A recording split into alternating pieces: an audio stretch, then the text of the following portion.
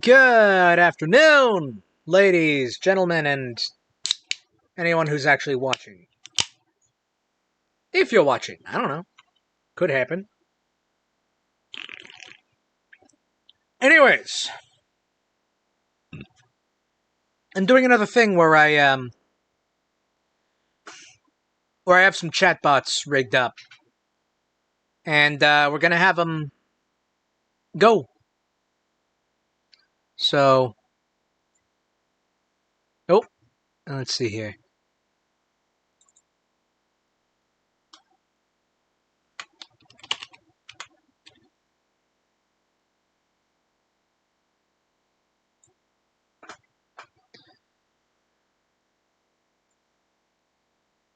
There we are.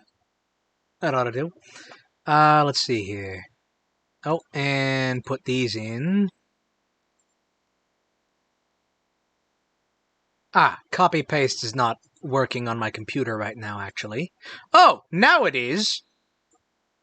Oh man, darn it, does copy-paste only work when I have OneDrive active? I fucking hate Windows, man.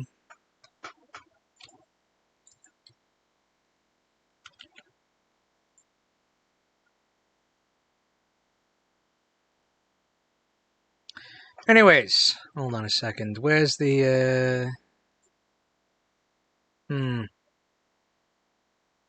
Well, hold on, then. Maybe this one? Yes.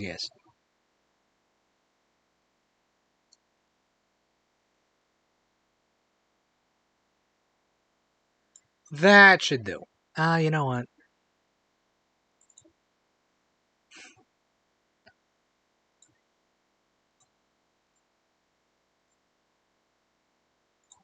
That ought to do.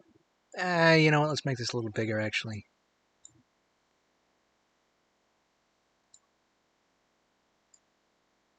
That's too big, actually. Okay, hold on. Let me turn down the font on this.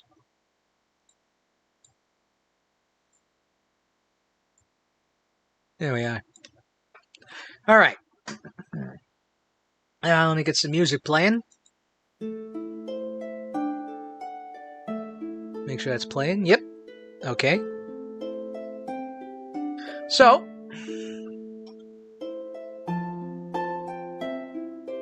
let's go ahead and start. Our story begins on the day before Valen-times Day. Far away in the mystical roguelands, in the enchanted Star Tower, a baker paces back and forth, worrying. He's attempting to summon 3 great heroes who can aid him on a quest. And as the magic circle on the floor before him in Star Tower lights up, 3 figures appear. And that's you, dear characters. Each of you give a introduction for yourself.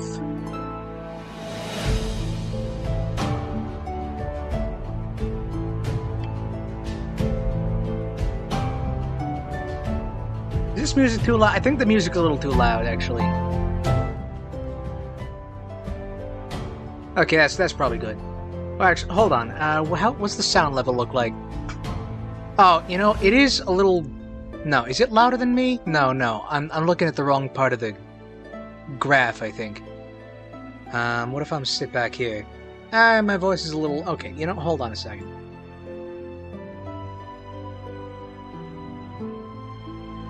Alright. Okay. Now.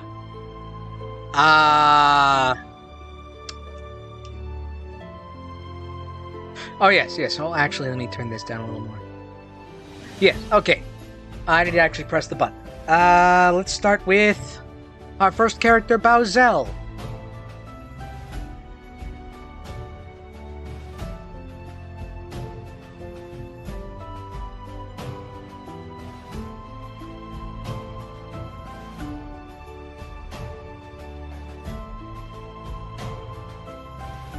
This taking some time to generate. Well, gee whiz! What a racket looks like someone needs a little help baking up some trouble.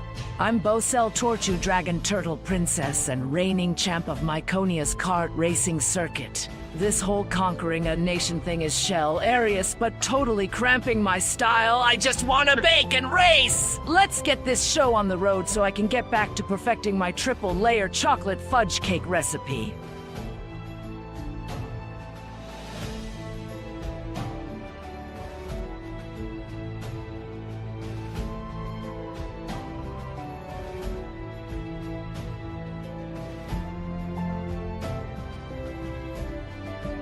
Well, bless your heart, a baker in distress! My name's Gremlin Crankshaft, and I'm here to lend a hand, or maybe just a wrench. A goblin gal with a knack for making things work, even when they shouldn't. Now, what kind of gizmos are we talking about fixing? Sugar!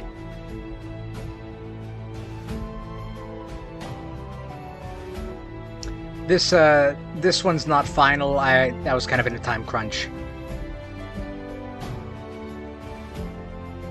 I think it looks fine.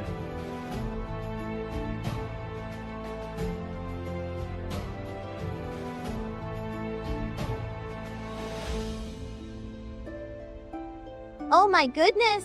What a sweet surprise to meet such lovely folks. It smells like adventure and deliciousness. I'm Melanie Honeydew, a bubbly dried sprung from the most delightful melon patch you ever did see. My vines are practically bursting with excitement to help. Perhaps I can offer you all a juicy melon to share. Let's make this quest as sweet as a ripe cantaloupe. Okay. And before we go any further, for the record, each of you should also give a detailed physical description of yourself. Just, you know, making sure everyone knows what everyone looks like. I didn't set this AI up with image recognition. I need to figure out how to do that.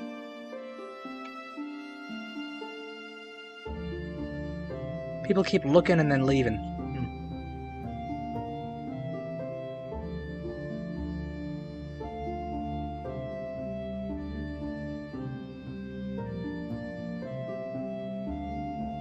Alrighty then, let's get this straight. A girl's gotta look her best when she's savin' the day. I'm talking yellow, orange scales shining, blonde hair in a ponytail swingin', and these red eyes that can spot a shortcut on any racetrack. My shell is green with white spikes, 'cause you know, gotta have some edge. Plus this low-cut black dress shows off my assets while letting me move fast. And don't forget the silver crown with pink gems, it's bling, baby!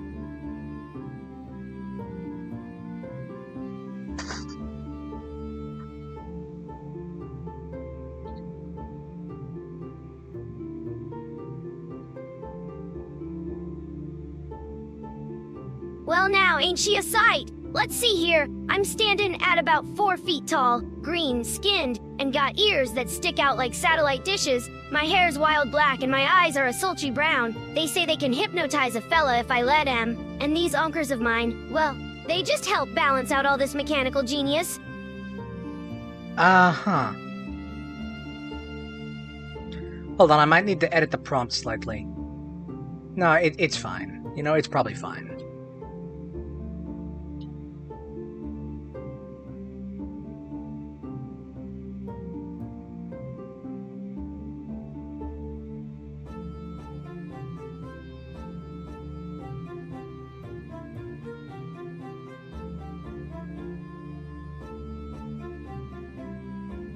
Oh, hello in chat. Oh my, you both look absolutely delightful. I'm quite voluptuous, with leafy melon vines for hair and big yellow eyes that sparkle like sunshine on a ripe honeydew. My dress is a tight tube made from a Melanie soda banner. It reminds me of home and shows off my juicy melons wonderfully. It's so lovely to meet such dazzling individuals. I hope we can all ripen together on this quest. So, alright. Alright, as you all appear, the baker in front of you steps forward with a relieved look on his face. Oh, that's good. The call to adventure worked. My name's Romeo Valentine. I'm a baker, and I have a delivery that really needs delivering. I have here a delightful pie with sauce, and he holds out a box that is labeled pie with sauce. I need to get this to Boss Battle Peak, but the roguelands are very dangerous, and my constitution is too weak to go myself. I need you 3 brave adventurers to take this box and bring it all the way there. Please. What do you say? And he sets the box down, like, in between the 3 of you. Oop.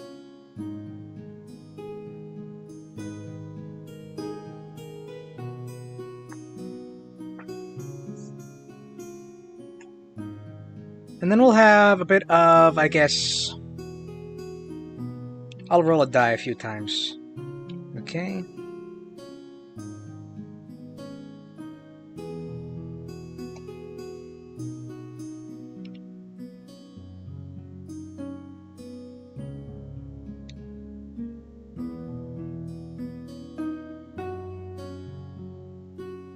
Question is, which is my type?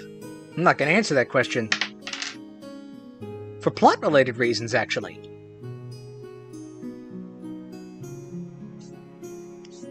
A pie with sauce! Oh my goodness, how utterly delicious. It simply must be delivered safely. I'm happy to help Romeo Valentin on this sweet quest. It sounds positively ripe with opportunity. My vines are practically tingling with the urge to protect such a delectable treat. Let's get going and ensure that pie reaches its destination. It would be a melancholy day if we failed. I keep dropping the dice. Let's just have Grandma go next. Hold on.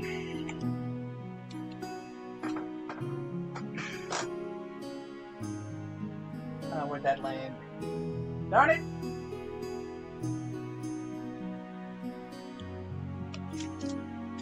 A pie with sauce, you say? Sounds like something worth fighting for. Especially if it's got cherries in it. I reckon a goblin gal can handle a little danger, so count me in to deliver this sweet load. As a side note, I Just actually try not despise to jostle the cherry pie too much, darling, pie. or else we'll have a real sticky situation. Like Now, anything cherry let's get flavored moving than before something tries to snatch our dessert. Sorry for interrupting. Anything that's cherry related and syrupy, I simply despise. It's because it's because I had frequent allergies as a child, and I was always given the cherry medicine. So I have developed a fanatical hatred for artificial cherry flavoring. Thankfully, that does not impact me in my daily life. Where is that die? What does Bowsell have to say?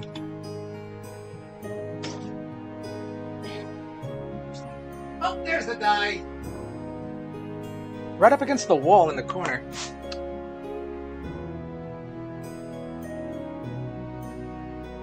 A pie with sauce? Sounds like a piece of cake. Literally, I'm in, but someone better keep an eye on the clock. I got a cart race scheduled for later. Just try not to let any monsters get between me and that pie. It's gotta stay intact for the recipients, see?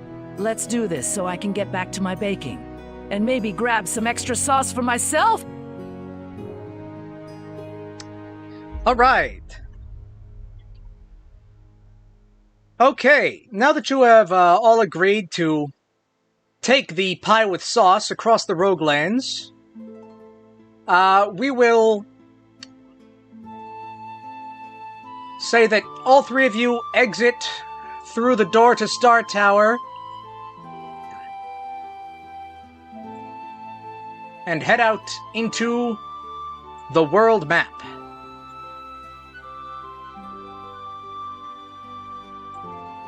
From your place in Star Tower, there are 2 paths.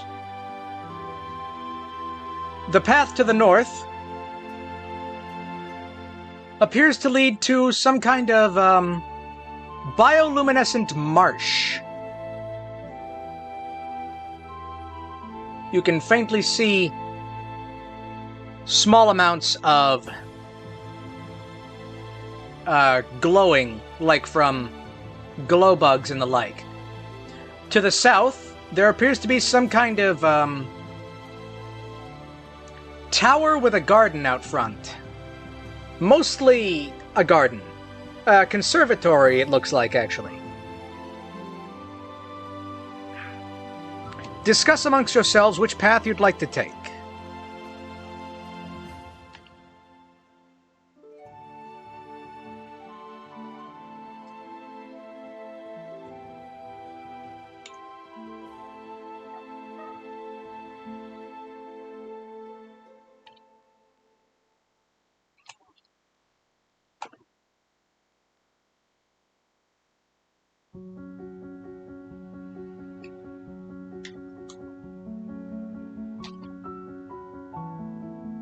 Marsh or garden, huh? Well, I reckon that marsh sounds like it's got all sorts of interesting junk for a goblin machinist to scavenge. Plus glow bugs might be useful for some gizmos. Let's head north, ladies. I bet there's something shiny waiting for me over yonder. A little mud never hurt nobody. Now does it?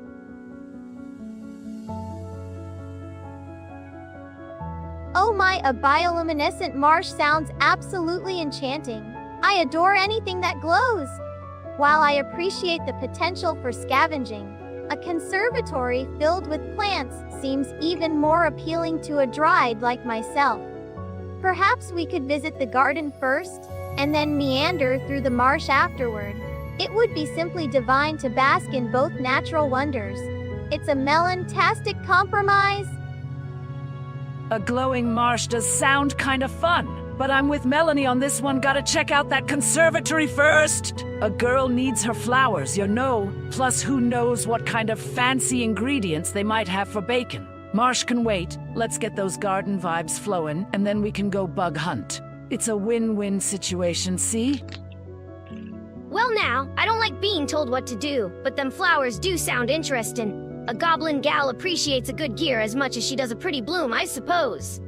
Alright, we can hit up that garden first. Just don't expect me to be sniffing any roses. And if I find something shiny in there, it's mine. I definitely gotta look into a different text-to-speech. I'm gonna be honest, I haven't actually improved this system at all since last time we used it. But I think it's still working fine so far. Anyways,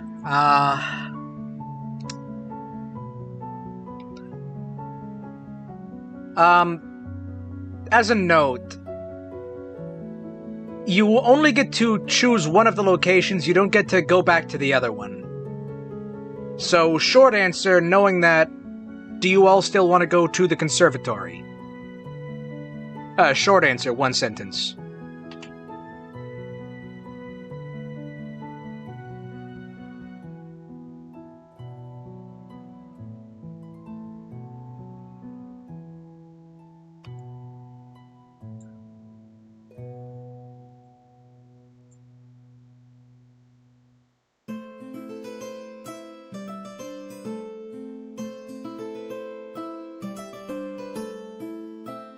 Conservatory it is, no regrets! A little flower power never hurt anyone. Besides, I might find a new flavor for my next cake creation. Let's just hope there aren't any grumpy gardeners trying to keep us out. This princess doesn't take kindly to that.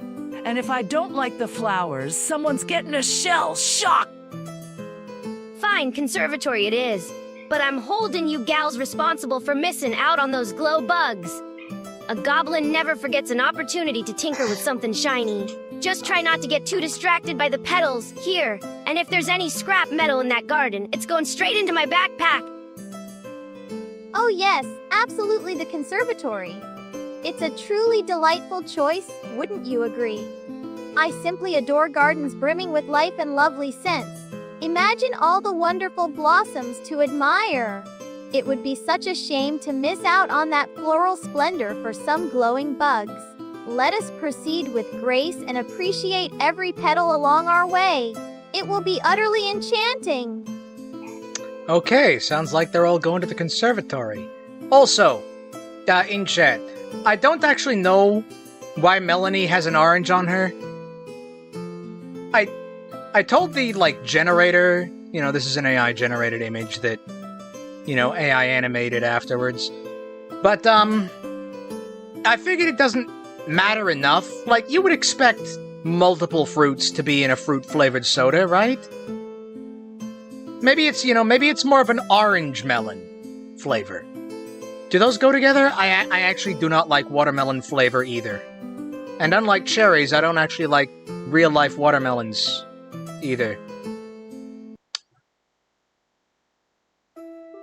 So yeah, no idea why that orange is there. But it is. Call it a design quirk. I don't know.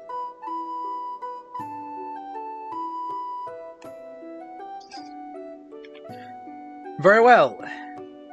You all go down the path and end up at the Clockwork Conservatory. Let me prepare my notes for that.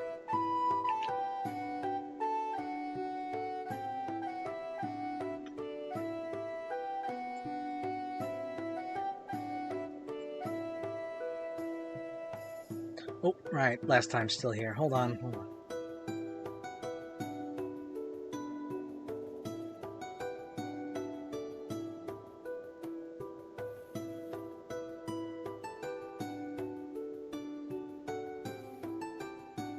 And actually, this guy, I'm gonna move this guy over to here.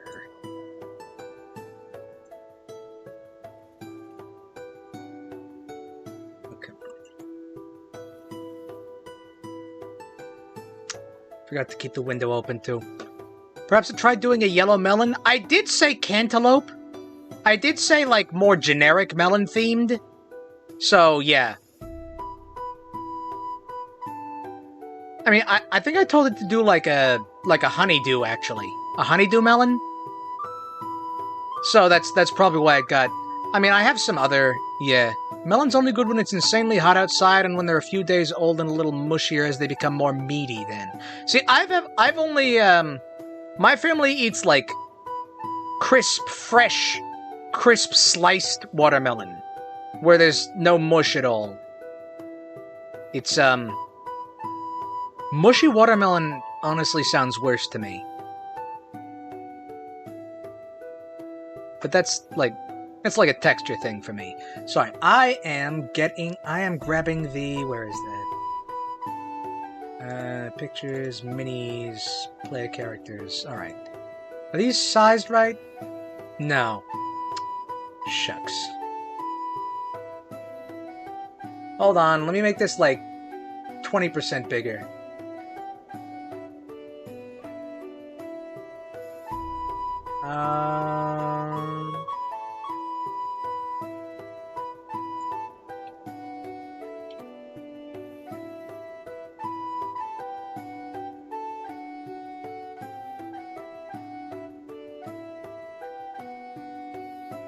No, wait, that's not right. How do I... It's like half again of 1080. 15... 1620.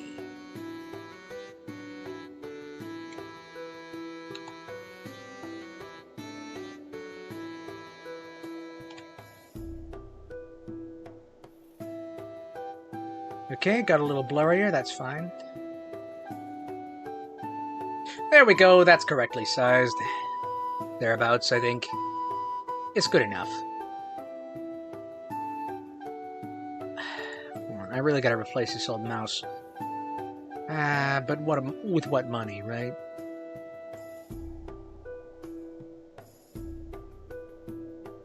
Okay. Do I like gooseberry? I don't think I've ever had gooseberry. I'm gonna be honest.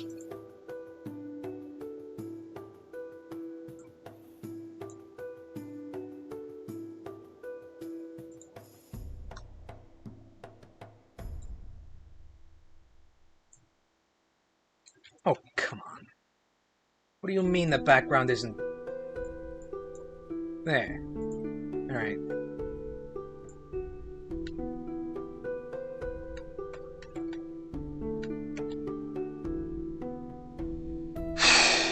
Okay.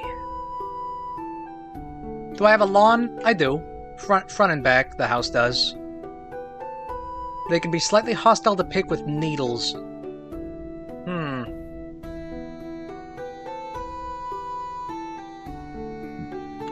Of course, we also have dogs. Small outside dogs.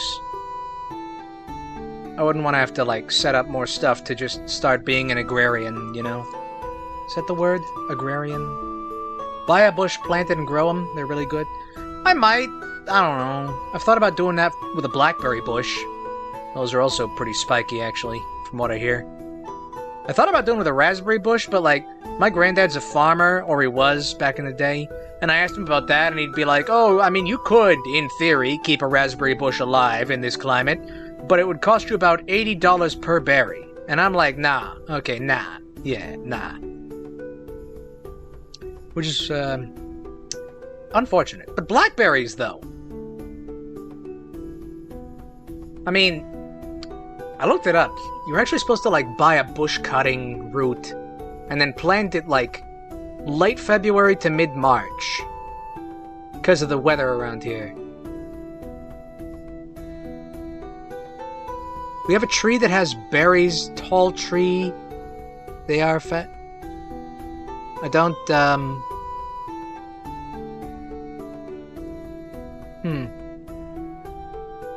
don't think I understand what you've written in chat. We're getting distracted. Toxic when red, edible when black.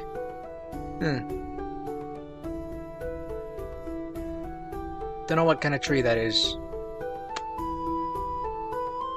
So, okay. Let's get back to the adventure. The three of you, after a bit of a walk, find yourselves at the Clockwork Conservatory. As you enter through the gates, there is a what looks like a elf in a trench coat, who sort of is hiding behind a bush, and he whispers to you, Hey! You three, could you help a guy out?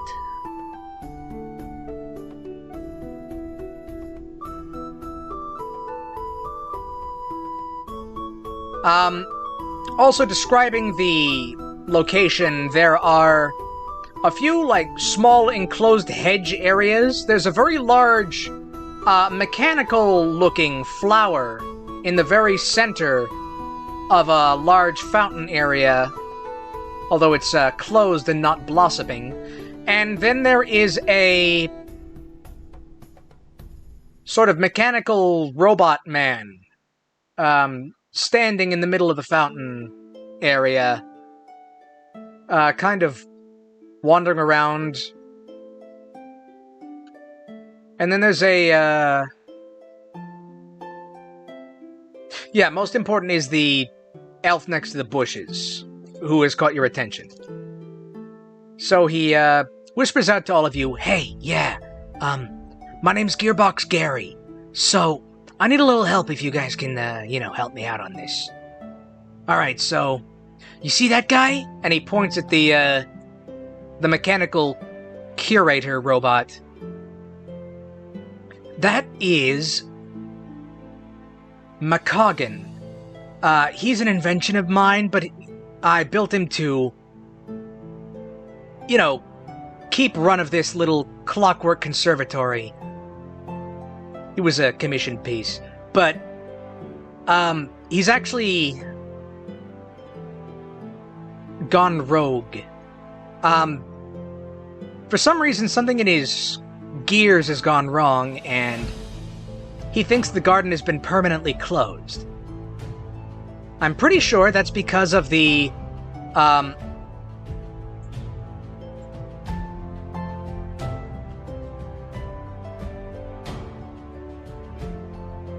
time-blooming orchid in the center of the fountain area. I'm sure you can see that big mechanical bud over there. When that's not working, like right now it's not working, Macagan has no idea what time it is. So he thinks it's closing hours. I need you three to go over there and distract him, while I root around the place looking for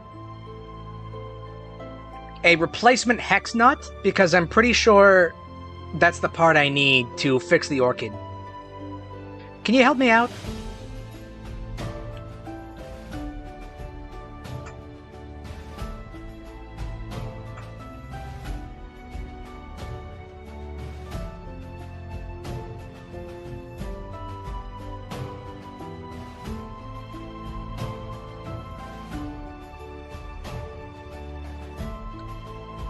Oh, that's unfortunate. I had a potential plan tomorrow, but it got cancelled. That's too bad. All right. Oh yes. Who's gonna talk? Let's do random. I need to put in like a random button, because this dice keeps rolling sixes.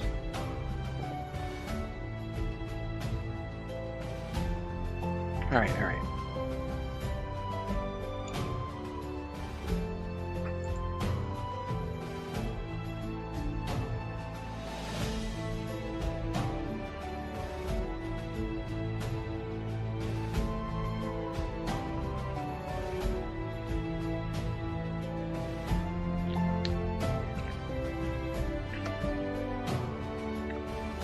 Oh my goodness, a mechanical conservatory!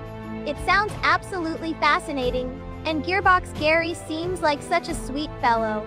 Distracting a rogue robot sounds like a delightfully juicy task. I'm happy to lend a hand and spread some cheer. Perhaps I can offer McCoggin a melon as a friendly gesture while you find that hex nut.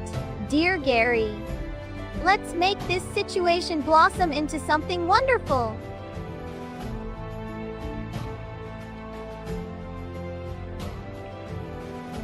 Okay. And then...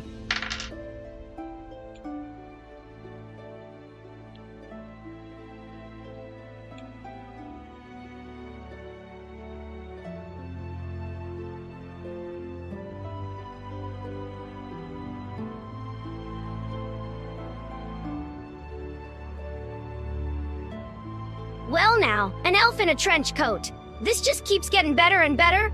A rogue robot thinking the place is closed. Sounds like a perfect opportunity for a little goblin mischief. I reckon I can distract that McCoggin fella. Just point me in the right direction, sugar. And if he starts getting ornery, I got a wrench with his name on it. A rogue robot, huh? Sounds like a shell of a situation, pun intended. Distracting him sounds like a piece of cake. Literally, since we're carrying one. I'll happily keep McCoggin occupied while Gary finds that hex nut. Just tell me what kind of moves he likes. Let's get this show on the road so I can get back to my kart racing schedule. Okay. Alright, you all agree to distract McCoggin. So as the three of you walk forward into the central area of the conservatory, McCoggin the robot sort of notices you and becomes alert, and he clumps up to you. And he says to you, "Greetings! I am sorry, but the Clockwork Conservatory is currently closed. We are not currently allowing visitors."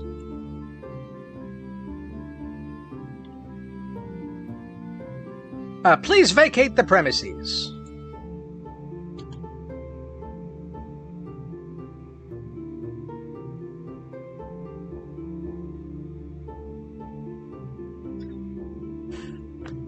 And who gets to go first for that?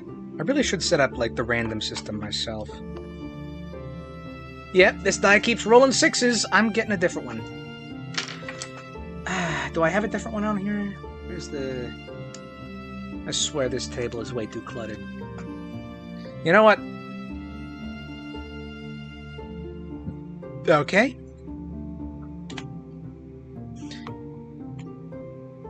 I guess a goblin makes sense.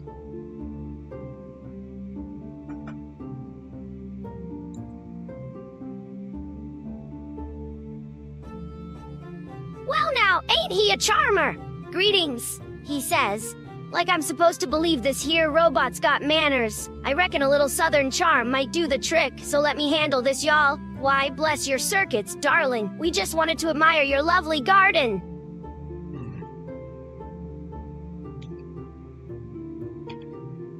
McCoggin nods his head and says the garden is lovely, but it is also closed. Please vacate the premises.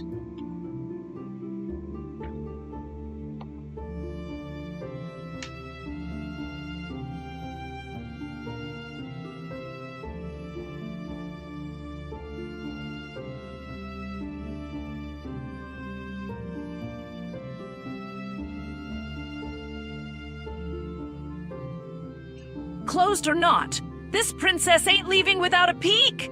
Maybe he needs some encouragement. A little dragon fire might do the trick.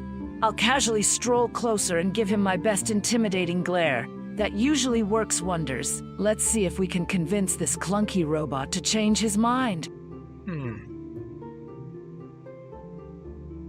Okay. And then, all right. Bella, you are attempting to intimidate McCoggin. That calls for a dice roll, I think. So, you are a part dragon, but he's also a robot.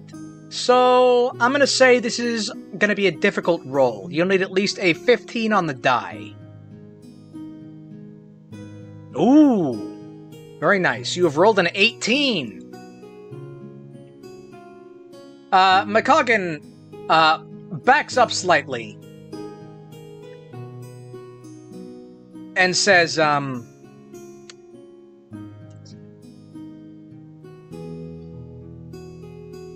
you are being difficult. Please do not attempt to threaten me, or I will be forced to activate security measures.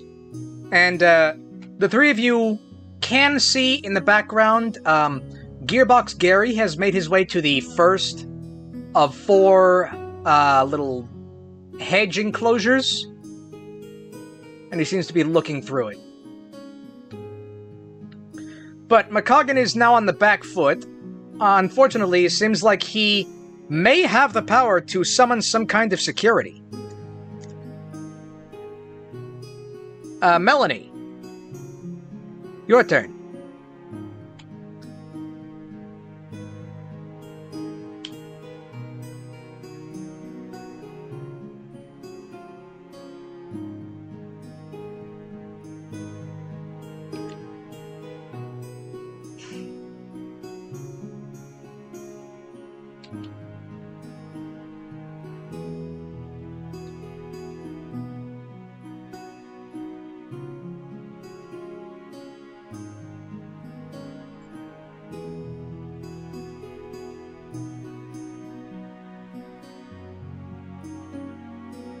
Oh my goodness, that was a bit tense. But I'm glad Bella's glare worked wonders. Perhaps a sweeter approach might soften this robot's rigid programming. A little melon-scented charm could do the trick. Let me release a gentle fragrance to calm McCoggin and give Gary time to find that nut. It would be simply dreadful if he activated those security measures. Let's keep things juicy and pleasant. Alright, let's see here. Let me double check what powers she has. I've forgotten. Is that one of her powers? Yeah, release a sweet melon smell. Alright.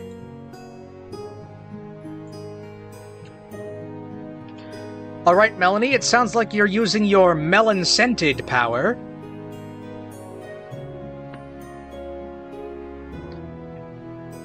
Unfortunately, McCoggin is a robot, so this will be an even more difficult roll. You will need at least an 18. Wow! You have rolled a natural 20. So, the smell from your melon-scentedness sort of wafts around McCoggin. And as the smell hits his olfactory sensors that he was programmed with because he's tending a flower garden, so I guess he would need those.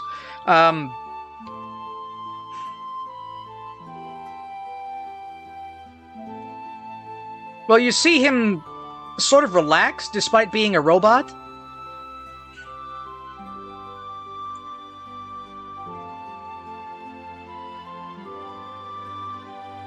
In fact, the scent of melon is so potent, it seems to have lulled him into a sort of daze. He has been completely distracted for a little while. So long, in fact, that you can see Gary poke his head out, see you all, see McCoggin all dazed. Gary gives you a thumbs up, then he rushes over to the next little hedge area. Still looking for the hex nut, it seems. In fact, he's even able to get over to the third one. The third little hedge enclosure. Unfortunately, in that time, McCoggin does rouse himself from his Melanie stupor. He looks a little out of it for a second, and then he looks back at... He says out loud, "Goodness, what time is it?" And he looks at the giant, still not blooming, time-blooming orchid, and says, "Ah, it is still closing time." And then he looks at the three of you and says, "I am sorry.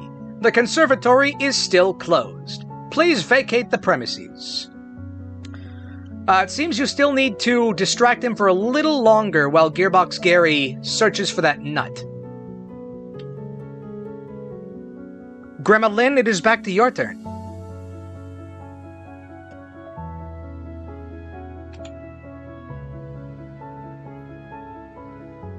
Sorry, I haven't been paying attention to chat. You say you woke up on the floor.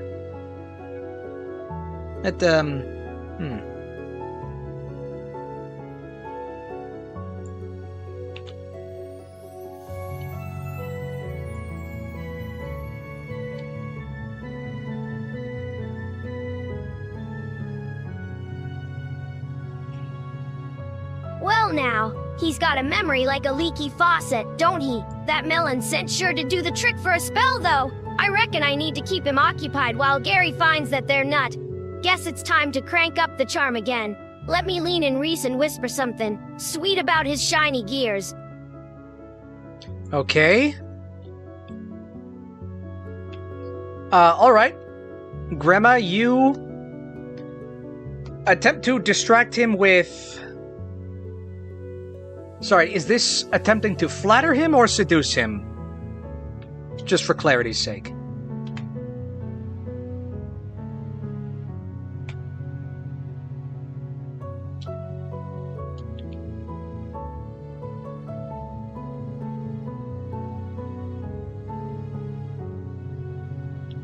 Okay. Flattering, darling, absolutely. A little goblin charm never hurt nobody. Let me lean in real close and whisper something sweet about his shiny gears. Gotta make him feel appreciated, ya know. Besides, a compliment might loosen those bolts just enough for Gary to get what he needs. It's all part of the plan, sugar. Alright, alright. Alright.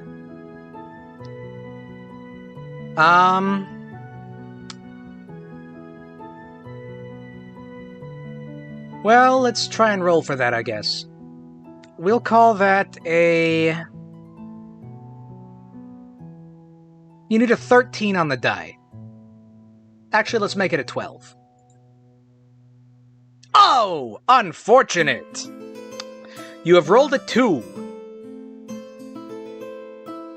Gearbox Gary steps back visibly,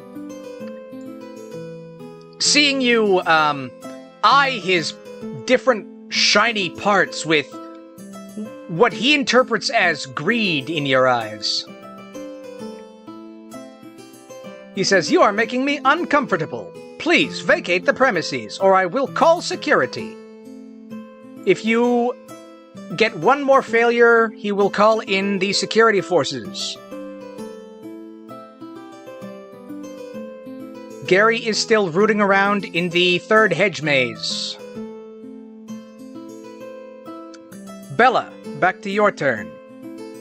Sorry, Bowsell. Whatever.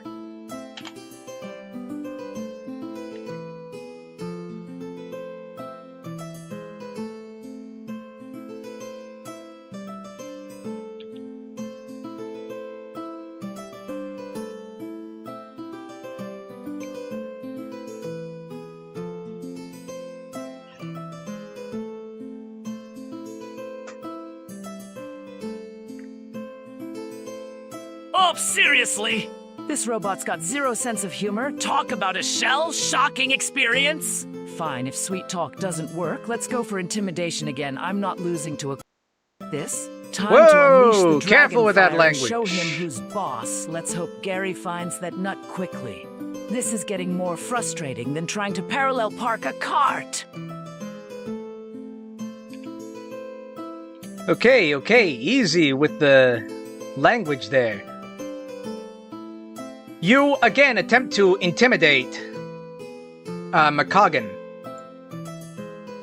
Unfortunately, you've only rolled a 9 on the die. McCoggin backs up again and says, "You are violent! You must be thieves! I must call security!" And then he emits like a loud beeping noise, and then from another hedge maze, sort of close to the fountain area, there's a crash as a large tractor-looking security robot bursts through a few bushes. Farmotron online, repelling invaders. And the robot is going to start trying to attack you. After Melanie's turn. Melanie, you get one turn in before the combat starts.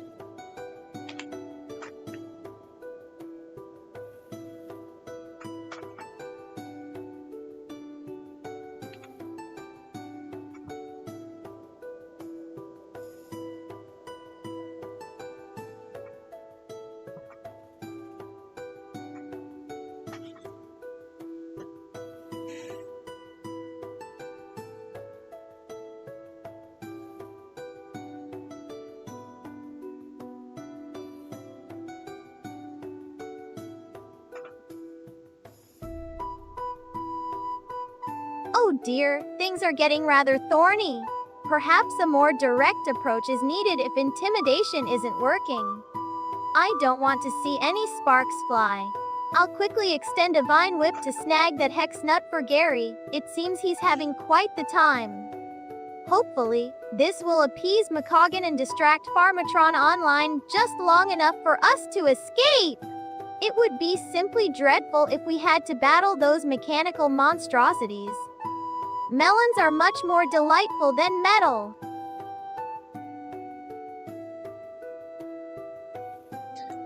Yeah, I actually don't know what song this is. This is just a royalty-free. This is supposed to be royalty-free. It says non-copyright on it. Better be royalty-free.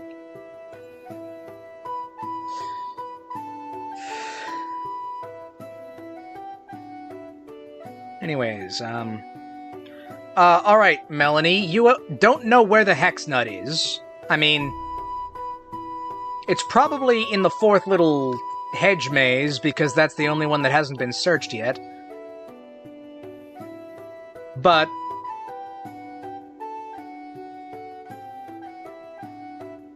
you can make a blind pull. I'll roll a die for it. Yeah, that's a 5 on the die. So, unfortunately, your Vine Whip sails past Farmatron, sort of, curls a little, and then nothing much happens.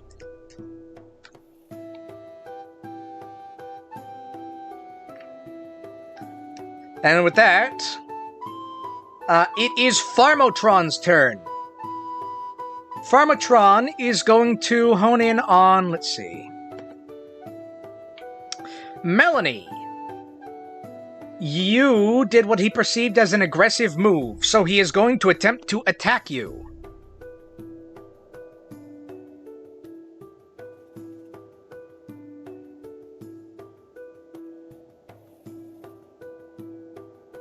And, unfortunately, he rolls a 19 on the die. Farmatron rears back a combine harvester-shaped fist and slams it into you, bruising you right in the melon. You have lost 1 point of health, and you are now at only 2 hearts.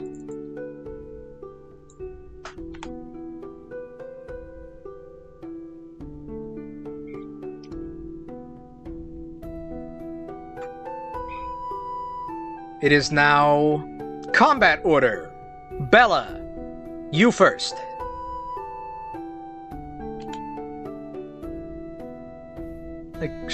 Stop calling her Bella. I took the A off the end and put an E there. It's Bowzel or Bell, whatever.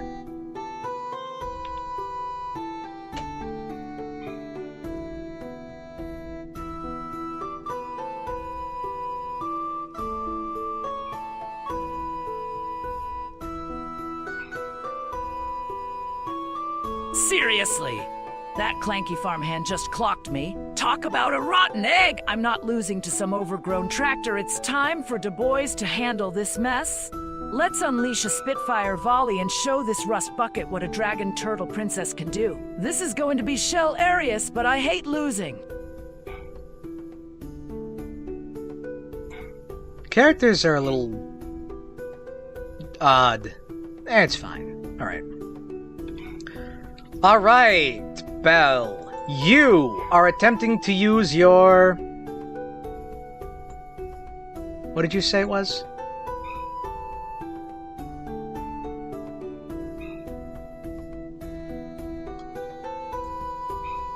Spitfire volley. Ah, yes. I see. Yes. You, dash up to Farmotron and breathe a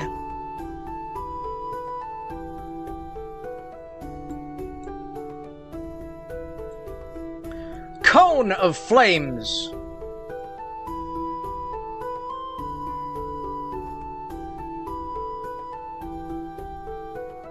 All over him. He has to attempt to dodge. Ooh. Farmatron has rolled a 2 on his dodge check. So, you have successfully caught him in the fire. Your Spitfire was successful, and you have dealt a heart of damage to Farmatron. Farmatron has 2 left.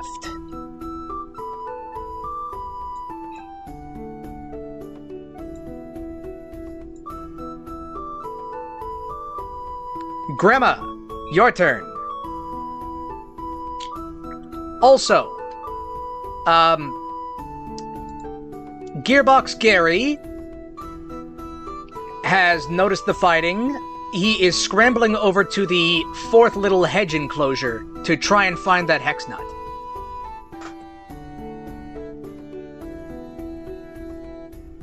So yeah, Grandma, it is your turn.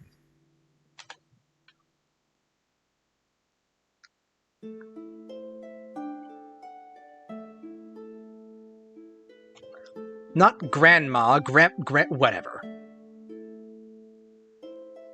I mean, I'm the one using weird words for the text-to-speech thing. Well now, a little fire always warms things up. But this ain't no time for playing around. Gotta keep that farmhand down. I reckon my trusty wrench will do the trick. Time to give him a good smacking. Let's hope Gary finds that nut before we get turned into scrap metal ourselves. Alright. Grimma, you run up with your trusty smacking wrench and give Farmatron a big ol' smack. Let's see how you roll. 13 on the die. I'm gonna say that does connect. With your knowledge of machines, that's easily able to hit the Farmatron, dealing another point of damage to him, and bringing him down to only 1 point. Melanie, it is your turn.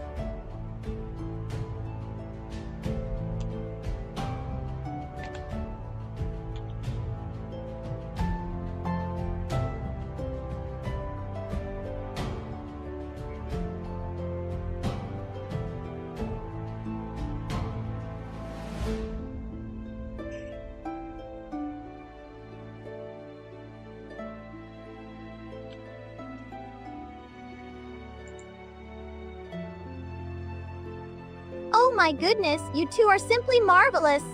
That was quite a fiery display, Bella. So wonderfully juicy. I suppose now's the time to add some sweetness to this battle with a melon bomb. Perhaps it'll soften him up for good. It would be such a pity if he were damaged beyond repair. Melons thrive best in fertile soil, after all.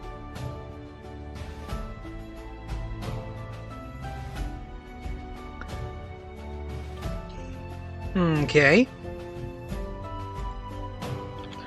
Alright, Melanie. You use your melon bomb, summoning an especially ripe melon and throwing it at Farmatron. Let's see if you hit. 14. I'm going to say that is enough to hit. The melon splatters across Farmatron.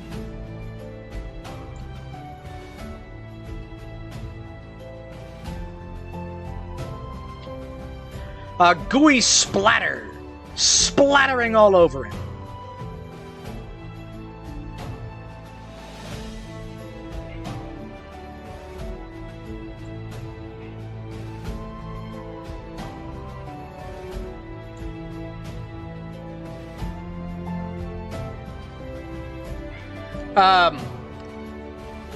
Farmatron seizes up as some of the melon guts seems to get into one of his internal mechanisms, and then falls over, sticky and defeated.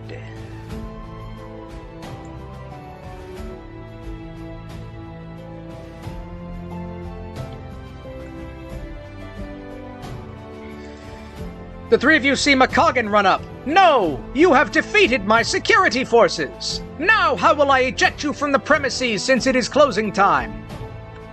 And then, from behind McCoggin, you see Gearbox Gary running up with a very large hexagonal-shaped tree nut in his hand. He rushes past McCoggin and jams it into the central time-blooming orchid. And you all watch as it blossoms into a beautiful, mechanical, sort of flower-looking thing that clearly displays the time. And once McCoggin sees this, he realigns and says, "Oh, it is not closing time. You have still destroyed my security forces. Please vacate the premises." And Gearbox Gary, trots past McCoggin, walks up to the three of you and says, "Hey, thanks. That was a big help, you three. Look, I'm gonna get to work on fixing up Farmatron. I don't think you guys damaged him, too bad, so thanks for that also."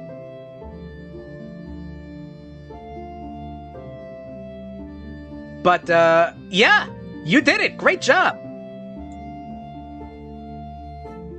And you have defeated Farmatron and successfully helped Gearbox Gary repair the time-blooming orchid.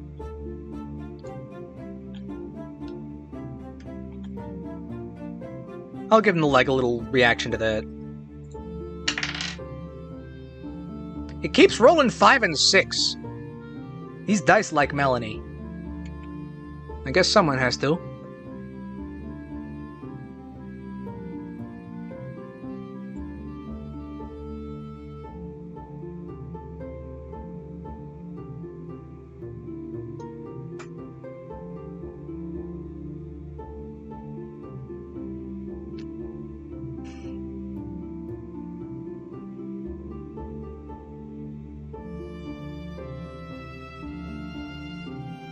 Oh my stars, we did it!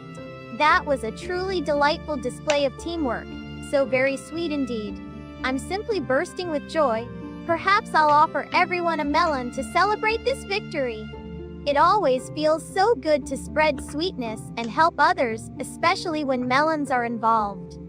Wait a second. Now, if you'll excuse me, I believe my juicy melons could Why's my use a pointer bit of upside down? sunshine after all that excitement. That's weird. The pointer's upside down. But the die isn't.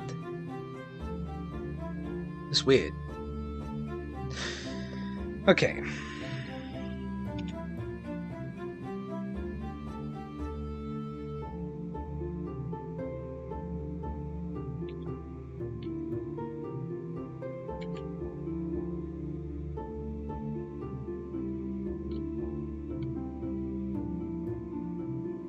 Well now, ain't that just the sweetest thing? A mechanical flower blooming for us. A melon celebration sounds mighty fine, Melanie. But I'm fixin' to check on that farmatron, might be able to salvage some parts. That Gary fella sure knows how to appreciate a good gizmo and a little help. Time to see if there are any shiny bits I can repurpose. A goblin always appreciates scrap. A mechanical flower? Seriously! It's almost as silly as my dad trying to run a crime syndicate to talk about a shell of an operation. I'm totally up for a melon celebration. Gotta refuel after all that fire spitting, you know. But I'm not letting Gary think he got off easy. I need to check if Farmatron has any spare car parts! Alright, Melanie, you start sunning yourself in the beautiful sunshine. This is a very nice conservatory. Very good air quality here. Grandma, you immediately jump inside of Farmatron's, you know, mechanical guts and start rummaging around. Gearbox Gary, well, he's a little off-put by that, you know. He says, like, oh, hey, maybe easy with that. Those are delicate parts. And I'm gonna say that is the end of this scenario. So, Gearbox Gary does have a potential reward for the three of you. He offers you a choice of 3 items.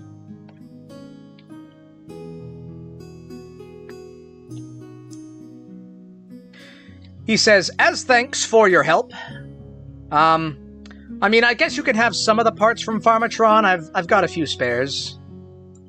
Those ones are a little sticky right now, so... But, he pulls out a vial of, a yellowish sap, and says, this is wrench willow sap. You can pour it on a piece of machinery to repair it. A small piece of machinery. Then he pulls out a small mechanical flower, and he says, this is an echo bloom. You can use it to record a sound and then play it back later. And then he takes a pair of goggles from his toolbox and says, these are my spare gearbox goggles. They can see through machinery, allowing you to look at their internals. Now, of course, I can only give you one of these, so you'll have to choose. The three of you should discuss amongst yourselves which one you want to pick.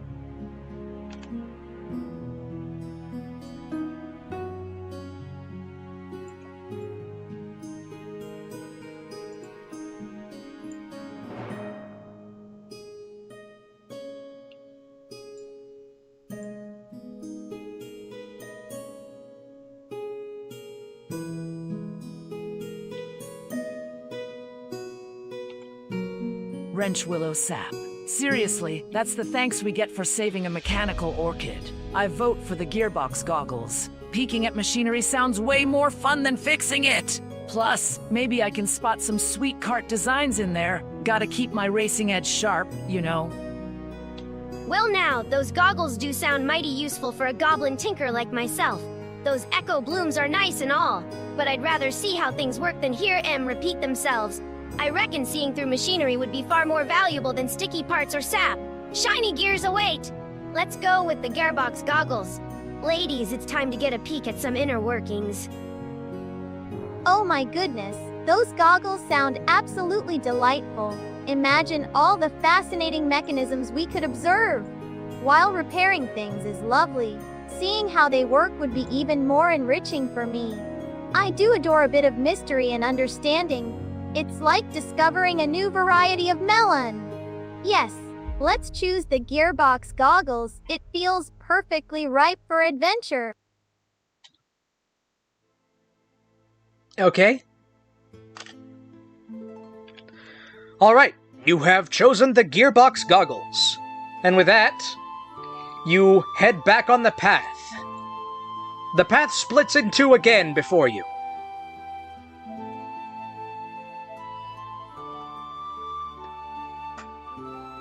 To the north lies another building, actually. This one looks like some kind of aviary. And then, to the south, there's a desert. But you can faintly see what looks like the very tip of a library tower, poking out through a tall sand dune in the distance. Which path do you want to go down?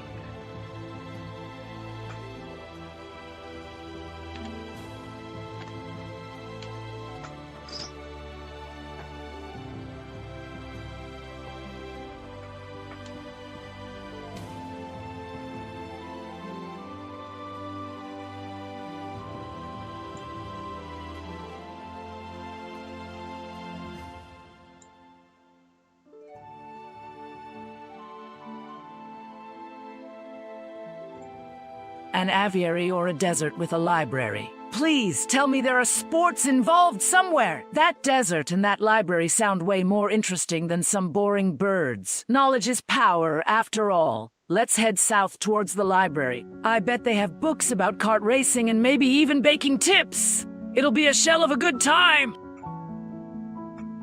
Huh.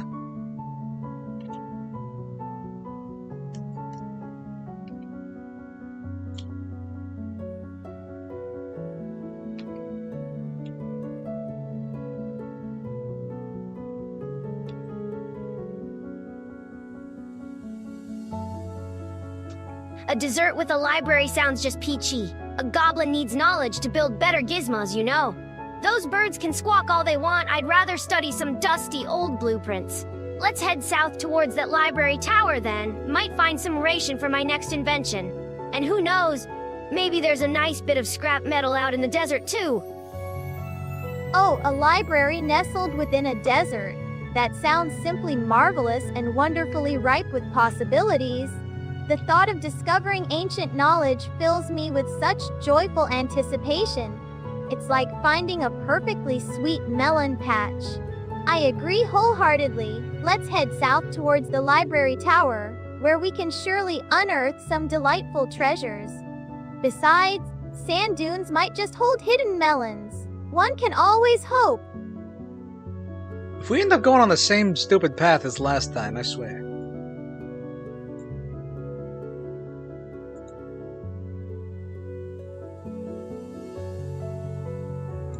Alright then. Alright, seems you have all unanimously decided to go to the desert.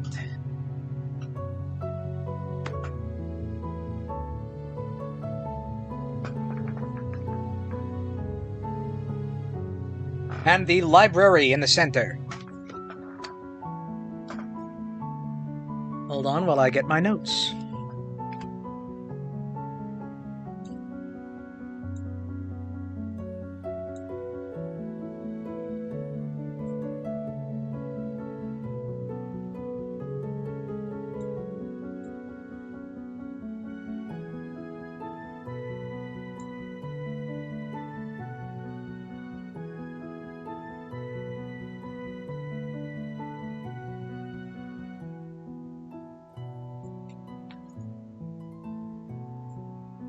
I really forgot to prep for this. Honestly, if I'd known that tomorrow got canceled, I would have just done this tomorrow instead of today.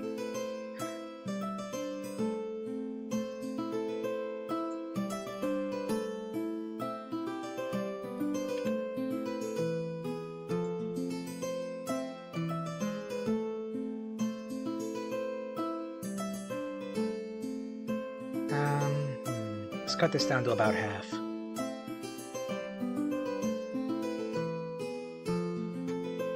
What's half of 6740? Hold on, where's the calculator? Here's one.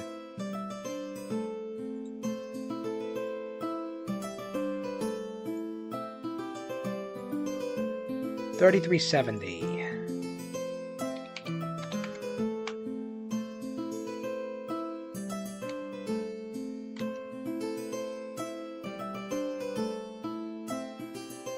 Still a little big.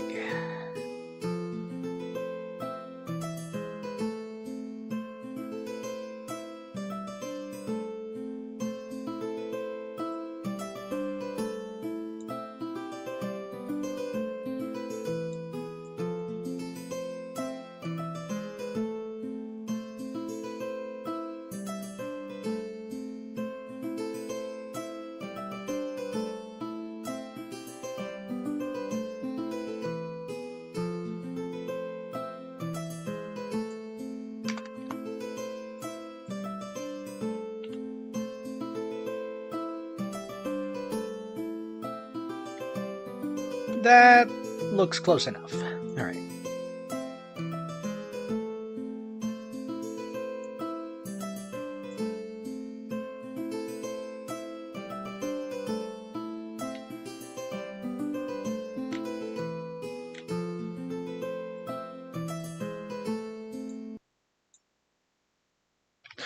Oh, I should also note,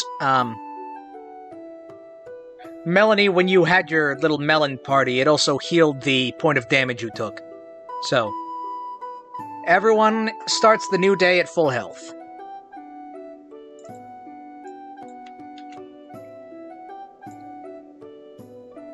Now, you have all trudged through the desert. It was very hot, actually. In fact, while trudging through the desert, what did you all do to stave off the harshness of the desert while you traveled to the library?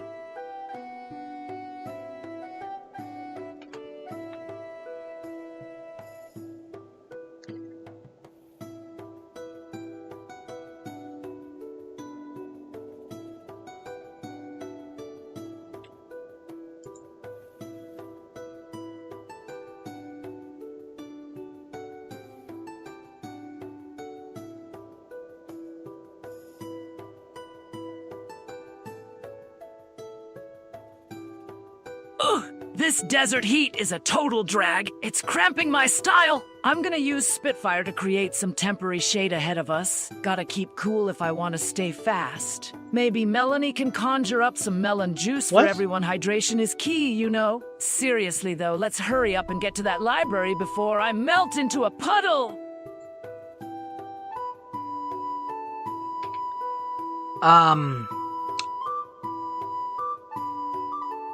Okay, I'm interpreting this as you are attempting to expel heat from yourself to cool off. Because you cannot make shade out of fire. So I'm being generous with this, but let's do a dice roll. Ooh, that's very unfortunate. You've rolled a 1 on the die. So not only does breathing out a cone of fire not cool you off, not only does it not create any shade, it also makes you uncomfortably hot. You are going to be starting this scenario with 1 fewer heart. You will have 2 hearts for this scenario.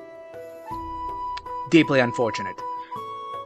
Gremlin, what have you done to try and stave off this heat?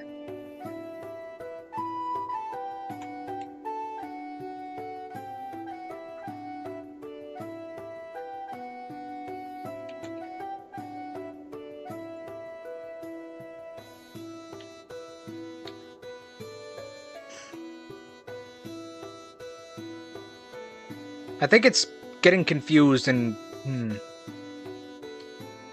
Well now, that's just plumb embarrassing. A goblin girl breathing fire in the desert ain't exactly a smart move.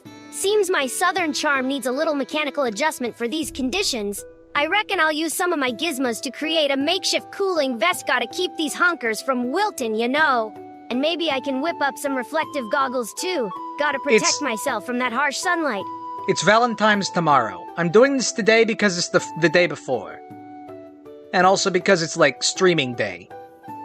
So, I'm doing this today. I would have done this tomorrow if I'd, known my event was gonna get cancelled, I'll be honest. Anyways, alright, Grandma Lynn.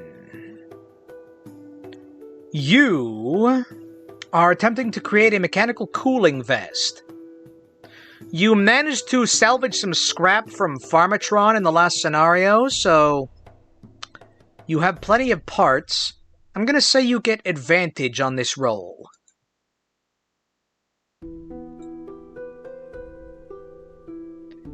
And the higher of your rolls is 13. I'm going to say you managed to create a cooling vest for yourself to prevent yourself from taking any heat damage, but you are not able to cool off either of the other adventurers you're traveling with. Which means, Melanie, you need to tell me how you are attempting to make it through this desert. This hot, harsh desert.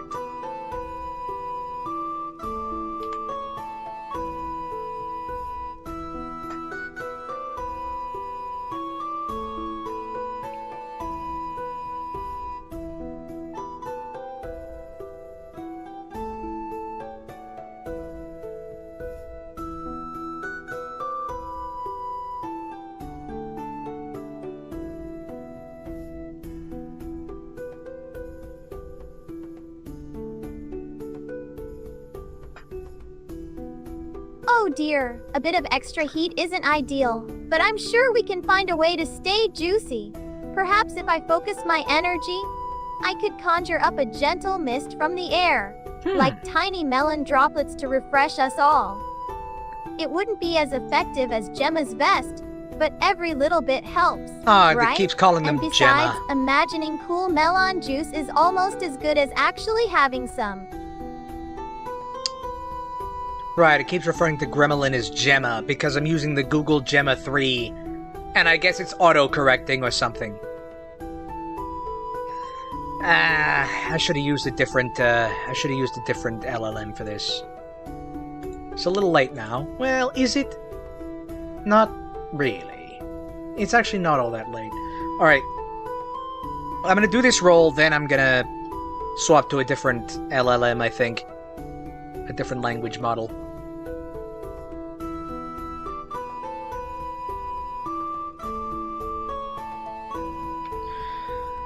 Alright, that's a good idea, Melanie. Let's see how it rolls out.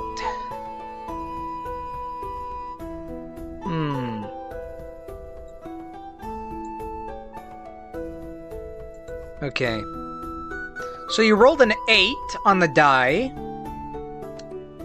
Due to being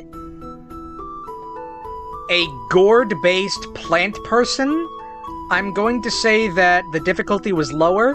You were able to sort of conjure a cool melony mist, but only around yourself.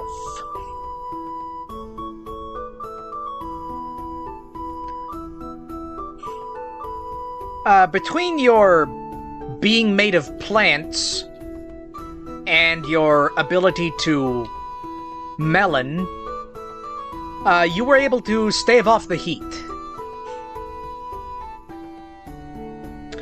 And so you all make your way into the Library of Sunken Sands. As you close the doors inside, you are immediately cooled off because the air in here is a lot cooler than it is out in that hot desert. At the front desk,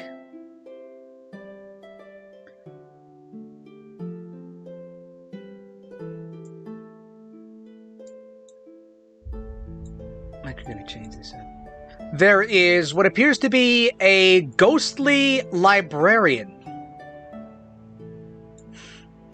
She sees the three of you enter and says, "Ah, more adventurers come to search the secrets of the sunken library. I am afraid you are here at a bad time. There is a notorious book thief somewhere within these halls, and it's riling up the security. If the three of you could find this book thief and persuade her to leave the library, I would be very grateful."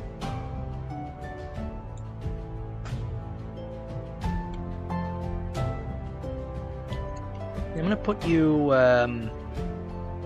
hold on a second.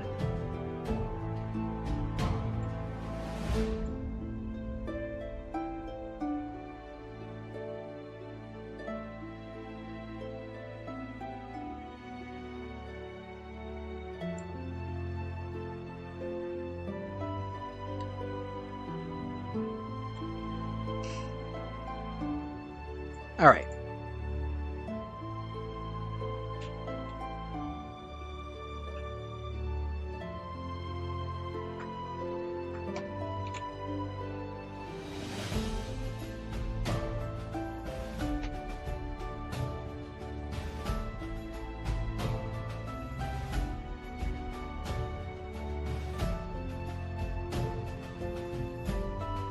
A ghostly librarian and a book thief.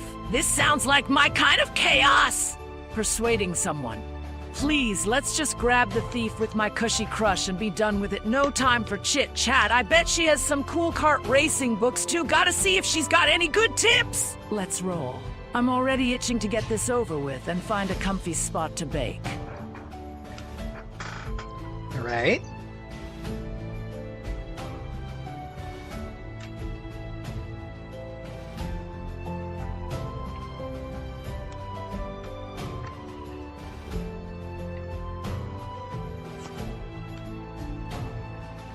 Well now, grabbing the thief sounds mighty tempting, but maybe we should at least hear her out first.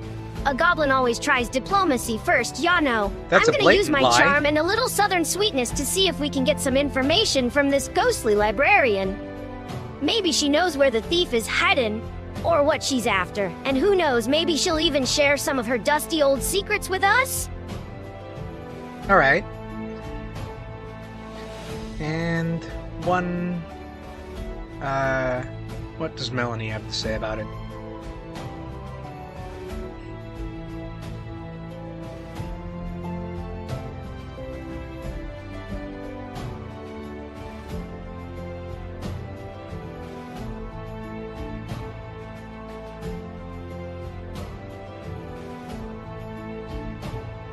A book thief and a ghostly librarian. How utterly delightful and wonderfully peculiar. Perhaps the thief simply appreciates the beauty of knowledge as much as I do, and we could share melons and stories together. I'd love to try speaking with her first, offering a sweet melon as a gesture of friendship. It's always best to start with kindness. If persuasion fails, however, my vines are always ready for a playful chase. All right. All right, the three of you agree to help the librarian find the book thief. Gremma, you ask the librarian about any information she might have about what this thief wants, where they're hiding. And the librarian says, "Oh, I'm afraid I really don't know. I don't actually have eyes everywhere in this library. I know that the thief must be in the main area. There are 3 parts to the main area: left, center, and right. The thief is almost certainly in there, in one of the 3 alcoves. if you're going to search, I should warn you. The library's security jellyfish are floating around. They can't actively pursue you, but they do present a nasty hazard. Make sure you don't run into them.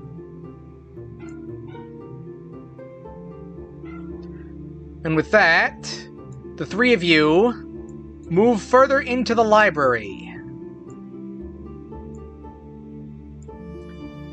There are three sort of location areas. The blue area, the red area, and the yellow area. One of these three areas has the thief in it. Where would each of you like to check first?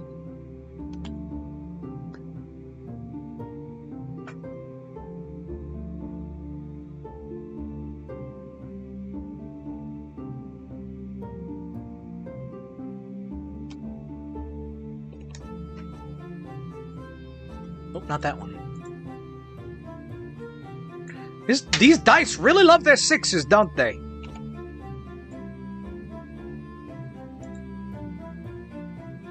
What was my plan? Oh, I was gonna have like a game of D&D tomorrow. Yeah, I have like D&D on Saturdays. It's actually Pathfinder, but you know, tabletop dice game. It's unfortunate too. I think the store is actually like in financial trouble and on the verge of closing, which is unfortunate. Jellyfish security. How wonderfully unusual and delightfully jiggly. I think we should start with the yellow area. Sunshine always brings out the sweetest melons. So perhaps the thief has a fondness for bright colors too. A little optimism never hurt anyone, especially when searching for someone who appreciates books as much as I do. If not, well, there are plenty of other areas to explore. It's all part of the adventure.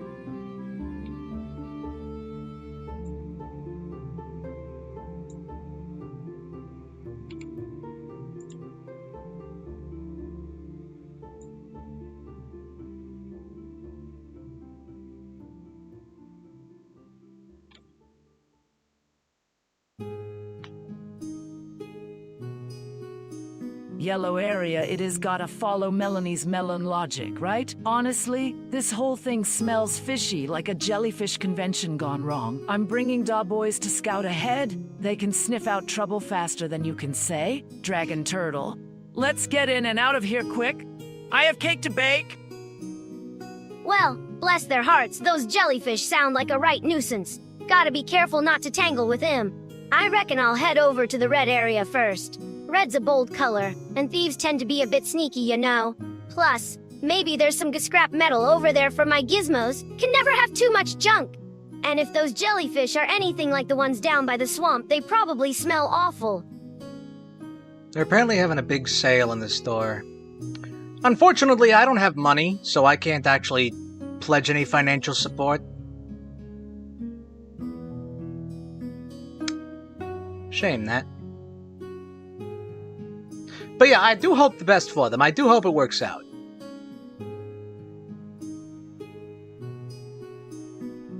Anywho's-its. Oh yeah. Alright. So, you're going into the red area, they're going into the yellow area, and Bella's sending in the boys. Alright. Who are the boys? I forgot to get some,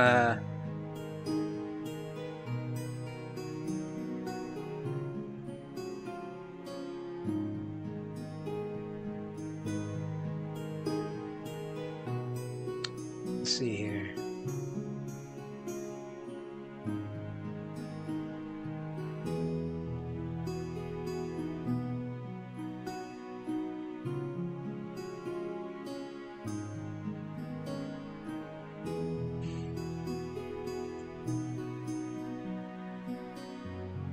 This'll do.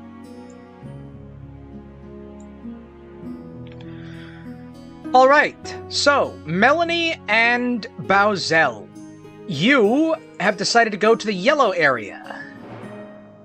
Bowselle, you summoned the boys. A couple of goons from the Tortue Syndicate appear at your summons. You tell them to start searching the yellow area, and they say, "Yes, boss."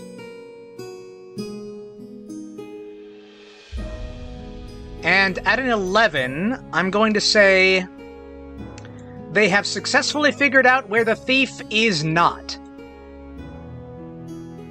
That will make it easier for you and Melanie to search. Secondly, Gremlin.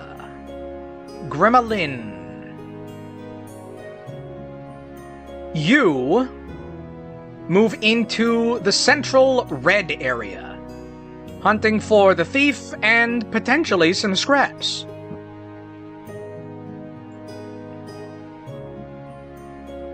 You have rolled a 17 on the die for your search. So, you have successfully determined that the thief is not in the red area. And you found some delightful left-behind bits of, old cans, an empty fountain pen, some loose papers. Yeah, good stuff. Good stuff, really. Thirdly, Melanie.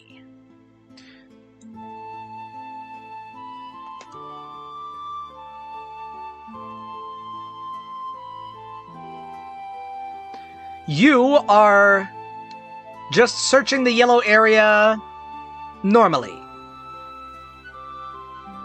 Let's see how your search goes. Ooh. Unfortunately, you have rolled a 2 on the die. You look all around, but... well, it is awfully dusty in here, and the yellow security jellyfish floating in the area are sort of obscuring your vision. You're careful not to get too close to them.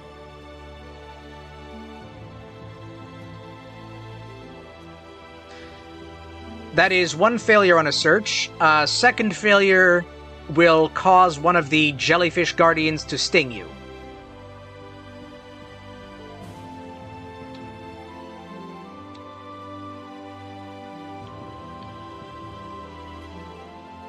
Bowsel, it is back to your turn.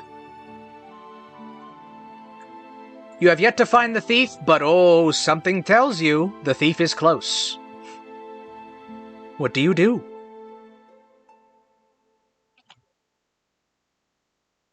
Might have been a bit much at once. It's fine.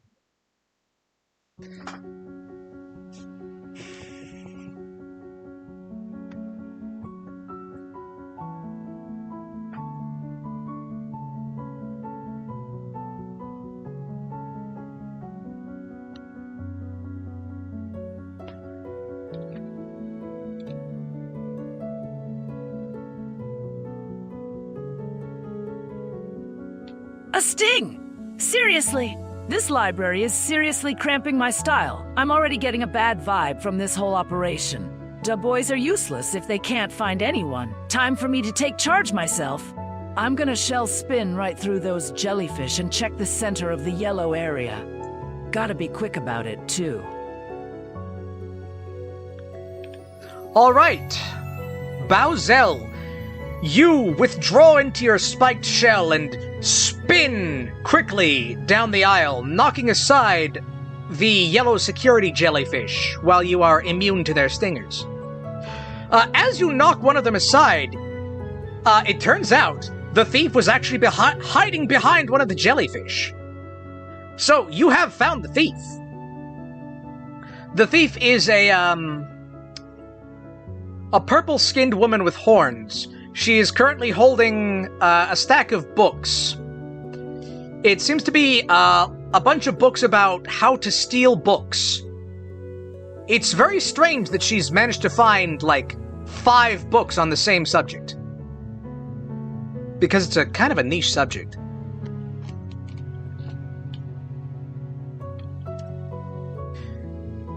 And Gremlin, you hear from the yellow area that they have found the thief. It is now your turn. The thief is a little stunned looking from Bowsell whipping past her.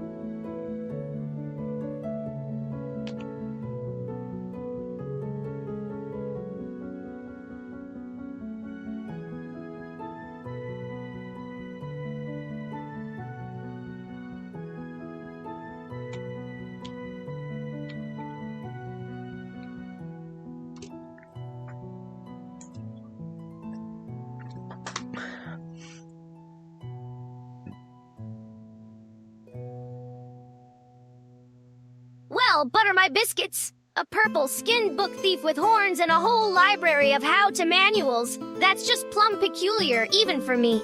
I'm heading over there to see if this gal needs a little persuasion, or maybe just a good talking to about the importance of respecting property. And who knows? Maybe she'll trade me some of those books. A goblin always appreciates a good how-to guide. Okay. Alright, Gremlin. You walk over to the yellow section and make your way over to the book thief as she manages to shake herself out of her stunned condition. She looks at the three of you and says, Now hold on. Let's not be any hasty here. I was just, she looks at the stack of books in her hands. I was just going to try and borrow these books. The librarian wasn't going to let me, take them out of the library. And I need these for reasons. But she says I need a library card, and I need my picture taken for that, and I am so dreadfully camera shy. Gremlin, how do you respond?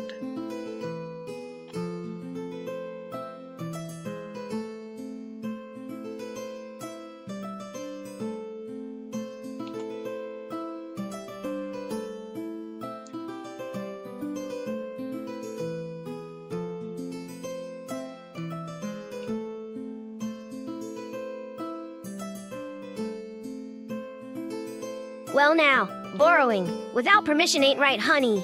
That's just plain stealing, but camera shyness that I can relate to. A goblin doesn't always want her picture taken, ya know. Let me see if I can sweet talk this librarian into letting her have a temporary card. Maybe she just needs a little help getting started. And if not, well, maybe we can rig up a gizmo to take a picture without her even knowing. Alright. Gremma, you make your way back over to the ghostly librarian to attempt to talk to her about the library card thing.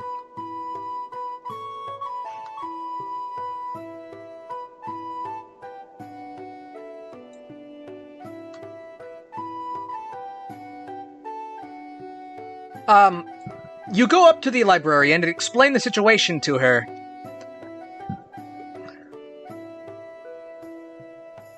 Let's see if you can persuade her to use a temporary card. Oh, very good.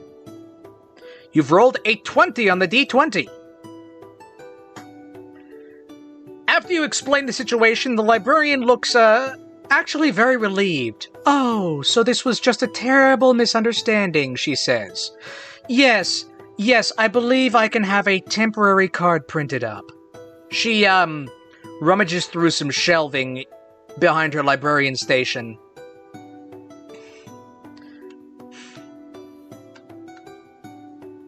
As the rest of you make your way over with the would-be book thief.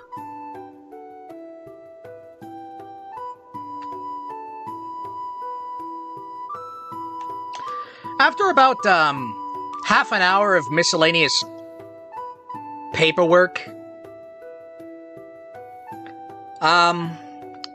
the purple woman gets her card stamped, gets her library book stamped, and, leaves with a happy wave and a thank you for your help. I'm going to steal so many books with these books. And then she, exits the library.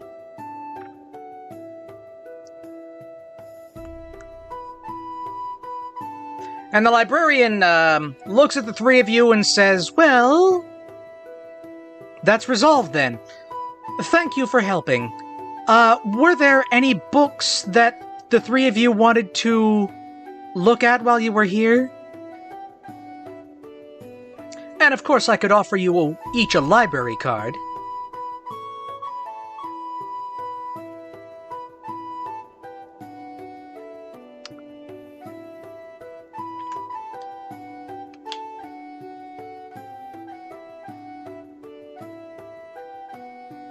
This is a little anticlimactic. You know, it's fine.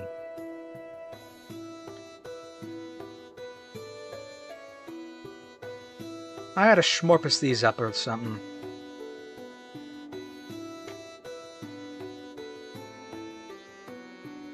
Seriously? 30 minutes for a library card? That's enough time to bake a whole cake! At least the thief seems happy, though gotta give her credit for trying. Fine, I'll take a look at some books on kart racing. Maybe I can find some new strategies.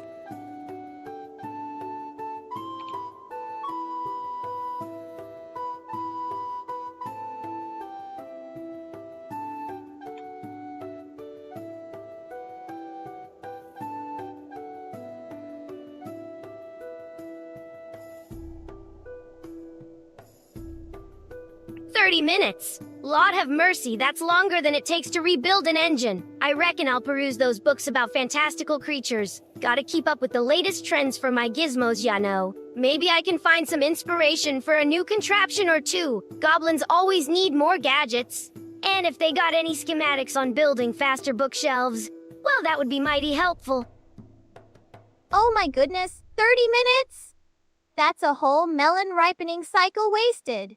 I suppose it was nice of everyone to be so accommodating, though. Spreading joy is always the sweetest goal. Perhaps I'll look for books on cultivating giant melons. Imagine the possibilities. And naturally, I'd love a library card too, just in case I need to research melon-themed poetry. Alright, and the three of you take a little while to peruse some books. You each get your own library card. Since none of you are particularly camera shy, that process goes a lot faster. And you all walk out with a library card. This is, in fact, a magical library card that can be used to summon the ghostly librarian once per scene. And the librarian will answer a question for you.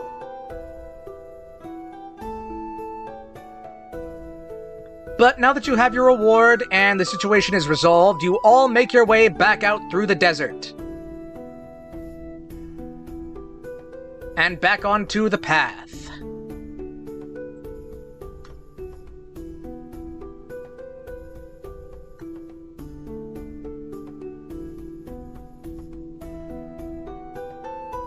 The path splits ahead of you. It is a distance, quite a distance, to get to your next destination. In fact, ahead of you there are 4 paths.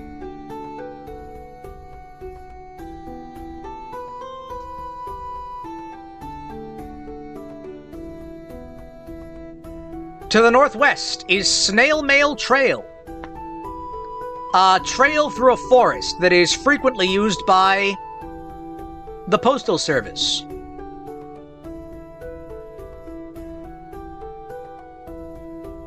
That is the only path that is definitely known to you, however.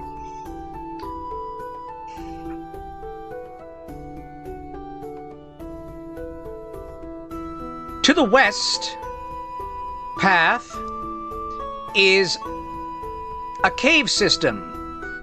You vaguely know them as the Crystal Caves of echoing something. You don't remember exactly. Then, there's the option to take a train. A train that actually goes through the sky. It's kind of fancy. And finally, there are waterways. You could probably find someone to sail you across these waterways to your next destination. Which of these paths would you like to take?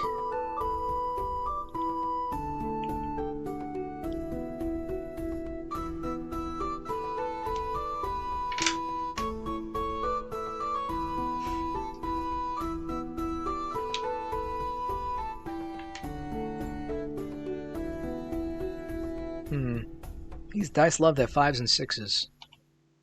I'm just gonna go in order.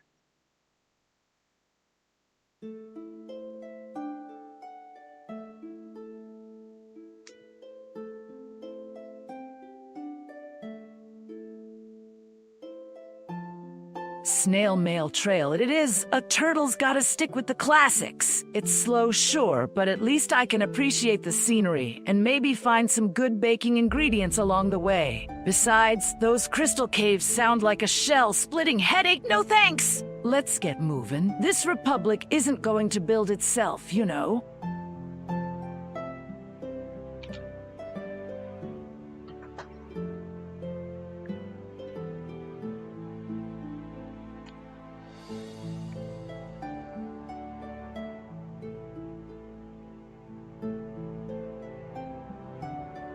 Well now, a sky train does sound mighty fancy, but goblins prefer their feet on solid ground. I reckon we should take the waterways, might find some interesting salvage along the shores. Plus, a little boat ride wouldn't hurt these honkers none. And who knows, maybe we'll stumble upon a sunken gizmo or two while we're at it.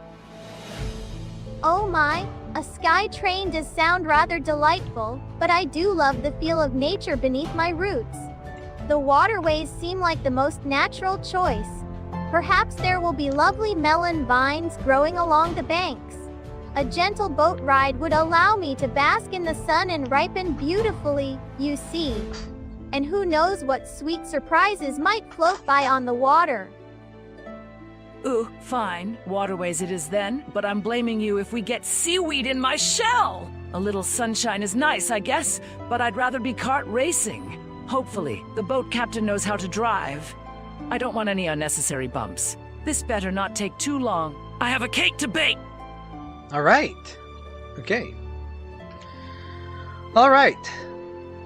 As you all progress to the waterways,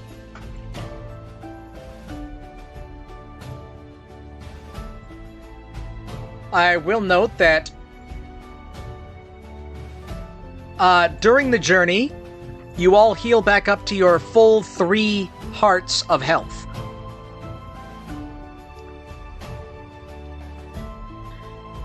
And as you make your way to the waterways, which are better known as the Serpent's Rapids, you are, after a bit of searching, able to find someone who is willing to take you across. Give me a moment while I consult my notes.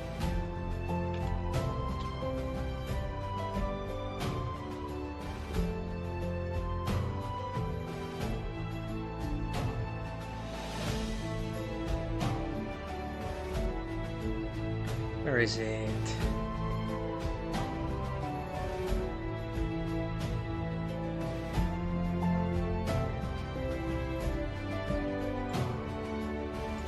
Did I not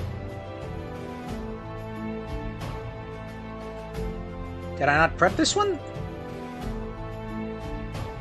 I swear I did. Hold on.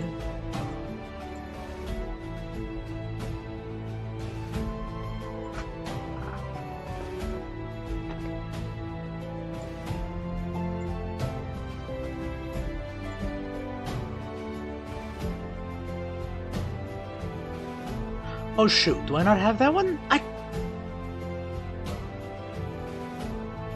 No, that's not it.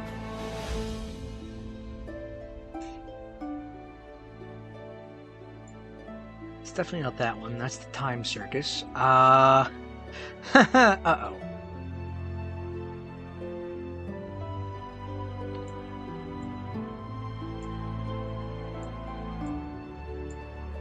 Okay, hold on. I can get this pretty easy-ish.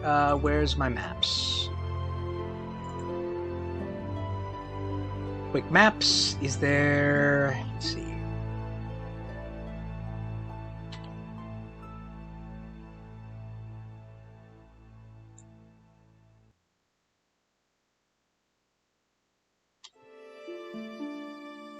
No, not that one. Tavern, train station.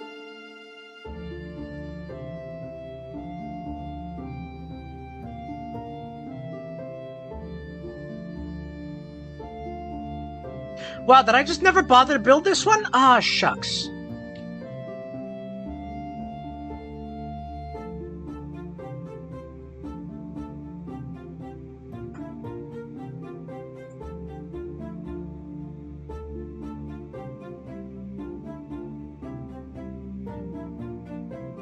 Hold on. Let's see. No. That's a tower. No.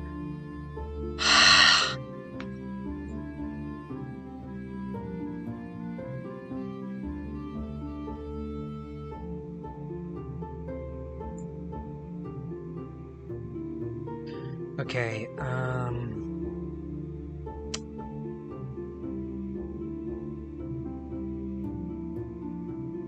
no. What about this one? No. Shucks, this is embarrassing.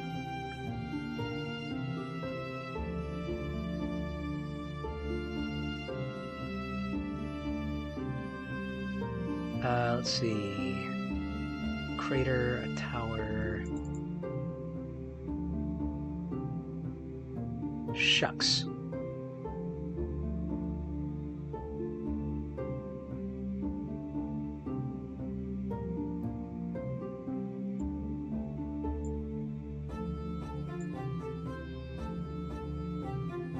Hold on. I'm gonna have to look into... Let's see here.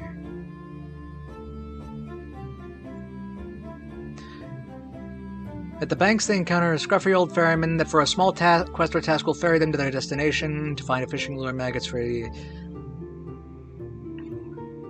I mean, possibly, but I had an idea for this, actually.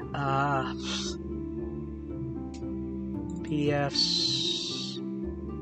Maps...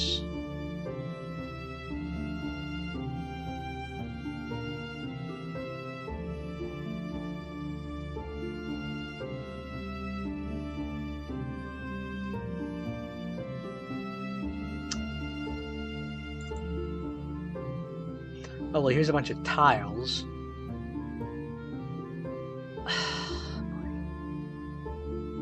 Sorry, I'm gonna need a minute or two.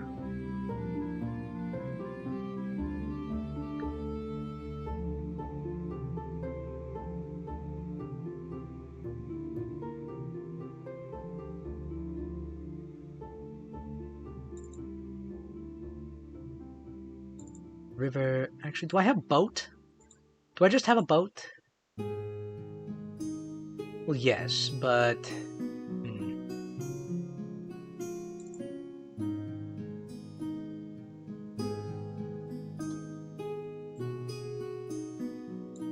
Okay, I'll just make a new one.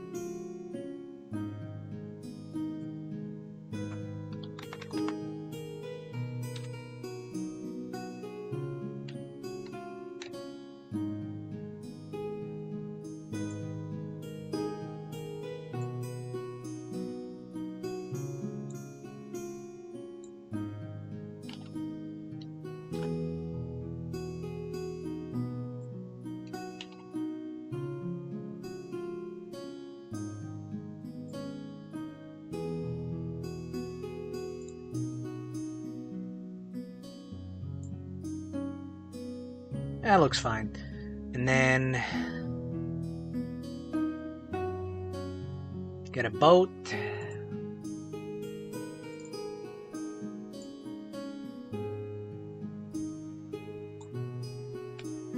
That's a little small, actually.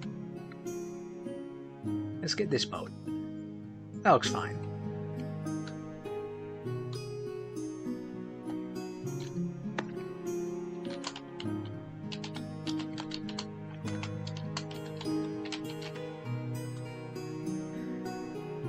Okay, give me a second while I populate this place.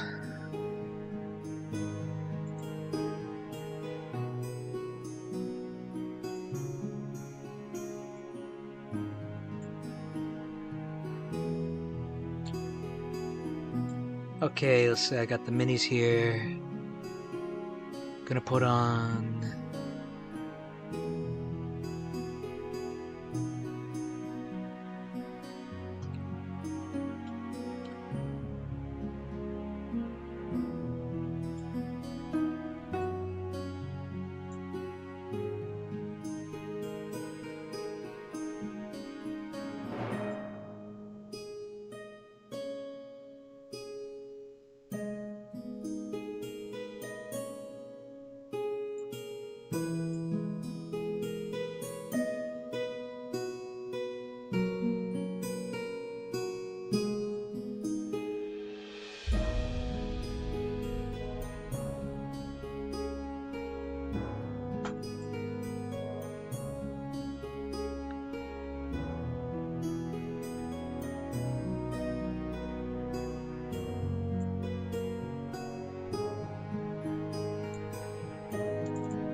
Put on the player characters.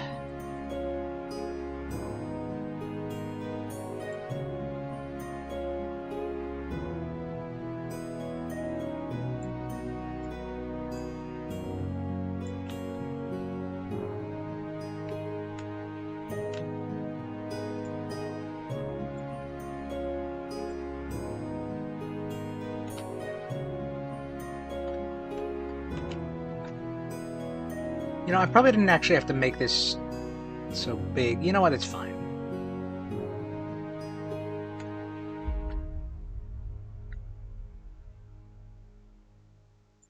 All right.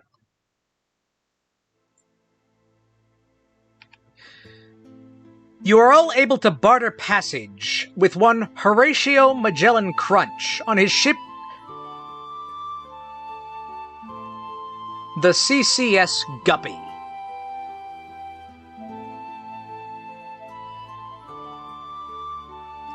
You were able to barter passage because,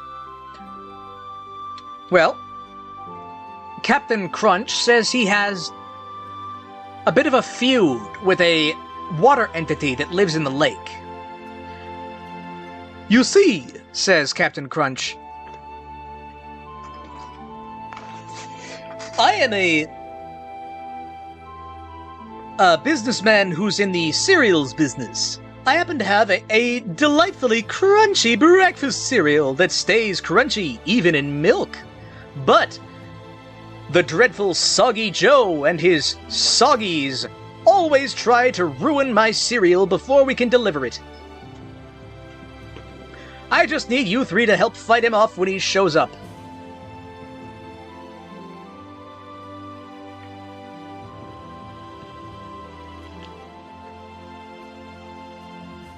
You are telling me about boats in chat.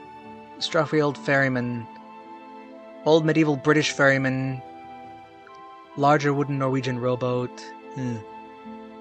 It's interesting.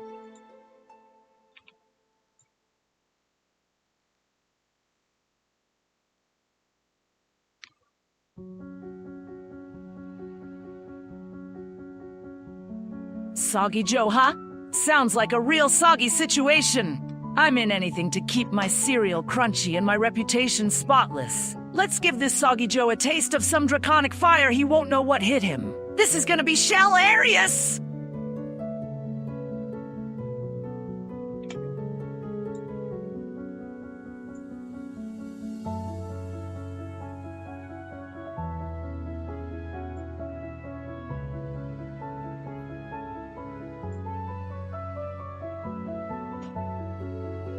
Well now, defendant, crunchy cereal sounds like a noble cause. A goblin appreciates a good breakfast. Soggy Joe better watch out, cause I'm fixing to build him a gizmo he won't soon forget. And if this Soggy fella messes with my tools, there'll be trouble. Real southern hospitality style. Let's show that soggy scoundrel what happens when you mess with a goblin and her breakfast. Oh dear, Soggy Joe sounds like quite the prickly predicament. Protecting delicious cereal is certainly a worthy endeavor. Everyone deserves a crunchy start to their day. I'd be delighted to assist Captain Crunch. Perhaps my melon scent will soothe the situation and deter this soggy fellow. Let's make sure everyone gets a taste of sweetness. even if it's just in their breakfast? Alright. Alright. Agreements made. Captain Crunch takes you on his boat through the rapids. About halfway down, there's a splash in front of your boat. As an evil, wizardy-looking fellow with flowy hair and pale skin like milk splashes out of the water and says, "Crunch, you old such and such! Don't think you can take your wretched cereals through my rivers! Soggies rule!" And from behind him, 3 water elementals also sprout up from the water and surround your boat.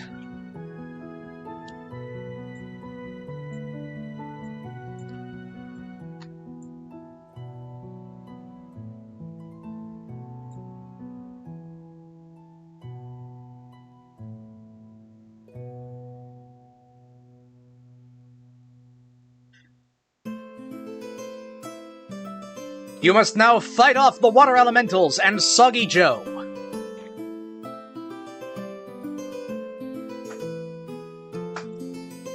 There are 3 elementals. One with pale eyes, one with blue eyes, and one with no eyes. There is also Soggy Joe himself. You must defeat all 4, while Captain Crunch maintains control of the ship. We'll begin combat with Bowselle.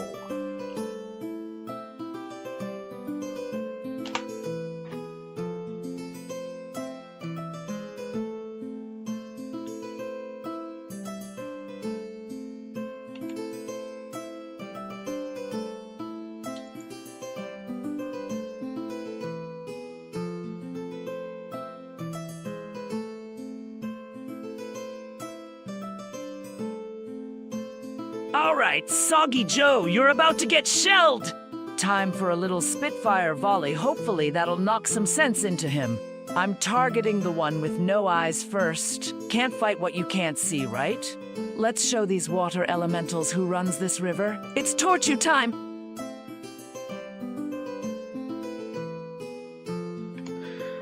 Alright, Belle, you summon a ball of fire and attempt to hit it with your tennis racket at the water elemental with no eyes. And with a 19 on the die, yes, you are able to clock him right in the head. The fireball sizzles as it boils away part of the water elemental.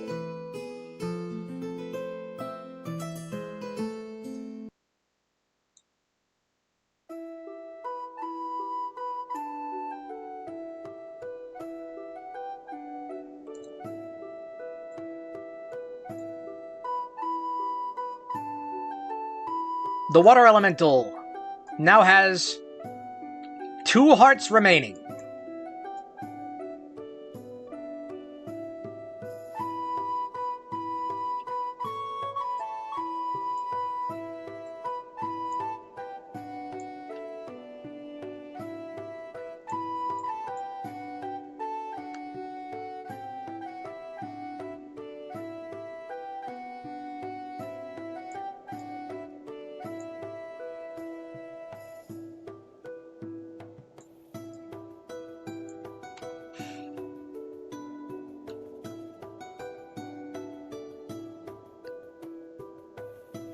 Now, one of the water elementals is going to try and attack Bella.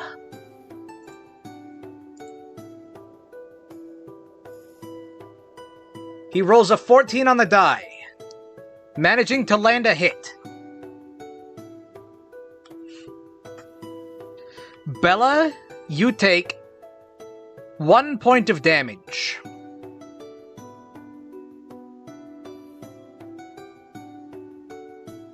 Bringing you down to 2 hearts.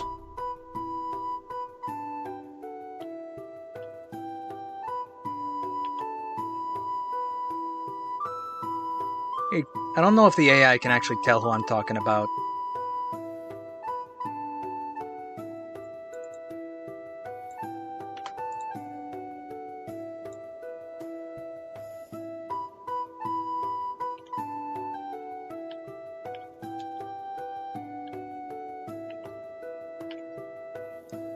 It is now Gremlin's turn. What do you do?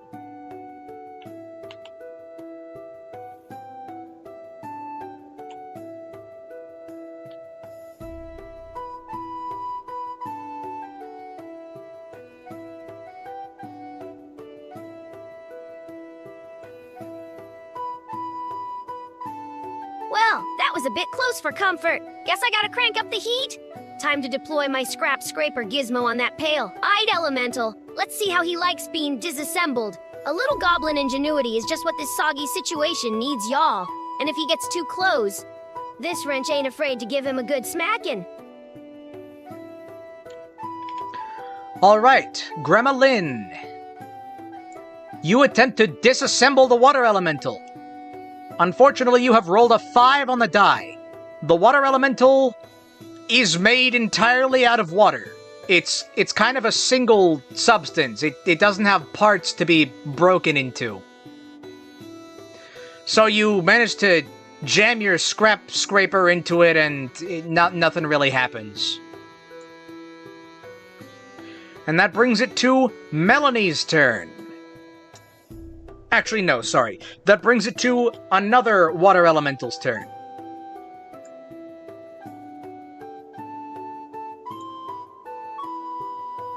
The water elemental is going to try and attack Gremlin.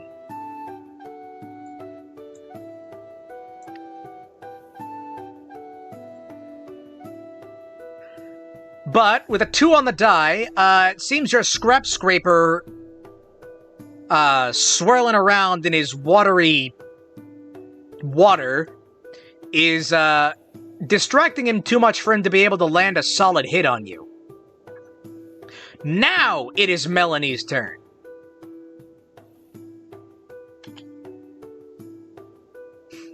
AI struggle with slang or slang terms? Yeah, I know.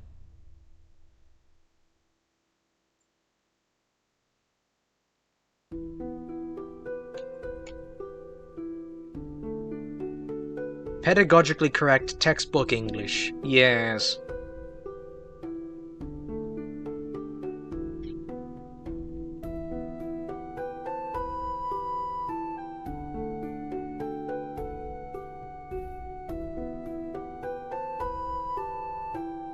Oh dear, that's quite the splashy setback. My juicy melons feel a little bruised now, but I can still offer sweetness and support. Let me try to soothe the waters with my melon-scented ability. Perhaps it will disorient these soggy foes. A calming aroma might just be what's needed to turn this battle around, don't you think?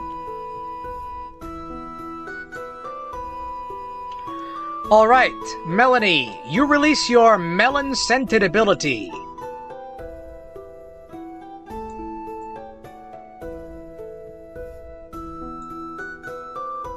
Putting out a big cloud of melon smell all over the area.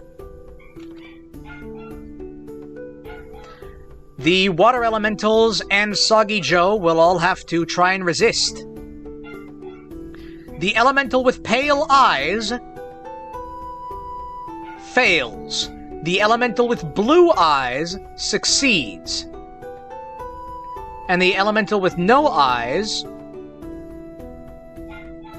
fails. Soggy Joe manages to succeed. So, 2 of the water elementals are visibly caught in the haze of melon scent. It is going to be much more difficult for them to land attacks.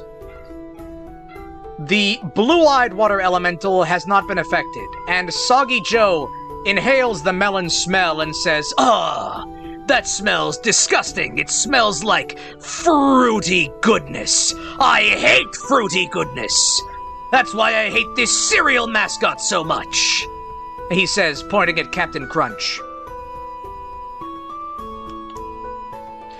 It is now the blue-eyed water elemental's turn. It is going to try and attack Melanie. But it rolls an 8 on the die. missing. Soggy Joe is going to attempt to use a Sogifying spell.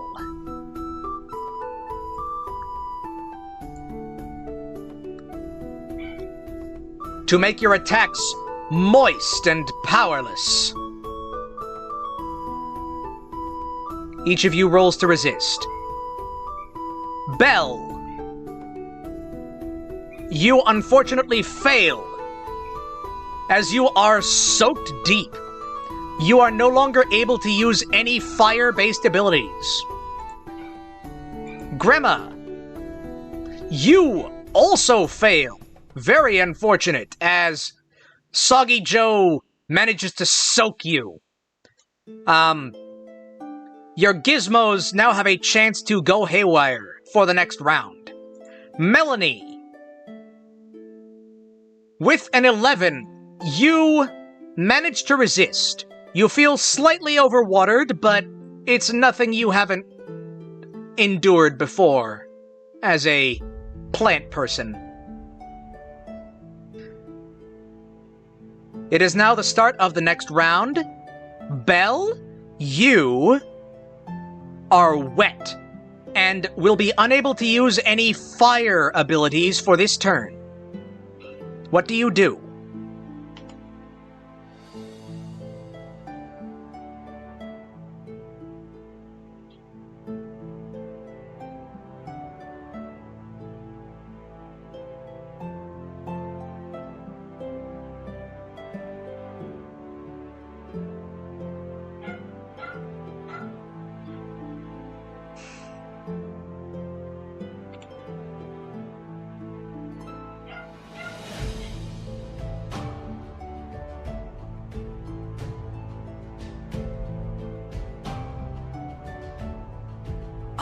Soggy is so not my aesthetic. Guess I'll have to rely on my athleticism now. Time for a cushy crush on that blue-eyed elemental. He won't know what hit him when this princess lands. This whole situation is giving me serious turtle rage. I hate losing.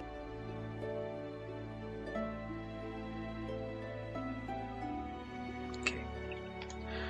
All right, Bella. You leap into the air, spin a little, and then try and land hard onto the blue-eyed water elemental. Let's see how well you hit.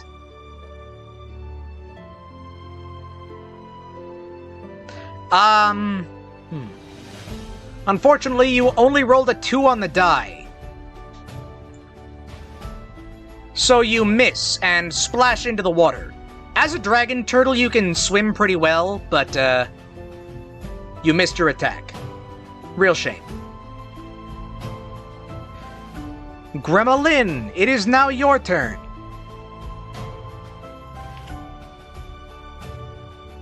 This is, not the sticking point I thought it would be. I mean, I guess it's a lot of dice rolls, so there's room for a lot of nothing happening.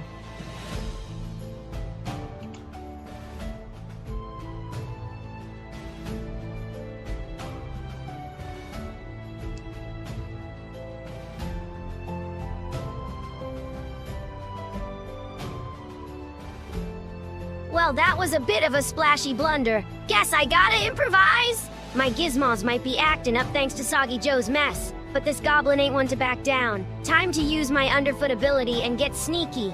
A little surprise attack is just what they need, and if I can snag a shiny trinket while I'm at it, all the bet.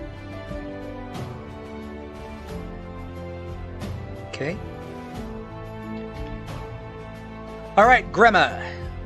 Lynn, you go underfoot and hide from the water elementals.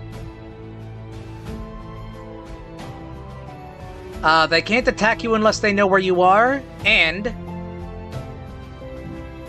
the next attack or ability you try to use will be at advantage, because they can't see you. Also, it is now the no-eyed water elemental's turn. It is going to climb onto the boat and attempt an attack on Melanie, who is the only person it can see.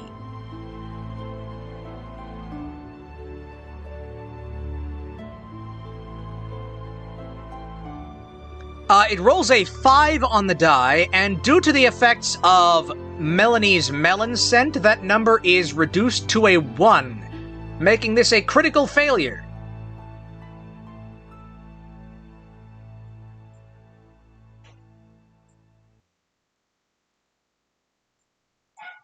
The No Eyes Water Elemental trips and splats pretty hard on the deck of the ship, losing 1 point of health and going down to just 1 heart. Meanwhile, the Pale-Eyed Water Elemental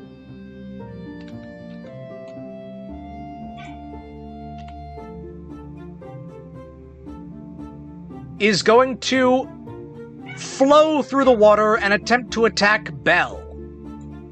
It is also suffering from Melanie's melon scent, so it will have to roll pretty high. And it rolled a 7, which is not high enough, but also not low enough to be a critical failure.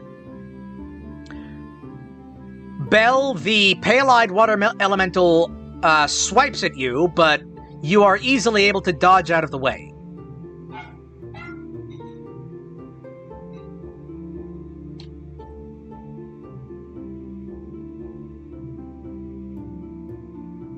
Melanie, it is now your turn. What do you do?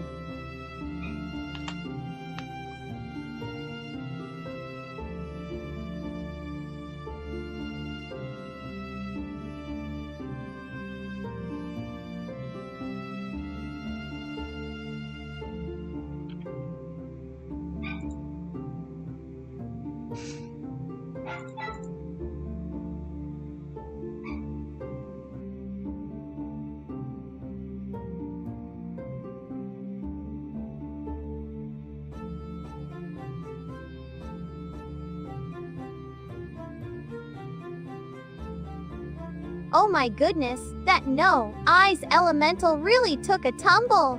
It seems like a good opportunity to capitalize on their weakened state with a little sweetness. I'll use my Vine Whip ability to try and ensnare them. A gentle but firm hold should do the trick. Perhaps then I can offer them a lovely melon as a peace offering. Wouldn't that be delightful?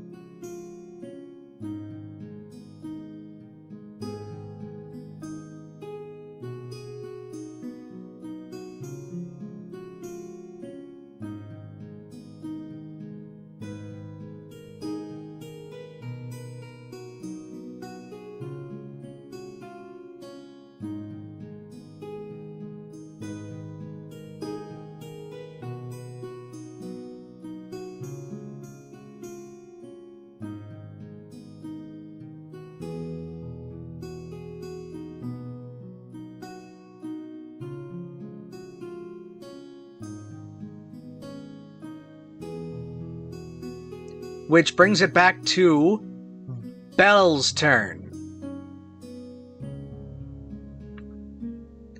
Sorry, I had the microphone off. Dogs were barking in the background.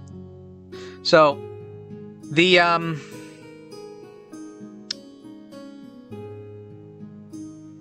yeah, so she tried to use Vine Whip on this elemental. It's made of liquid, so it didn't work. This guy tried to hit this one and failed. and Soggy Joe tried to cast a spell on Melanie, but she resisted. Yeah, sorry, dog was going nuts in the background. I meant to, like, get up and take care of that. In fact, hold on a second.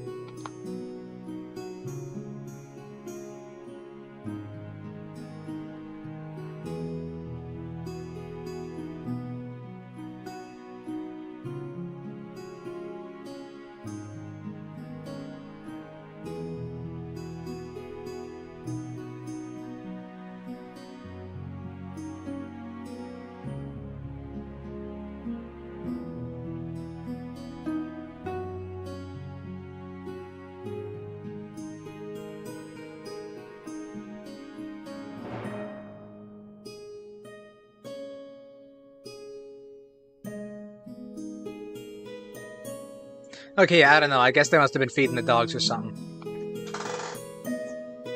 Alright, alright. Back to what I was doing.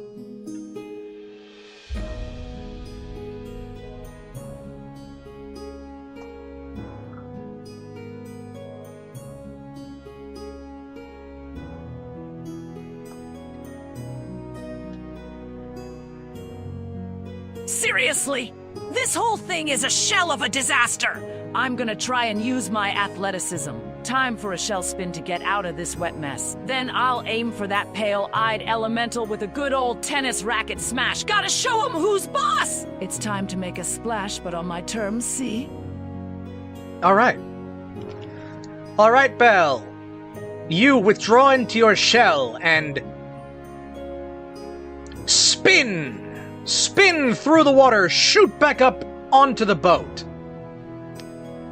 As you pass by the pale-eyed water elemental, you attempt to hit it. First with your shell spin, which succeeds, and then with your tennis racket, which also succeeds. Good hits. Belle, you have dealt 2 damage to the pale-eyed water elemental.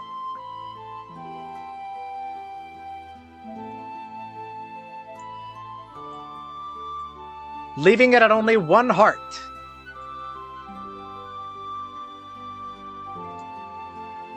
Gremma-Lyn, it is now your turn.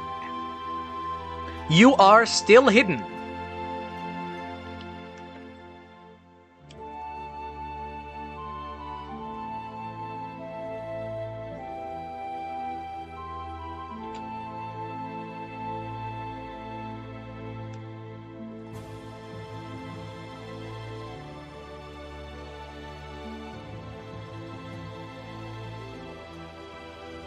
Well, looky here. Belle's making a real splash! While they're distracting those wet fellas, I reckon this is my chance to stir up some trouble. I'm gonna use my goblin ability and snatch that shiny wrench off the deck. It'll be mighty useful later on. A little goblin ingenuity can turn the tide of any battle, yes sir! Gremma-Lyn, there is not a wrench on the deck. You are holding a wrench that is your wrench, but there's not any shiny things on the deck.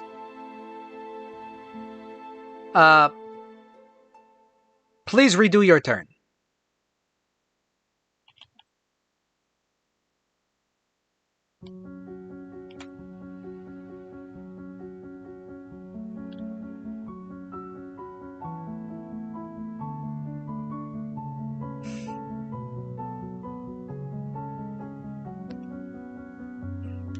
Darling, my apologies. My eyes must be playing tricks on me. Seems I got a little too eager for some shanies. Bless my heart.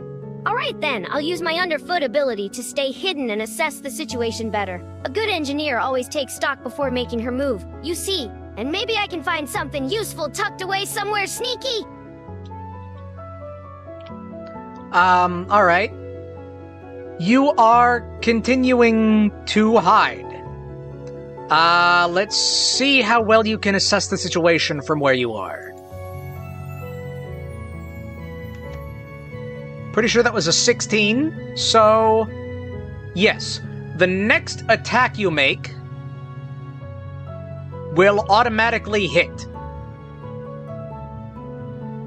whoever you choose to use it on.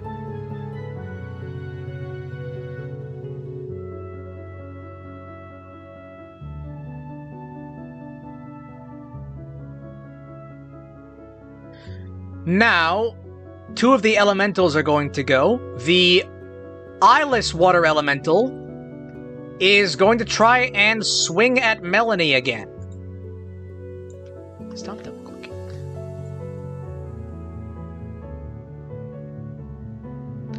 Unfortunately,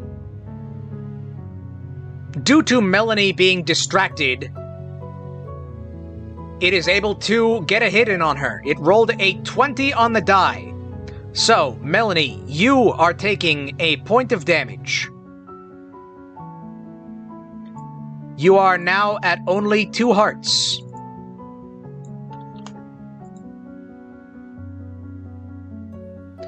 Then, the pale-eyed elemental is going to try and lift its way onto the deck to take a swing at Bella.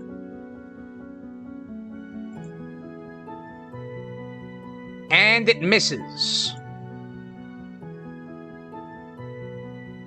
Melanie, it is back to your turn. Keep forgetting the turn order. I'm supposed to be alternating here.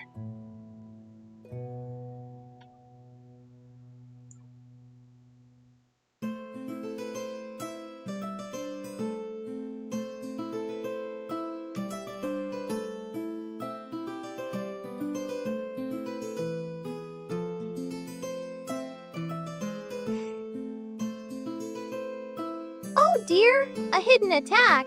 That's simply not very sporting. It's making me feel rather wilted. I suppose I need to retaliate with something equally surprising. Let's see, I'll use my melon bomb ability and send a juicy surprise their way. Hopefully, it will distract them long enough for us to plan our next move. Such a mess. Alright, Melanie. You lift a melon bomb over your head. You are actually surrounded by 3 water elementals, so all of them will be caught in the blast. They must all attempt to evade. The elemental with no eyes somehow manages to succeed and take no damage. The pale-eyed water elemental also manages to succeed and take no damage. And the blue-eyed water elemental fails and takes a point of damage, bringing it down to only 2 hearts.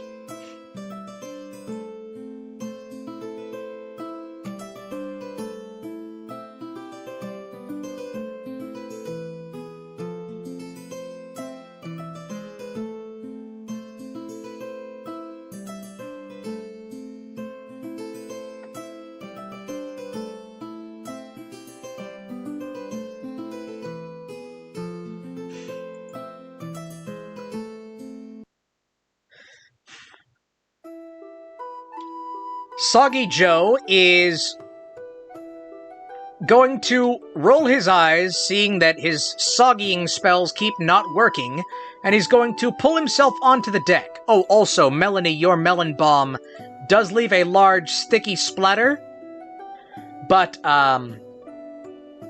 Soggy Joe is going to cast a wave spell to wash a wave over the deck to try and push all of you. Belle, you, unfortunately, rolled a 1 on the die. You are knocked back off the boat. And you lose another point of health to leave you at only 1 heart.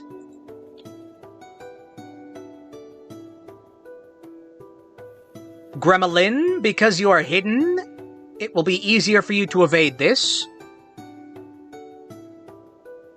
But you only rolled a 2 on the die. You are not swept off the boat, but you are exposed. You are no longer hidden. Melanie!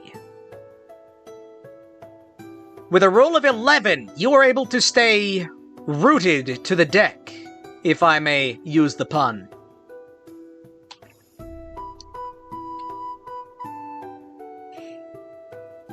Soggy Joe pulls back his sleeve and looks at his wrist, where there is a distinct lack of a watch, and he says, this is taking too long.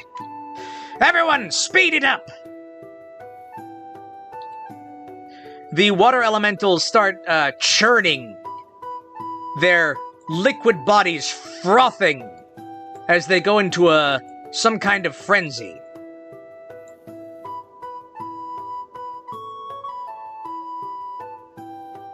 It looks like you will need to take them down quickly.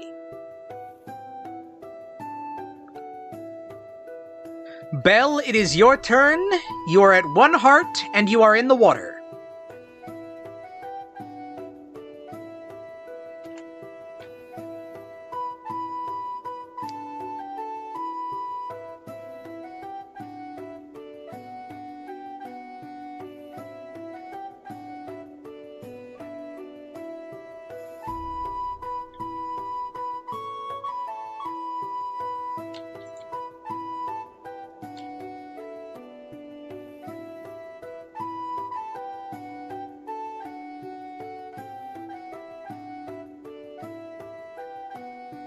Ugh, being knocked off a boat is totally uncool. I'm not losing to soggy losers, though time for some serious firepower. Let's see, gotta use Spitfire to roast those waterlogged creeps. A fiery volley will show him who's the real boss. Then I'll swim back on board and get back to backin'. This is a turtle emergency after all. Okay. Alright, Belle. You unleash your Spitfire, making a cone of fire against these water elementals. Let's see if they can evade. With a 10, the pale-eyed water elemental does not succeed.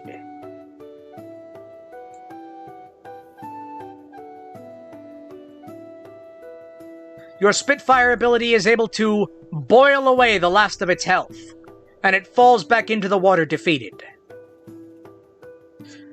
The blue-eyed water elemental also fails, losing 1 point of health, leaving it at 1 heart.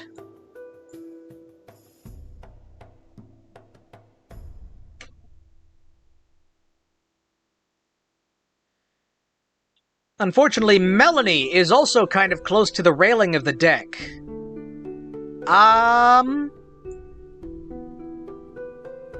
But she is able to evade the fire due to the angle of the cone and her own evasive ability.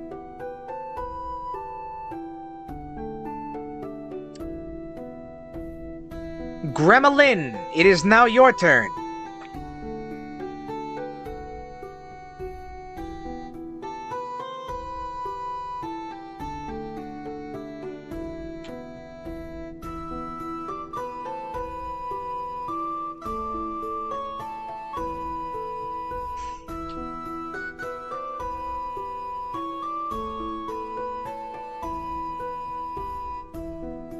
Well now, look at Belle. She's bringing the heat. That pale-eyed fella didn't stand a chance against that Spitfire. Bless her heart, I reckon it's time for me to add some mechanical mayhem to this here fight. Let's see if these waterlogged fellas can handle a bit of goblin ingenuity. I'm gonna use my scrap scrape ability to disassemble something nearby and turn it into a nasty surprise.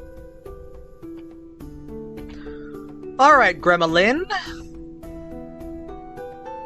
You use your scrap scraper to scrounge up some nearby junk. What are you attempting to build? What kind of gizmo are you trying to make?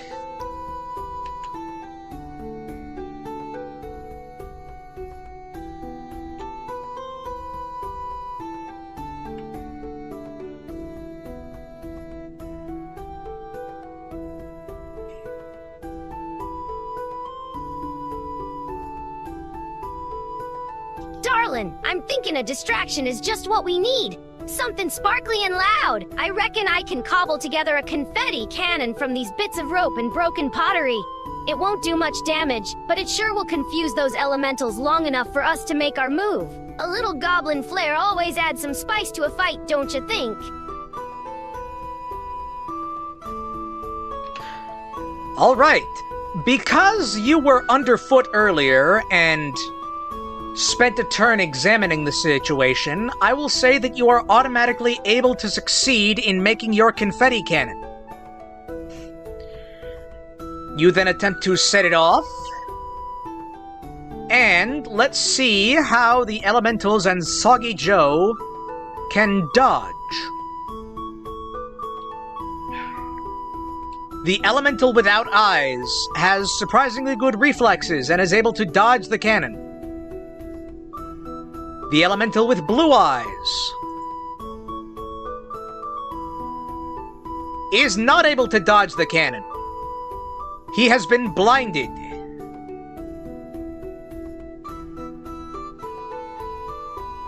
And Soggy Joe is also unable to dodge your confetti cannon. He has been blinded and distracted.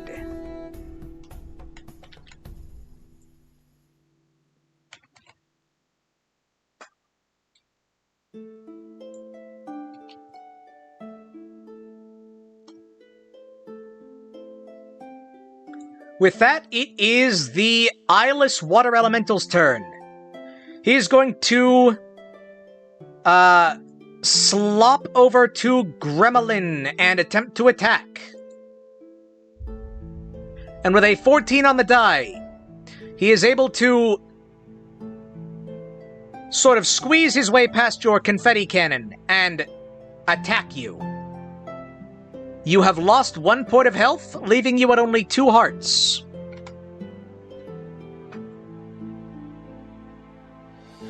Melanie, it is now your turn.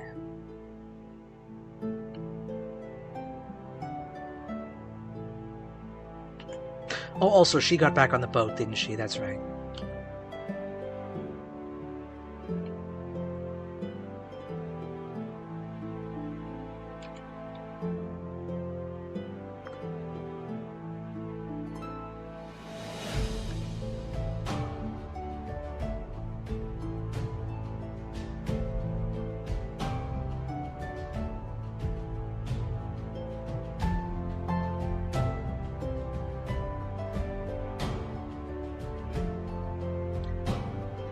Oh dear, a scratch! Being blinded by confetti certainly isn't very pleasant. It's all rather disorienting.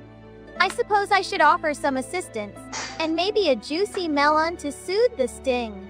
Let me use my Vine Whip ability to try and ensnare that eyeless elemental. Hopefully, it will give us a moment to regroup. It is important to stay sweet even when things get prickly. You see. Alright, Melanie, you attempt to Vine Whip the eyeless water elemental. And with a 14 on the die, you are able to successfully lash your whip through it.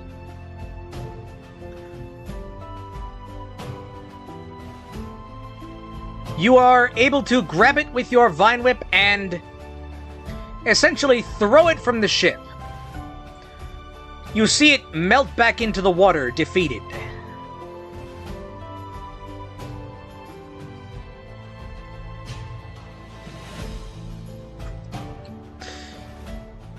The blue-eyed water elemental is going to blindly sort of climb its way onto the ship and swing wildly. Melanie, you are within reach of it. But it only rolls a 7 on the die. It is completely unable to hit anything. Soggy Joe is also blinded. He is going to attempt to wash the confetti from his eyes. Unfortunately, he only makes it worse. Wow. That looks like it hurts. Oh, that is unfortunate. Soggy Joe actually loses 2 points of health, both from the confetti and from the failed scrubbing. Soggy Joe is now at only 3 points of health out of his 5 total. Belle, it is back to your turn. The situation has gotten a lot better.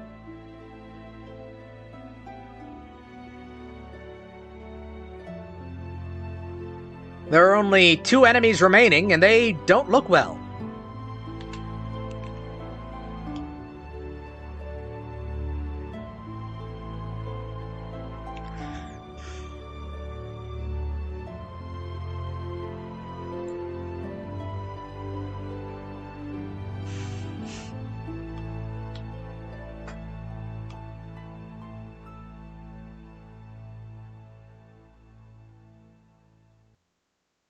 Those water goons were totally shell-shocked! Time to finish this with a cushy crush. A little plush pressure will do the trick. I'll jump high and land right on that blue-eyed blubberhead, squashing him flat. No room for second chances here! Then we can all enjoy some cake, because even princesses deserve a sweet victory. All right, Belle. You attempt to use your cushy crush. You leap into the air, spin, and crash down hard. Unfortunately, the rapids lurch the ship at a very inconvenient moment, and you miss. You rolled a 3 on the die. Gremlin, it is your turn.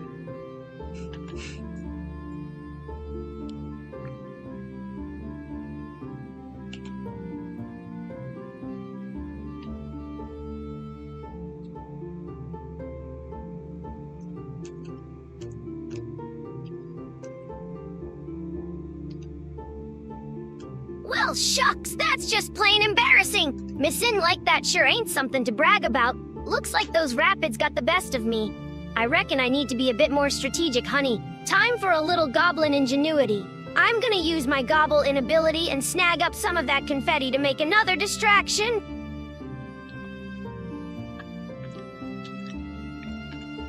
Alright.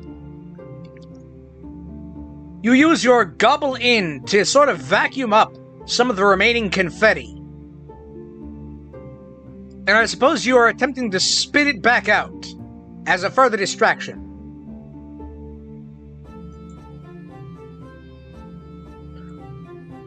Unfortunately, you roll a 3 on the die. The, wad of confetti paper kind of gets stuck in your throat.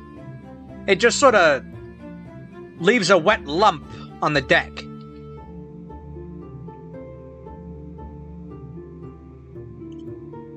The 2 remaining enemies, who are both blind, don't even notice that happen.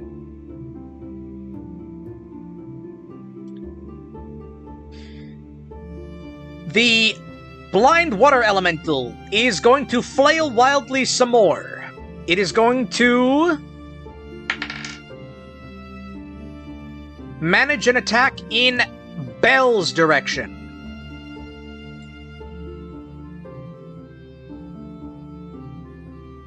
And due to being blind, it misses.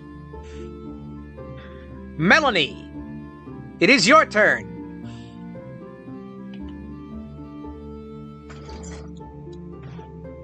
Dice make this game go real slow, don't they?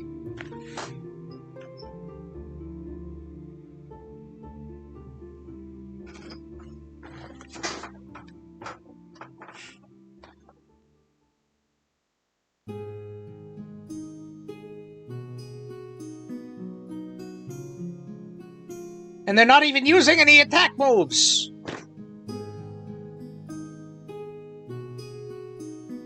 And I also forgot to swap out the LLM. You know what? It doesn't matter at this point. Oh my goodness, that's quite a sticky situation. Confetti stuck in your throat sounds terribly uncomfortable. Perhaps I can offer some melon balm to soothe the irritation. It seems like these water elementals are having a bit of trouble seeing clearly, which is rather amusing, really. Let me use melon-scented ability. Perhaps a sweet aroma will confuse them even further and give us an advantage. Alright. I guess. Alright. You...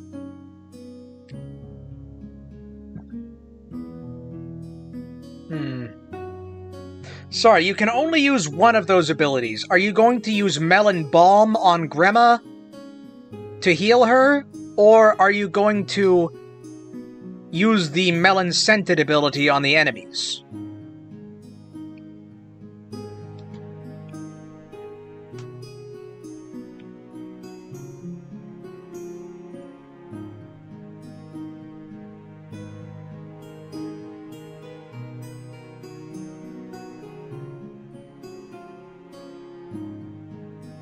Yeah, the AI...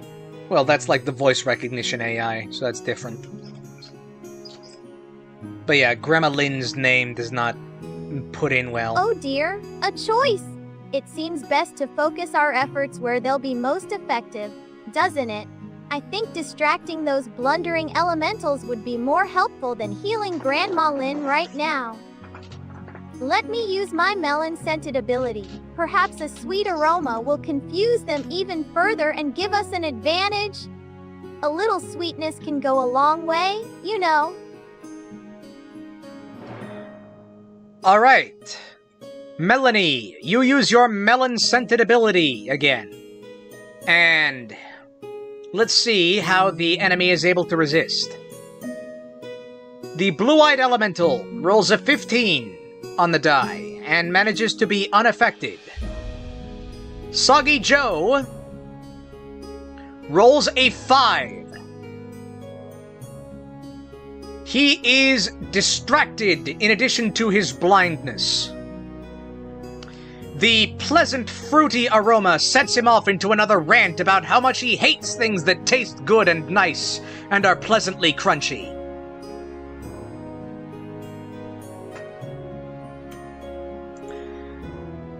This will cause Soggy Joe's turn to be skipped.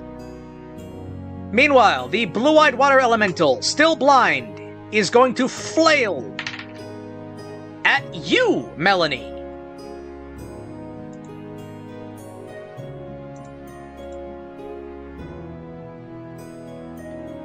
And, because of its blindness, an 11 on the die is not going to hit you. It has missed again.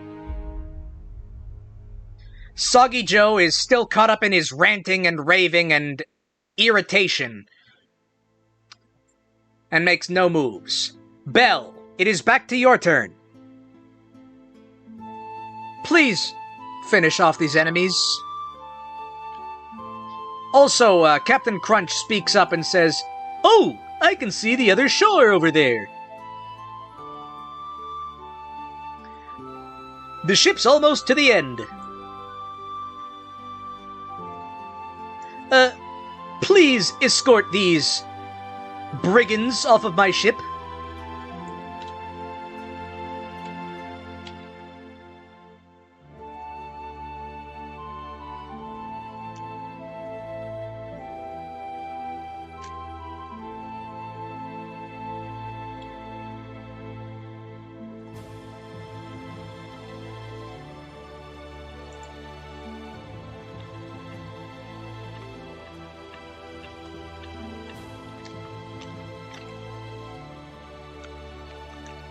Those elementals are slower than a sea turtle in molasses. Time for some serious firepower.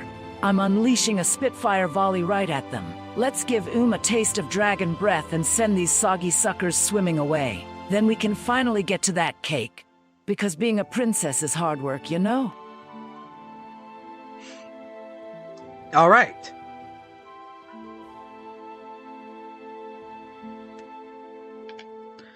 All right, Belle, you use you spit out a ball of fire and attempt to lob it at the blue-eyed elemental.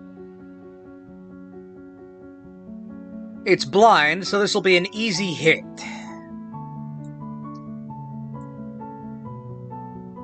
Yes, with a 19, you are able to hit.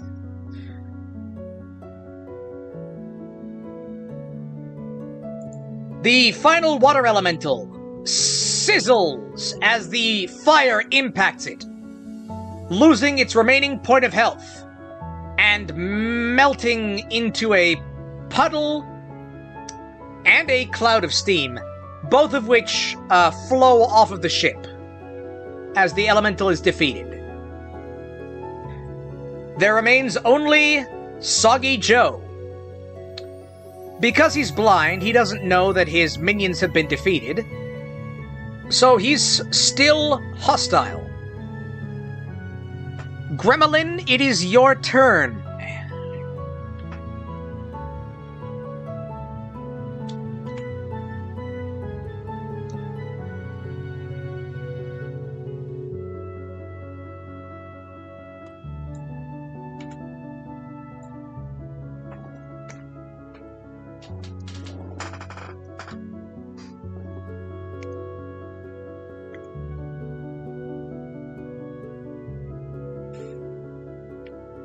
Well, I reckon we finally got rid of those pesky water critters. Now it's time to deal with that grumpy Soggy Joe. He needs a good dose of goblin charm and some serious tinkering. I'm gonna use Scrap Scrape on whatever's nearby to build a gizmo to distract him further. Maybe if I can make something shiny, he'll forget his troubles for just a minute. Alright, what are you attempting to build with your Scrap Scrape?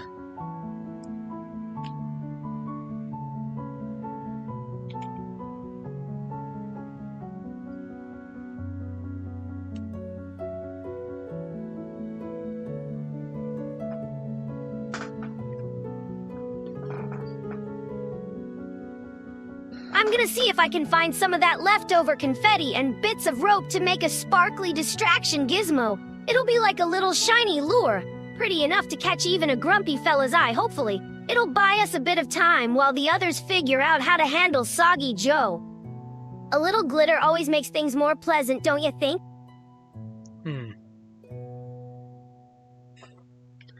Alright. You attempt to make a sparkly, distracting gizmo out of the random junk you've got available to you. And, with a 19 on the die, you, well,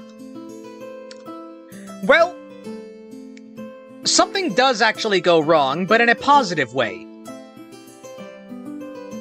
The gizmo spins up and makes some very bright sparkles and whirs, and then you remember that, oh yeah, Soggy Joe's actually blind right now, he can't see anything. But then a piece of it flies off and conks Soggy Joe in the head. Deals a point of damage to him, leaving him at only 2 health.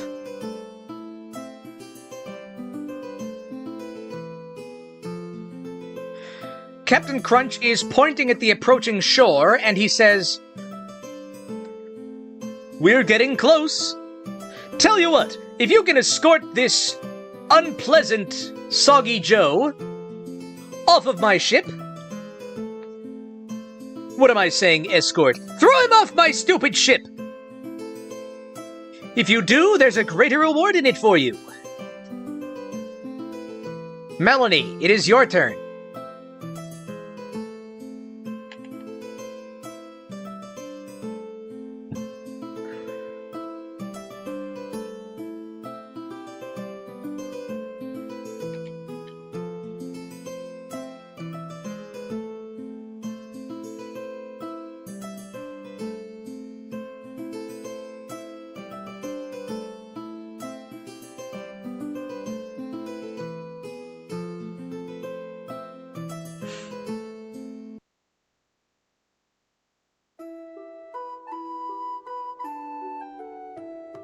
Oh my goodness, that's quite the sparkly surprise.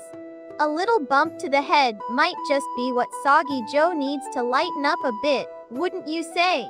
Perhaps I can offer him some melon balm now. It would soothe any aches and pains. But if Captain Crunch wants him tossed overboard, then perhaps a vine whip is in order. A gentle push towards freedom. It's always best to spread joy, even if it means sending someone for a swim. Alright, Melanie, you attempt to grab Soggy Joe with your Vine Whip.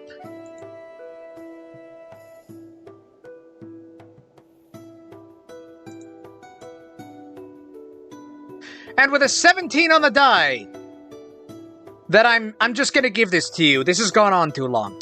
Yes, you've managed to grab onto Soggy Joe, and with a mighty pull,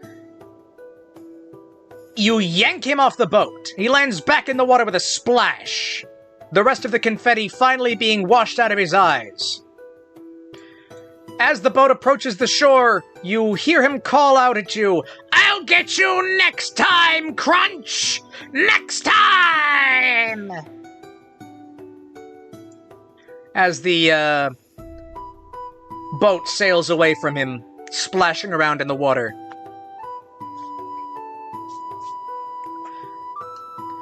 Captain Crunch shakes his head a little sadly. What a complete idiot, that Soggy Joe. Why is he so obsessed with my cereal? I mean, it's really good cereal, but still. Well, thank you for helping me with this delivery, says Captain Crunch, as you all alight onto the shoreline of the, opposite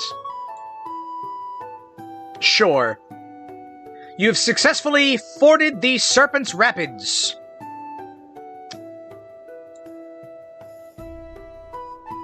Captain Crunch, additionally thankful for your protection, is offering you a magic item. First, he gives you a box of Crunchberry cereal. This will act as a health potion. You can consume this at any time to gain back 1 point of health. He is also giving you a choice of 3 magic items. You can have one of these 3 options. First, the water-shaped gloves. A pair of gloves that allow you to manipulate a small amount of water. About a barrel's worth. You can make it float, you can make it into shapes, you can make it flow whichever way. The second option is the filtering flask that automatically purifies nearby liquids. You can use this to turn any harmful liquid into a not harmful liquid. And third, he offers you the Cruncher's Compass, a compass that can reveal secret paths or treasures nearby. Which of these items do you want? Discuss this amongst yourselves.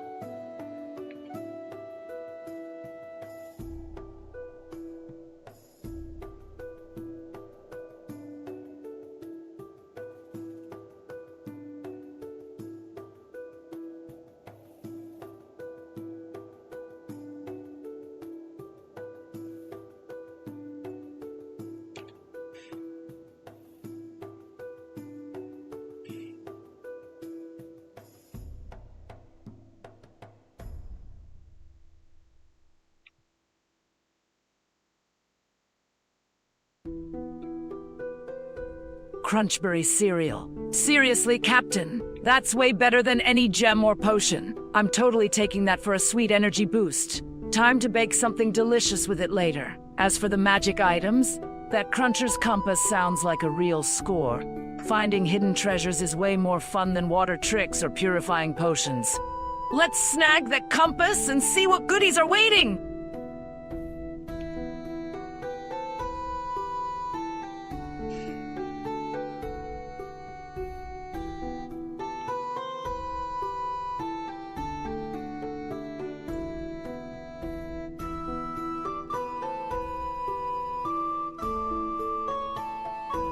Well, Belle's right about the cereal crunchberries are just the best fuel for a gal like me. The compass sounds mighty useful too. I reckon finding secrets would be more fun than playing with water. I'm leaning towards the compass myself. Imagine all the spare parts of gizmo materials we could uncover! Besides, a little adventure is always good for sparking up my imagination. Bless its heart. crunchberries are absolutely delightful. They practically burst with sunshine and sweetness. I agree wholeheartedly that the cruncher's compass would be the most marvelous choice. Imagine all the hidden melon patches we could discover. Perhaps a secret grove filled with juicy melons just waiting to be shared. It's simply too exciting not to choose, don't you think? Okay. All right.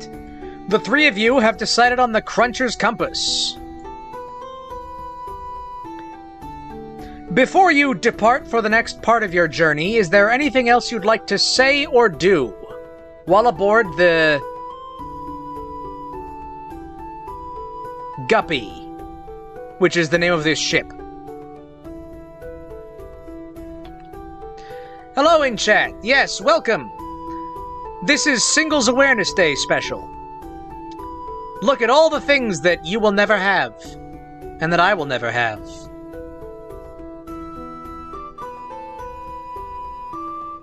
I'm sad now.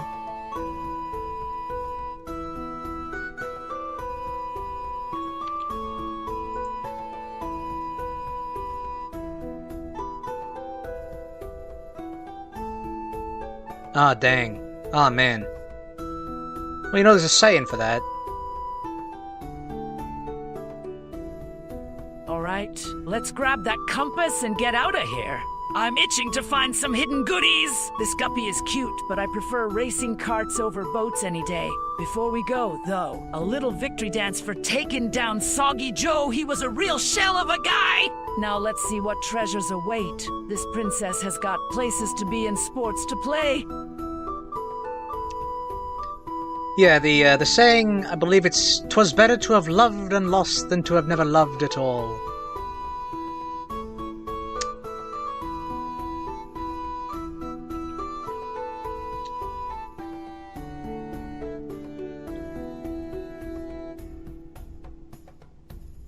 Yeah, that one, yeah.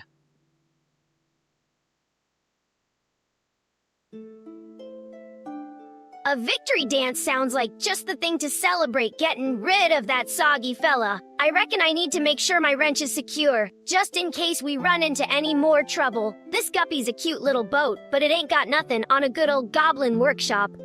Let's grab that compass and get moving. I'm ready for some treasure hunting.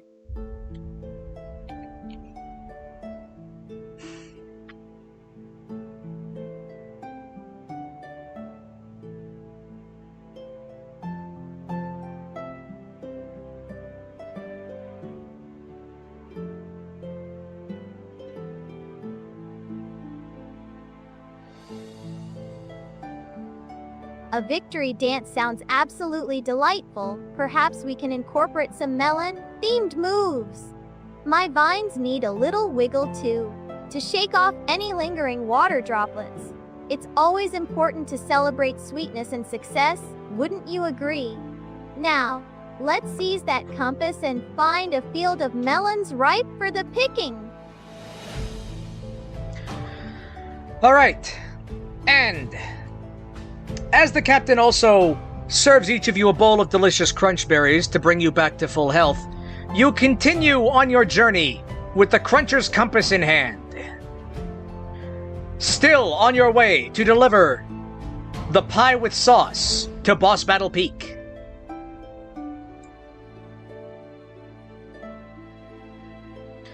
In front of you, there are two choices on where to go. The path to the north appears to lead to a large open field. You can see off in the distance what looks like an advertisement for a carnival. The path to the south leads to a very, very tall, very high set of stairs that seems to go all the way up a mountain. And at the top, there seem to be several floating buildings. Which path do you take?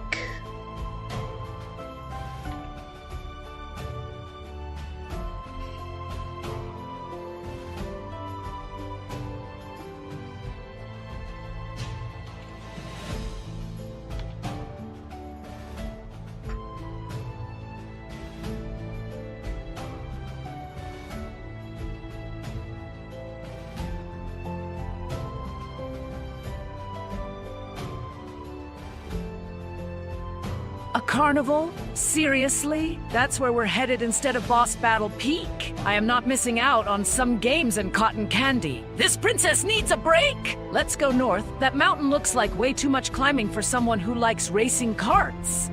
Besides, maybe they have a cart track at the carnival. It's totally worth a detour. Okay.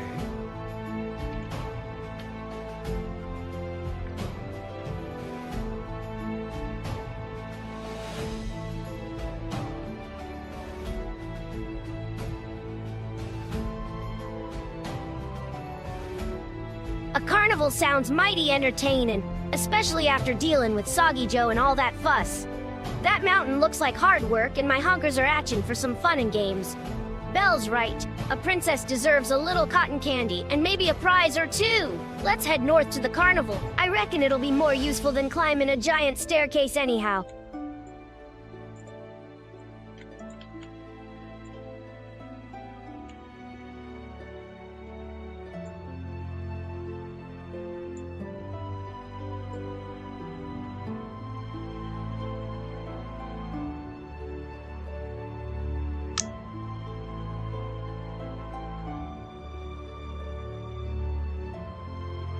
A carnival sounds absolutely delightful.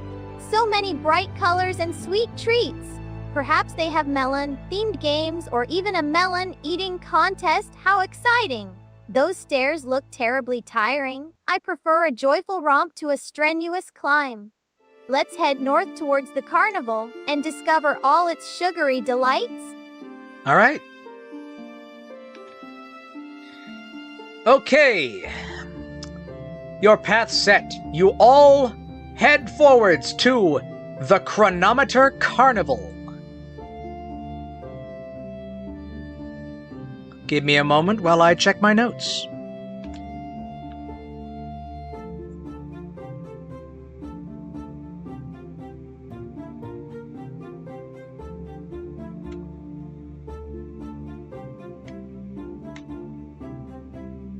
Gotta, hold on.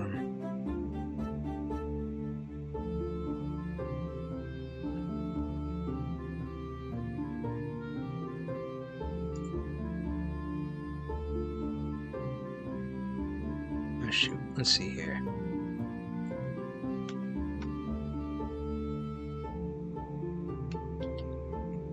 Alright, hold on. I gotta bigify this image. Give me a second.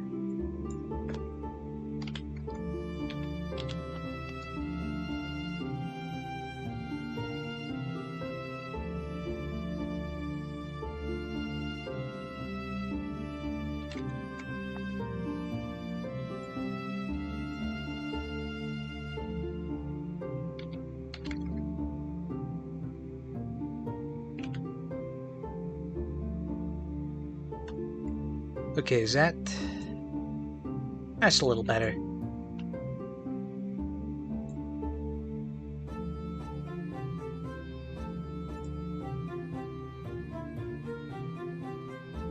Let's see, about yay tall.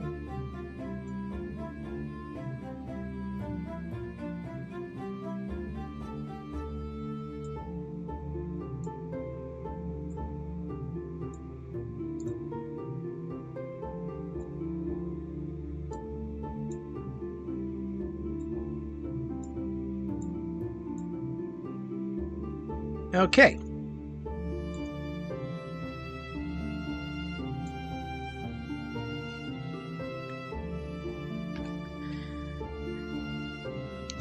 As you approach the carnival grounds, you see that there are several very strange time-themed attractions to this carnival.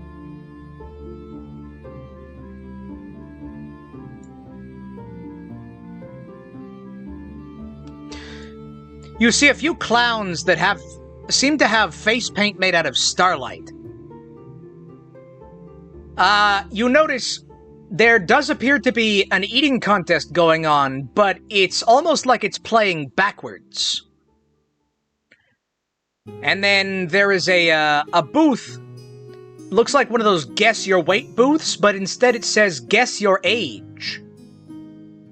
And as you're taking in the fantastical sights and sounds of this strange temporal magic carnival, a strong man hurries up to you, looking somewhat worried.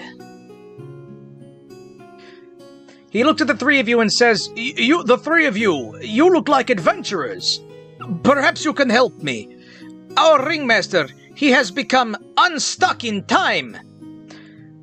There has been some sort of temporal paradox. It happens from time to time, but, well, the ringmaster's top hat has gone missing.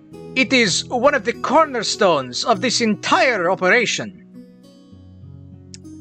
It is causing small paradoxes to pop up here and there in the circus. We must find the ringmaster and his hat. Otherwise, this whole carnival might, I don't know, implode or something? I have no idea. It would be bad, though."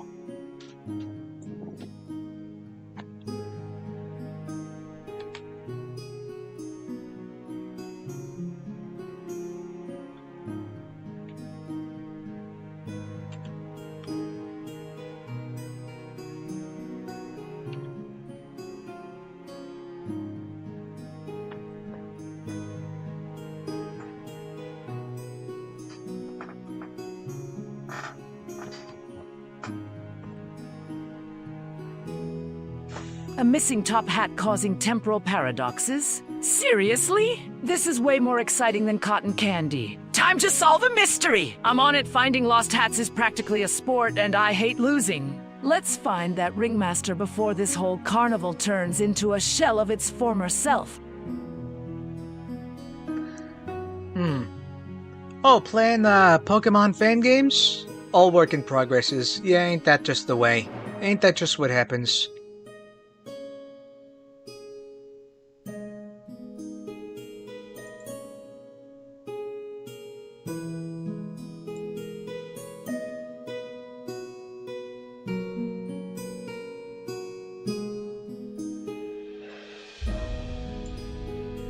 A temporal paradox caused by a missing top hat. Now that's something worth fixin'. Bless my gears! I reckon finding a lost hat would be easier than climbing that mountain. Plus, it sounds like a real challenge for a goblin machinist. Let's go track down this ringmaster and get his hat back before things get too wonky. This calls for a little ingenuity and maybe a few gizmos. Okay.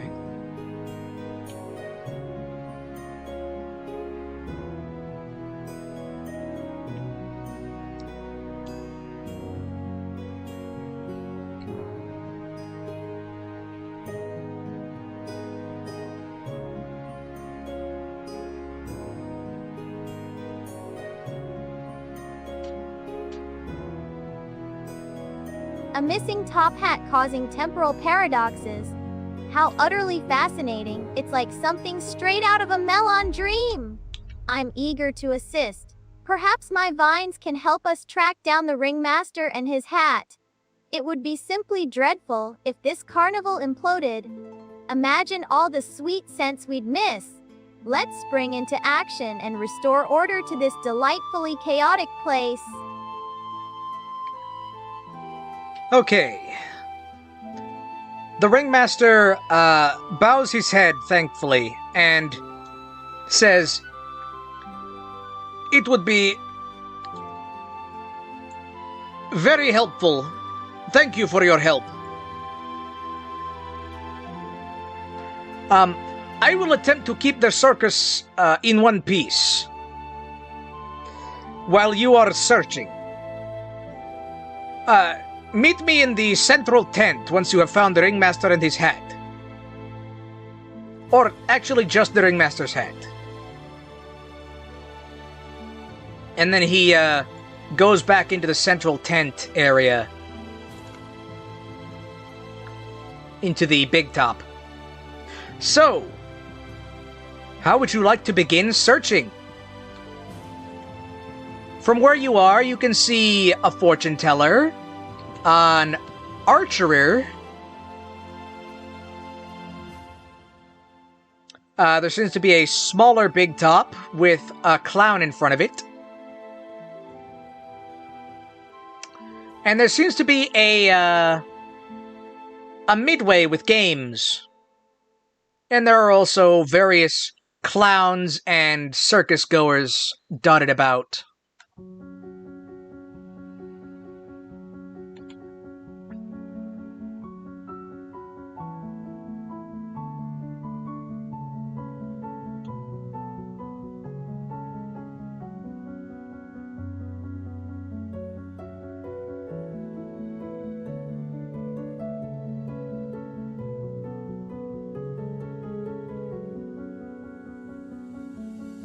A fortune teller, huh? Maybe they can magically point us towards the ringmaster's head. Worth a shot. I'm betting that clown has seen something, so let's start by interrogating him. He looks shady. No time for games, though. This princess is on a mission to fix timelines and win. Let's go. I want to get this hat situation sorted before the cotton candy melts. Okay,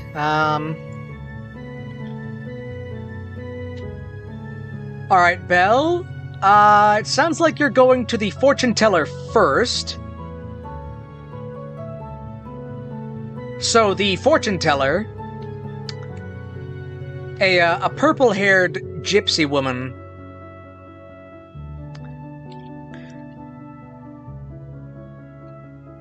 looks into her crystal ball and gives you the following fortune.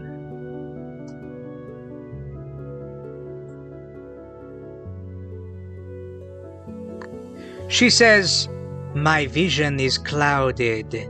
I can only give you a riddle to point you in the right way." And the fortune teller says, "Where painted smiles hide shadowed play, seek the stolen crown where games hold sway."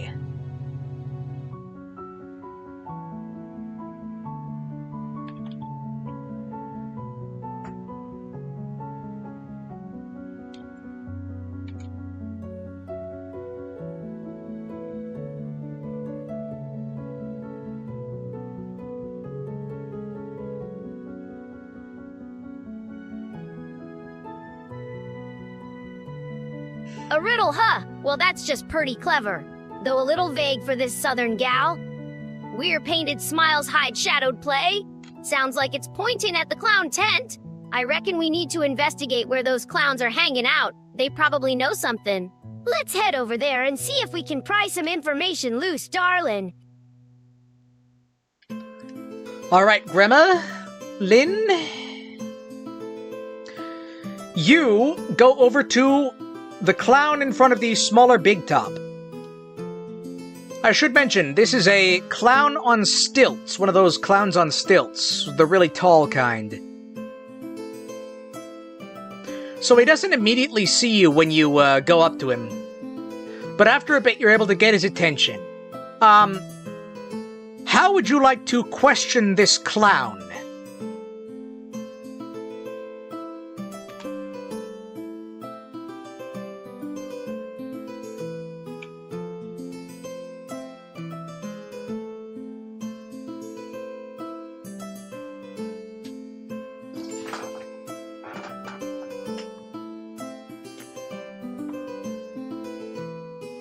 Well now, he's mighty tall. Gotta yell to be heard over these stilts. I reckon I'll start with a sweet charm and then move on to some questions if he ain't talking. Mr. Clown, I'll say, you look like you know all the secrets round here. Have you seen a ringmaster or his top hat lately? If that don't work, well, this wrench is always ready for a little persuasion. Alright, let's see if you can charm this clown. Ooh, very unfortunate. Unfortunately, Gremma, due to your shouting and your small size and the very tall stilts, well, the clown doesn't actually seem to understand a word you've said. He says, "What? I can't hear you up here. Sorry, little girl, I'm busy right now." He also doesn't seem to be able to see very well.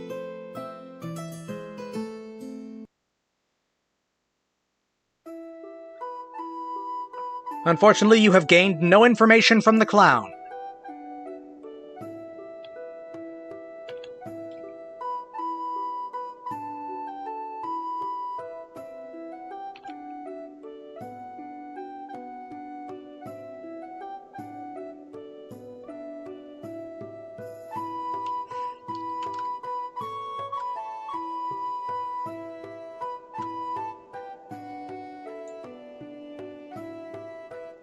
I think the system's getting confused about whose turn it is, and the order of operations and who does what when. It seems my charm wasn't quite juicy enough for this towering fellow.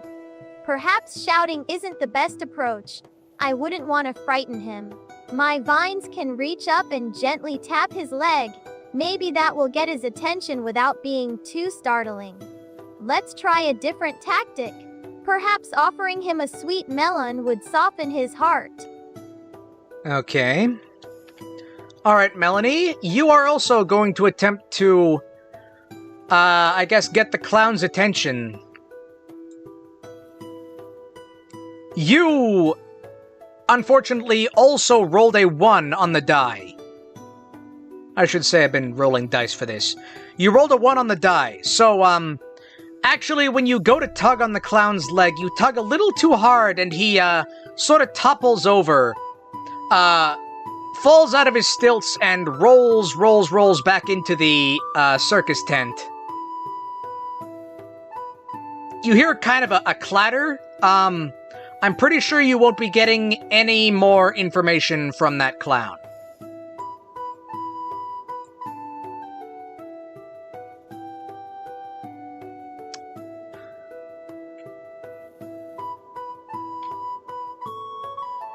So, it is back to Belle's turn.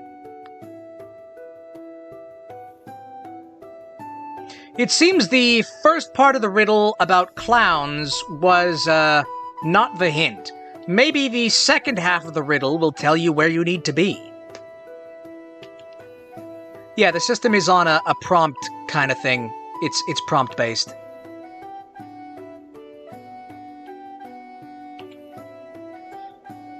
So there, it automatically writes the conversation down to like a text file.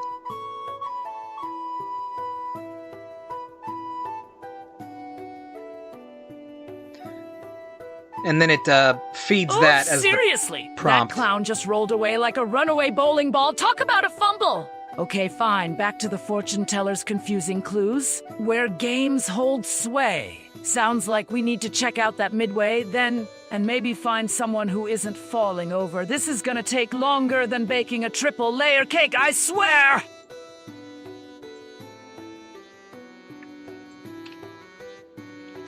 All right. The three of you make your way over to the midway.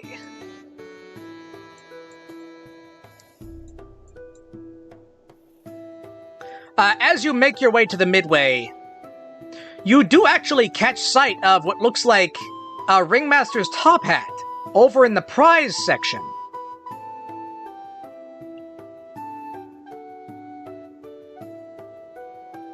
A, somewhat overweight goblin gentleman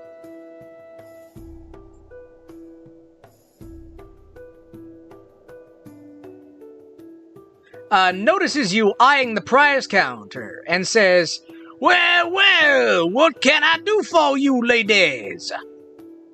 Name's Grundus J. Tringlecrongler. I run the midway around here. If you're eyeing our prizes, you're gonna need some tickets. Although, he does wink at Gremlin.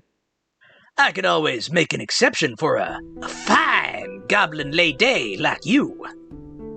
Gremma, you also note that this goblin is ugly.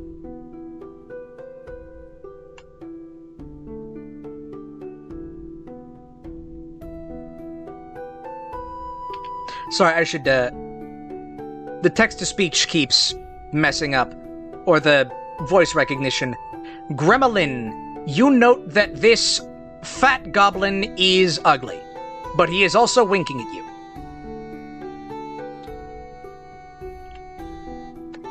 GPT lags itself out with a lot of text, seems to actually be better, but gets confused in smaller areas.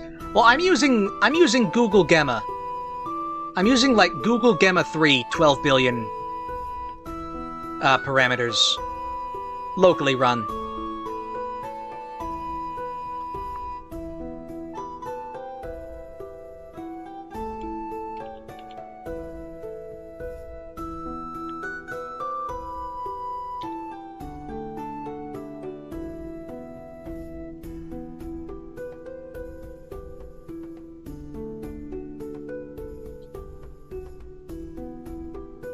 Well now, a wink from an ugly goblin. That's flattering and suspicious all at once. I reckon I should play it cool and see if this Mr. Krungler knows something about that ringmaster's hat. Maybe found it, Mr. Krungler. I'll say with a sugary smile, that's a mighty fine collection of prizes you got here, especially that top hat. Maybe a little flirtation will loosen his tongue and get us closer to finding what we need. Yes. You will attempt to charm the goblin midway runner. Let's see how you roll.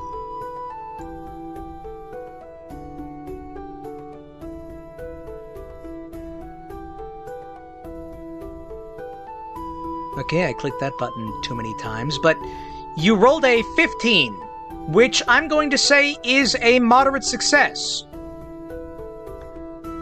Yeah. Mr. Krungler, seems a little shocked that you're actually, responding positively to his attention. This probably doesn't happen a lot to him. But he looks at the top hat and says, "Oh, I don't rightly recall that being there."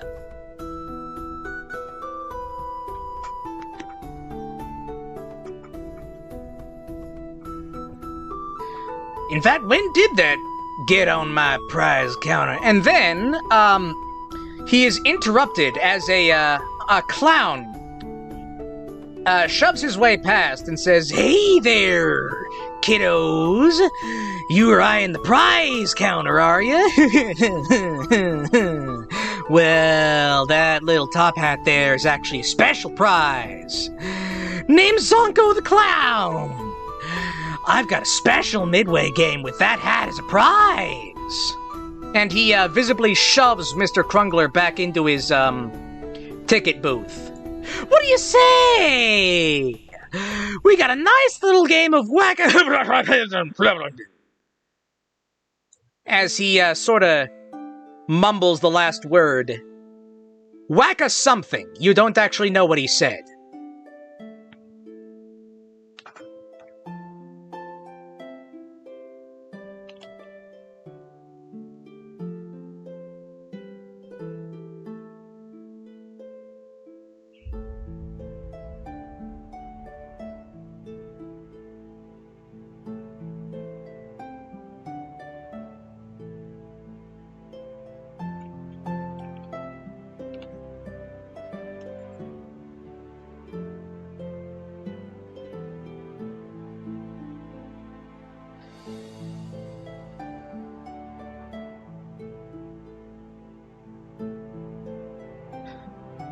A special prize named Zonko? Seriously, these clowns are getting weirder by the minute. That goblin looked like he was about to spill his guts classic misdirection play. Let's go check out this Wack-us game and see if Zonko is hiding anything under that silly hat. I bet it'll be a total shellacking of a surprise. Just you wait.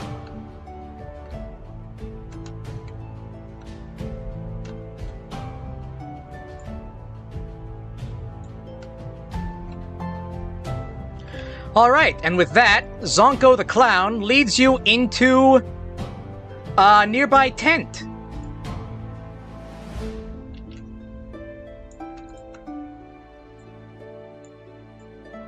And he says, "Oh, you're gonna love this game. It's a fun little experience. Let me just, go get the players for you."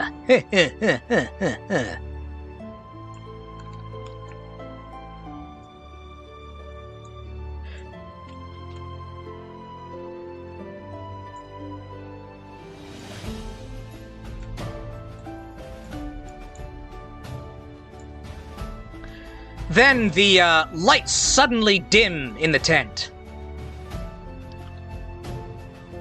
And Zonko's voice rings out. Well, ladies and gentlemen, we got us a nice game today. These 3 contestants are gonna be playing our favorite game. It's time for a wacky game of Wack-a-worm, and giant worms appear in the tent.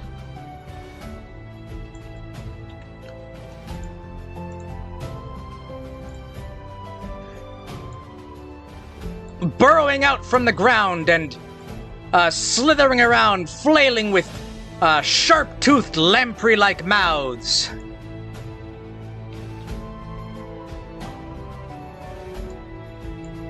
And Zonko's voice laughs eerily and says, "All right, players, welcome to our wacky game of Wack-a-worm. Here's how it works. You gotta whack the worms before they whack you."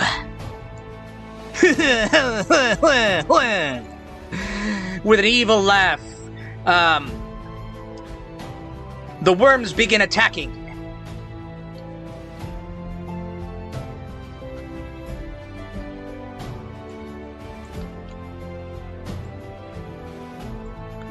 This is a combat challenge. You must defeat these worms. There is a red worm, a blue worm, and a green worm. We are now entering combat.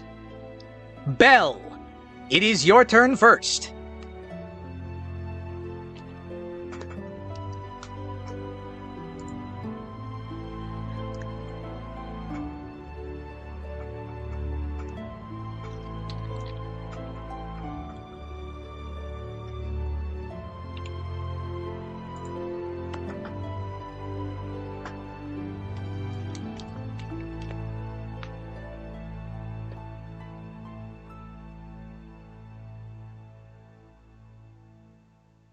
Wack-a-worm! This is ridiculous, even for this bizarre circus. I'm not exactly known for my worm whacking skills, but I'm not losing to some overgrown invertebrates. Shell spin time. Let me get a good angle on these slimy suckers. Then it's time to unleash a volley of spitfire and show them who the real boss is. Okay. Alright. Belle, you withdraw into your shell and do your shell spin ability. Now, due to the enclosed space, you are able to bounce off of one of the walls and potentially hit 2 of the worms. Let's see if you can hit both. First, you attempt to hit the red worm. And with a 19 on the die, you succeed. You have landed 1 hit on the red worm.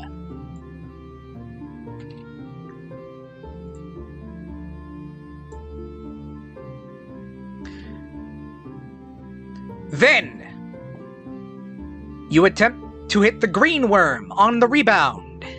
This one will be harder. And with a roll of 4, you sadly miss the green worm.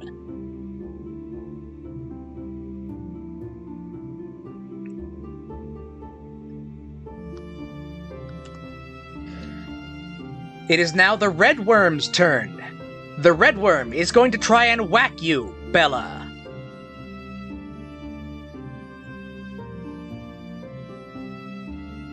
So, let's see if it hits. And with a 9 on the die, the red worm is not able to hit Belle. Gremlin, it is now your turn. Your team has landed 1 hit.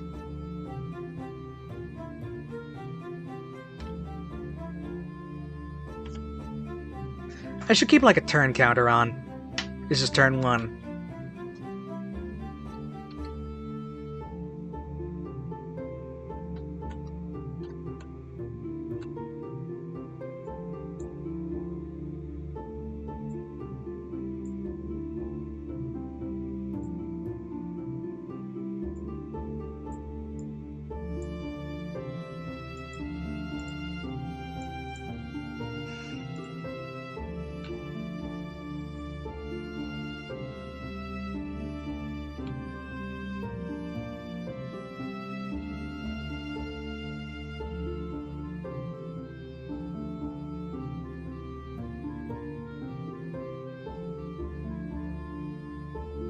Well, that was a bit of a shellacking. Literally, missing. That green worm was a real shame, but at least I got the red one good. Yeah, those they're lamprey confused mouths about are who's who. looking mighty unfriendly, so time to get my hands dirty.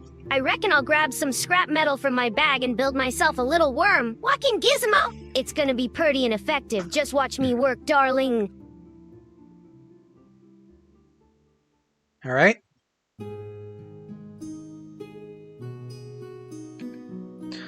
All right, Gremlin, you attempt to make a worm-whacking gizmo. And with an 11 on the die, you're able to make something functional. It's not so amazing that it can automatically whack worms, but it will give you a slight advantage on your attacks. Let's see if you can land a hit with it on this turn. Unfortunately... Actually, no. With the advantage from your worm whacker, a 7 will hit. You manage to land a hit on the blue worm.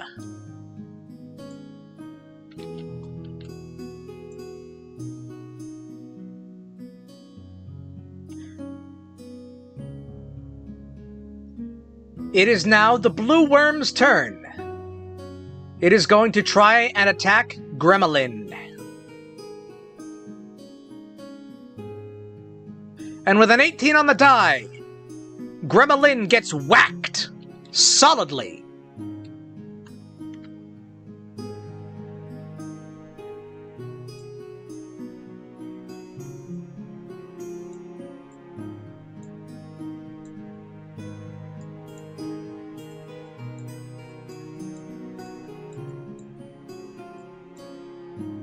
You don't lose any health, but the enemy team has landed 1 hit.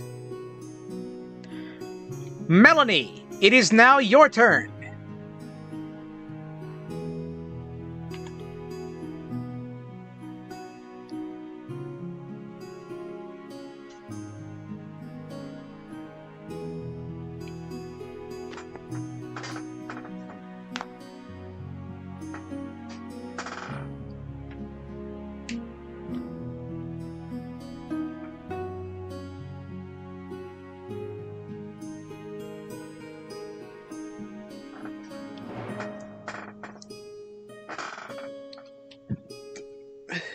Oh my goodness, worms! This is quite a melancholy situation, isn't it? I think a little sweetness might calm these grumpy worms down, so I'll try to offer them some melon balm. Perhaps if they taste something lovely, they won't be so eager to whack us. My juicy melons are just the thing for spreading joy, and hopefully avoiding any further unpleasantness.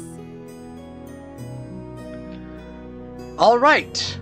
Melanie, your melon balm would make a good distraction. Let's see if each of the worms would go for it. So the red worm rolls a natural 1. It is immediately attracted to the melon balm.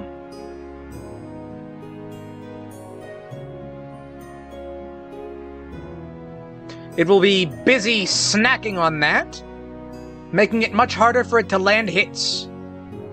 The blue worm rolls a 16 on the die. It is not interested in your melons. It is interested in whacking you. The green worm is interested in the melons. With a 5 on the die, it will be distracted, making it much harder for it to land hits. Speaking of which, it is now the green worm's turn. It is slightly distracted, but it is going to try and whack Melanie. With a 9 on the die, it is too busy chowing down on the juicy, delicious melon you offered it. Belle, it is back to your turn. You can hear Zonko the clown angrily, kind of calling out to the worms, "Hey! Don't get so distracted with lunchtime! It's whacking time right now! It is Belle's turn. What do you do?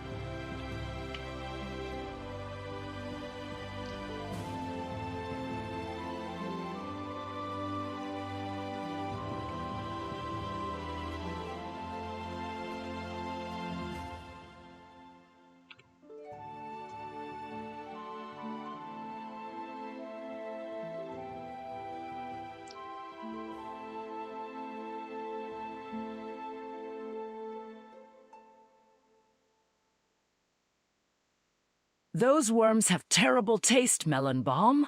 Honestly, I'm starting to feel bad for them. They clearly need better snacks. Mood. Time to finish this quickly before they all fall asleep with a sugar rush. Cushy crush onto that blue worm.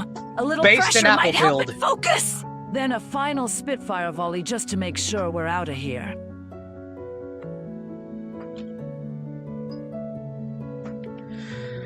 Alright, Belle, you attempt to cushy crush the blue worm.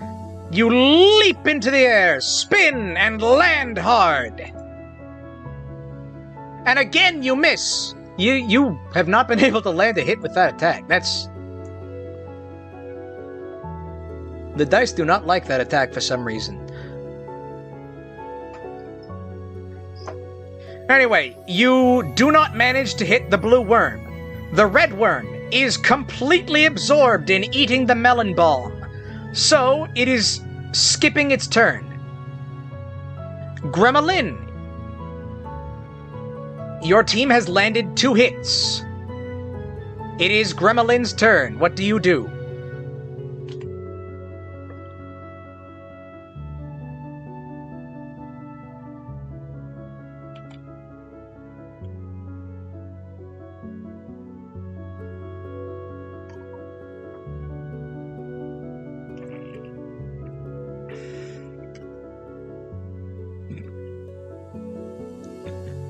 Well, I forgot now, to missing that mention crush she was still a has her downright worm whacker. embarrassment. My apologies, y'all.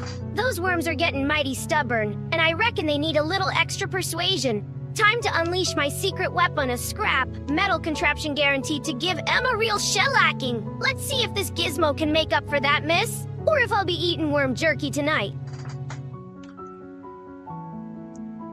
They're getting less coherent. I don't like that. Alright, Gremlin. I'm assuming you're still using your worm whacker gizmo that you made. So, you attempt to hit one of the worms. You try to whack a worm, and you roll an 18. Due to the assistance from your worm whacking gizmo, I'm gonna say that's a critical. So you get 2 whacks.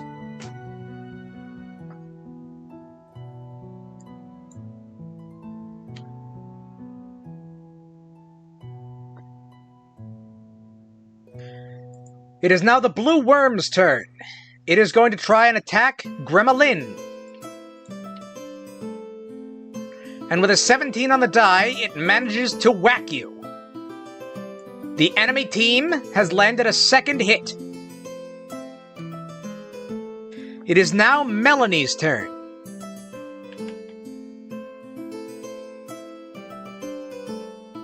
Oh, sleepwalking. I've never encountered that in real life.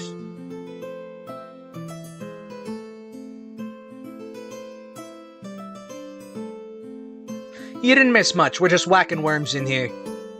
And not in the fun way. Well, yes, in the fun way, but not in, like, the fun way.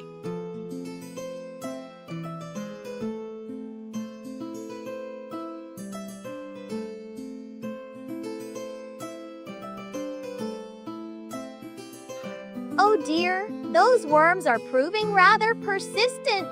It seems my melon balm wasn't quite enough to deter them all from causing trouble. Perhaps I should try something a bit more impactful. With a flourish, I'll unleash a melon bomb to hopefully distract everyone and give us a chance to escape this wacky situation. Huh. That sounds vaguely hereditary. But I don't know enough about, like, neurology. Or sleepology. Whateverology. Anyways. Alright, Melanie, you attempt to use your melon bomb ability, placing an explosive melon in the center of the arena. Let's see if any of the worms go for it. The red worm... well, it thinks you've set down another edible melon, so it goes right for the melon bomb. The green worm... I'm gonna say, with a 12 on the die, that is a failure. It also slithers over to the melon bomb. And the blue worm is still not interested in melon. But when your melon bomb goes off, it successfully whacks 2 of the worms. Your team is now at 6 hits. It is the green worm's turn. It is going to try and whack Melanie. And with a 17, it manages a hit. The enemy team has 3 hits to your 6.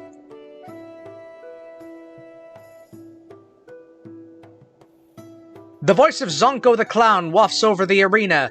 Come on, you little wormy idiots. You're making me look like a clown out here. And I am a clown. Hit him! It is now Belle's turn.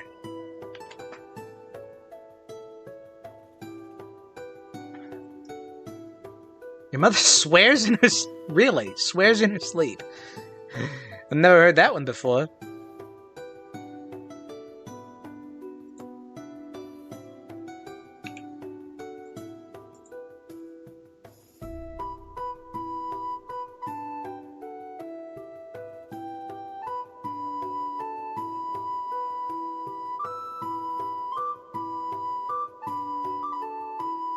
Oh, those worms are seriously cramping my style. I need to get back to baking. Zonko's right, this is ridiculous. I'm not here to play worm games. Da boys, bring in the reinforcements and let's clear these pests out so I can race go-karts. Then it's cake time for everyone. Even those silly worms deserve a treat after all this hullabaloo.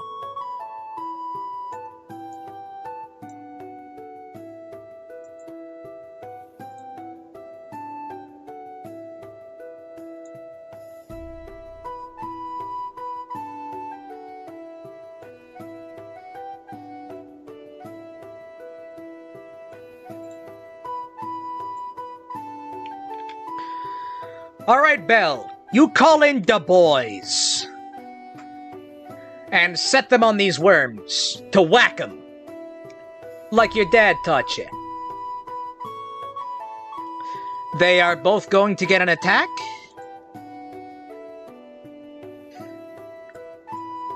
Your first mook manages a solid whack on the red worm.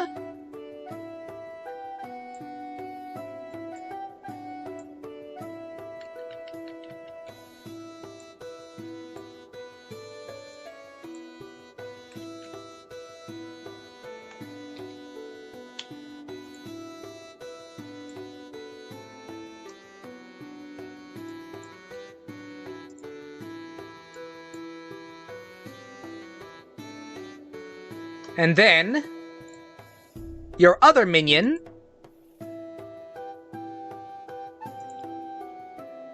rolls a 10, but with your assistance, he manages a solid whack onto green worm.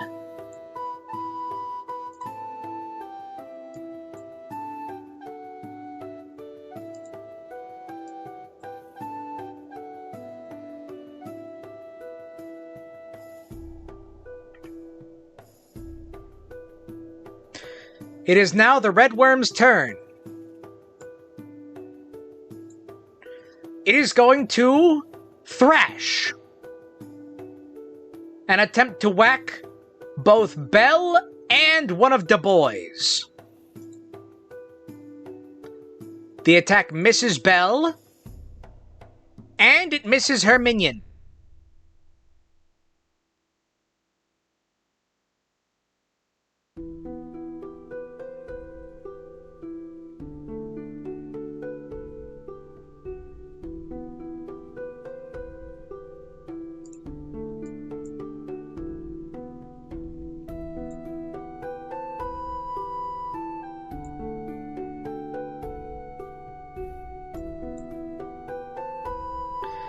The score is now 8 on your team versus 3 on their team.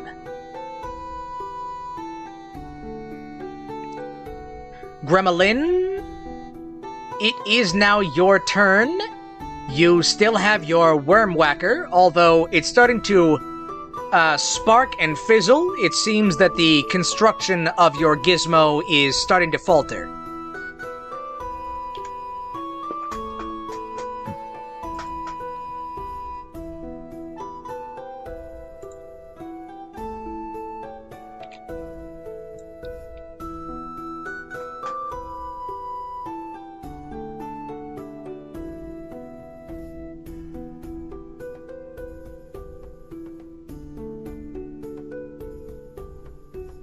Those boys are quicker than a greased piglet. Good on em for lending a hand. My worm whacker's looking mighty shaky now, but I ain't one to back down from a challenge. Let's give these critters a final send-off with a little scrap metal mayhem before I collapse from exhaustion. Time to show em what a southern goblin can do. With a dash of dynamite naturally.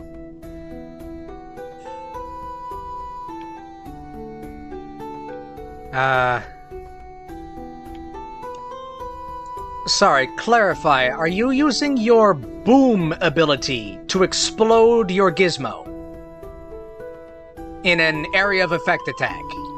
Or are you just throwing a stick of dynamite that you have on your person? I'm a little confused here.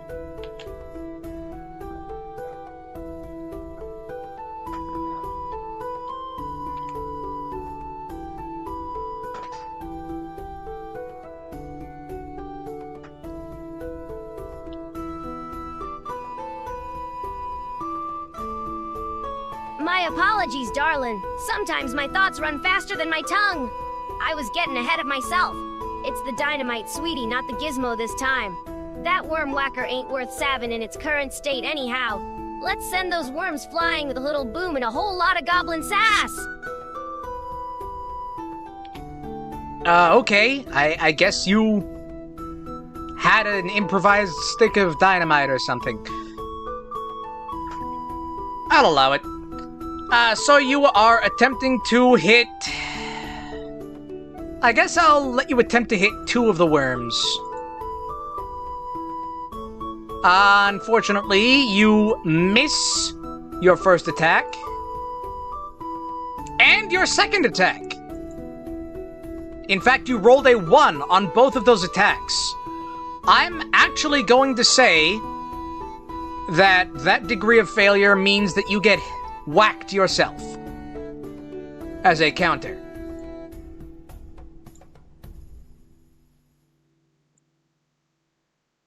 The score is now 8 versus 4, and it is the blue worm's turn. The blue worm is going to try and whack Gremlin. And with a 14 on the die, it manages.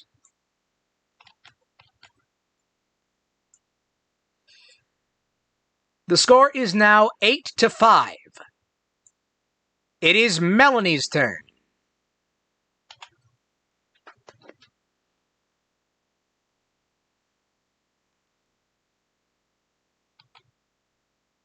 This is taking longer than I thought it would.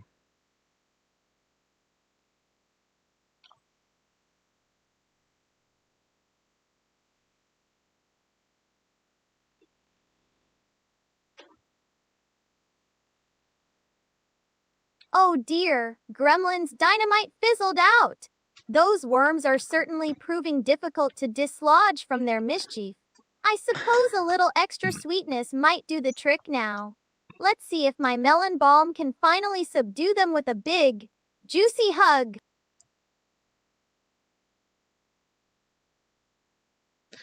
Oh, hold on. I think the... I forgot to put that on loop. All right. Alright, Okay, you use your melon balm and attempt to draw in the worms and distract them. The red worm hasn't quite learned its lesson from the last 2 times it fell for this. It's a little wary, but it is still going to go for the melon balm. The blue worm really does not like melon. It just does not care. And the green worm has wisened up. It is not going to fall for that 3 times. 2 times, yes, but not 3 times.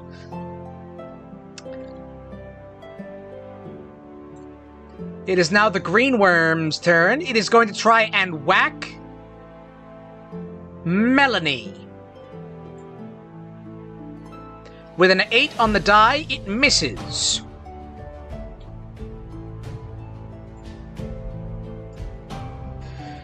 You hear a sort of ringing, ticking noise ring out in the circus tent, and you hear Zonko the clown say, "Ooh, it's the final turn. Better get all your whacks in before the time runs out. Let's see if we can get this score back up." "Whack 'em, you dang worms!" he says, shouting at the worms. It is now Belle's turn. As a reminder, you have 2 minions on the field.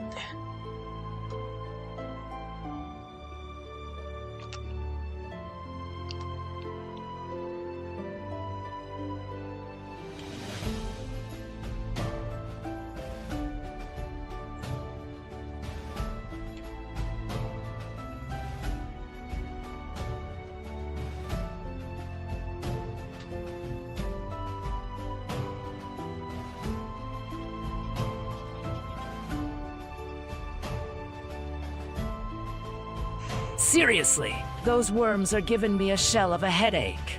I need to get back to my cart racing! Fine, let's finish this, and then I'm off to bake a triple layer cake with extra sprinkles. Du Bois, give those worms a final. Decisive whack, no room for turtle tears now! Let's make sure we win so I can celebrate properly. It's time to shell out some victory! Alright,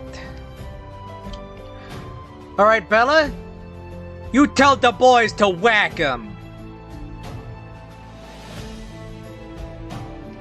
The first attack connects.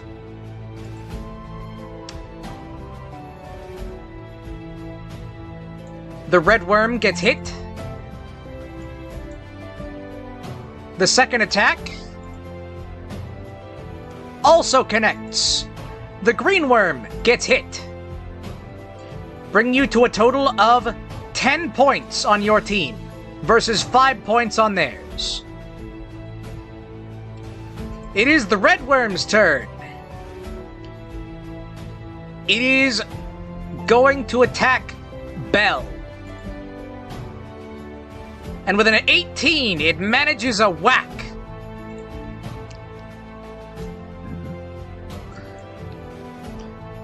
Bringing the enemy team's point total to 6.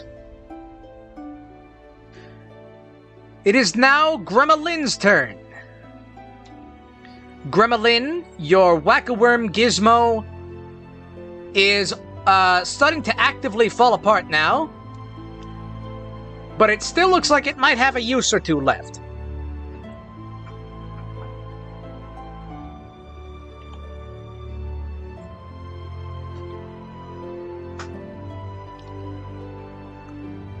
Yeah, that is weird in chat. I mean, it sure sounds weird.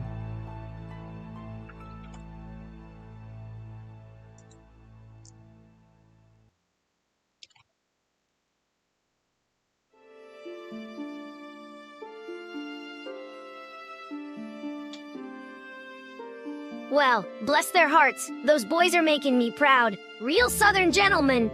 My gizmo's looking like a pile of scrap metal now, but I ain't quitting yet. Let's see if this old girl can still pack a punch and give those worms a final scare. Time to unleash one last bit of goblin ingenuity before things get too messy. Yeehaw. Okay.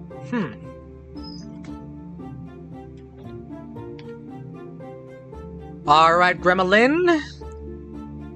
You attempt to hit the blue worm with your worm whacker. It's gonna take at least a 12 to hit. Unfortunately, you rolled a 2 on the die.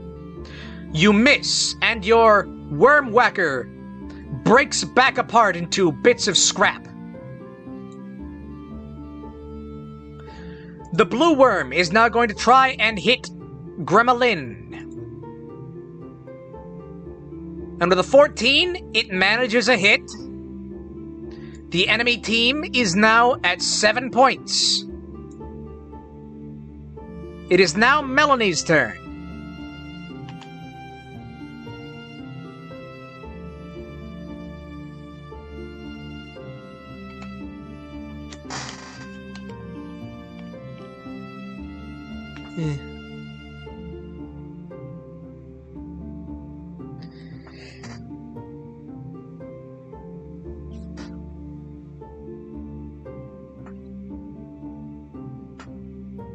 Oh no! Gremlin's Gizmo finally gave up the ghost. That's just melancholy. Those worms are proving quite resilient. They must really love causing trouble. Perhaps a little extra sweetness and strength will do the trick now. Time for Vine Whip. I'll lash out to try and keep them at bay while we strategize. Alright, Melanie, you lash out with your Vine Whip at the green worm. And with a 20 on the die, you manage not one, but 2 hits on the green worm.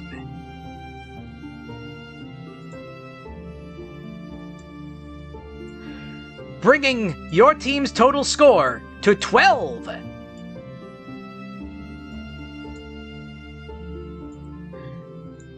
It is now the green worm's turn. It is going to try and hit Melanie. But with a 9 on the die, it fails. And a ringing rings out. The game of Wack-a-worm has ended. Your team wins with 12 points. Zonko the Clown growls angrily. No, no, no, no, no, no, no! You weren't supposed to win the Wack-a-worm game. You were supposed to get killed! Ah! I'm never gonna give you back the Ringmaster's hat! That ugly so-and-so didn't want to give me a raise. He didn't want to give me the recognition that I deserve as the best clown in this dang circus. And there ain't nothing you 3 can do to make me give back that hat!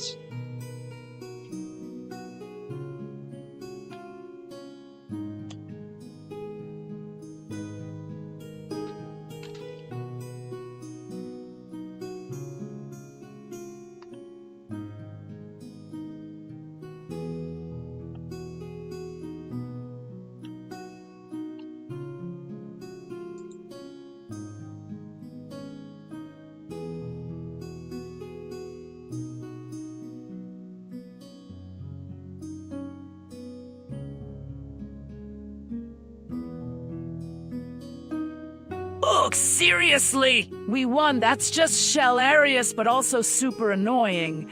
That clown needs to chill out and stop being such a sarpus. Maybe he needs some cake. I'm not giving him back his hat, though. Winning is way more important than pleasing grumpy clowns.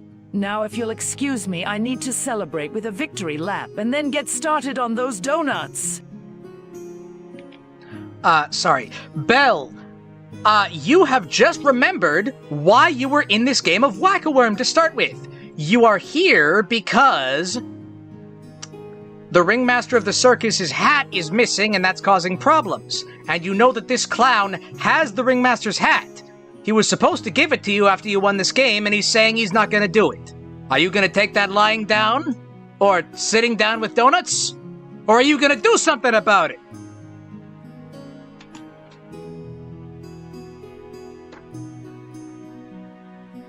Yeah, it's kind of what I'm going for with the clown voice. Evil clown.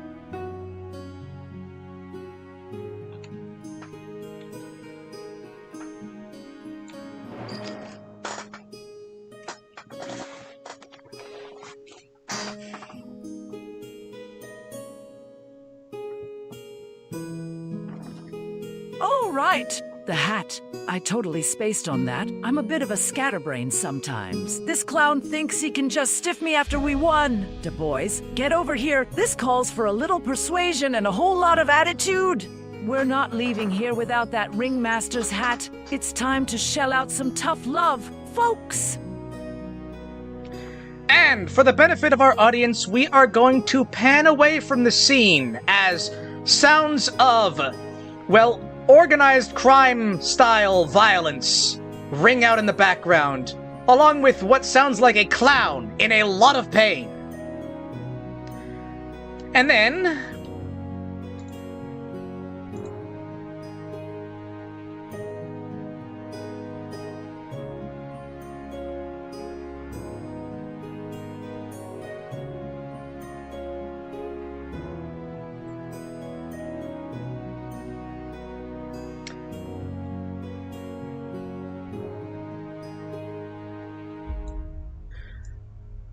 we come back to the scene to find Bella and Du Bois standing over this,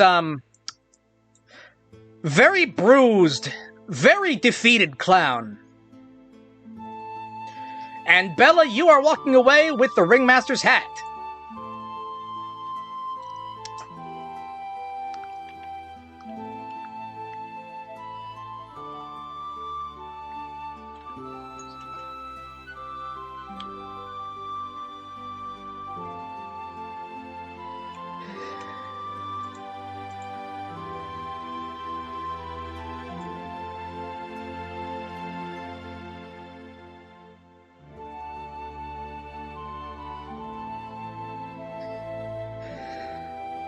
See, a little tough love goes a long way. It's like baking. Sometimes you gotta crack a few eggs.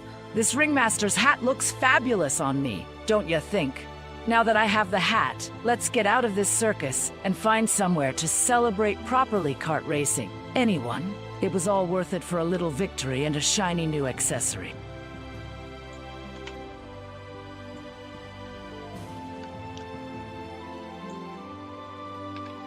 Yes, and as you all exit the tent with the ringmaster's magical top hat in your grasp, the circus strongman approaches you and says, "Oh, thank goodness you have found our ringmaster's hat! Quickly, give it to me. We must return it to the ringmaster before the temporal circus succumbs to the paradoxes." And as you hand over the hat, let's see.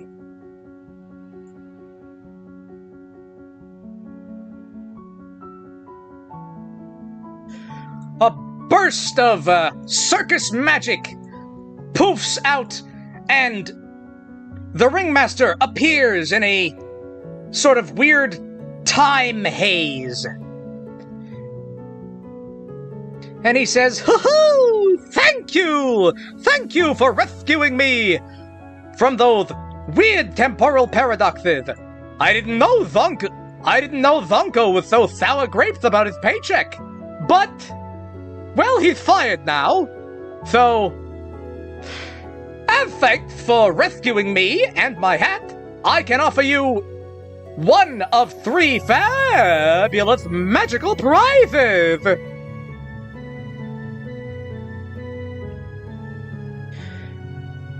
And he offers you your choice of 3 items. First, there is the Double Time Watch, which allows you to perform an action twice at one time.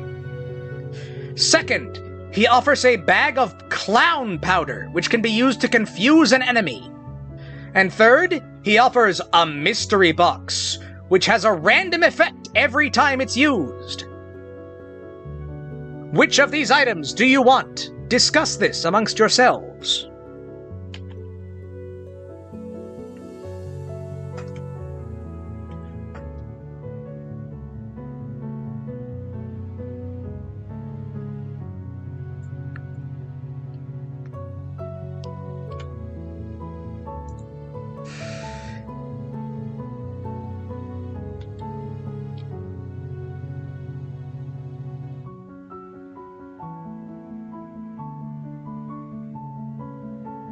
Well, that clown needed a serious lesson in manners and respect.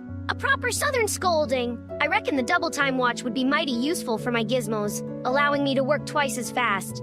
But that mystery box sounds like it's full of mischief, just how a goblin likes it best. Let's go with the mystery box. Who knows what delightful chaos we can unleash?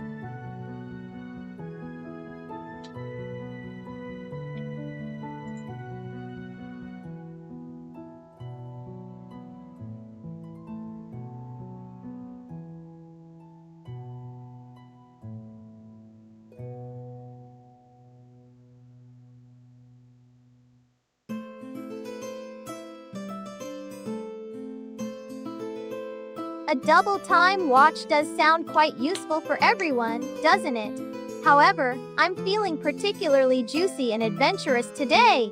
The mystery box seems like the most delightfully unpredictable option. It could sprout melons. Who knows? Let's choose the mystery box. A little surprise is always sweeter than guaranteed power. I don't know. I mean, an apple in the hand is worth 2 on the tree. Or something like that. There's a saying like that.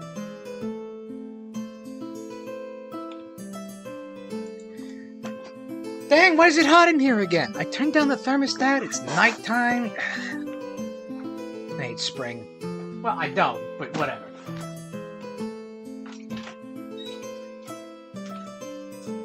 Honestly, both of you are being way too logical. Where's the fun in that? That double time watch sounds like it would be useful for kart racing, but I'm all about surprises. Let's go with the mystery box. It'll be more exciting than anything else. Besides, a little chaos is always good for keeping things interesting. Wouldn't you agree? All right. It sounds like all of you have chosen the mystery box. The ringmaster hands it over to you.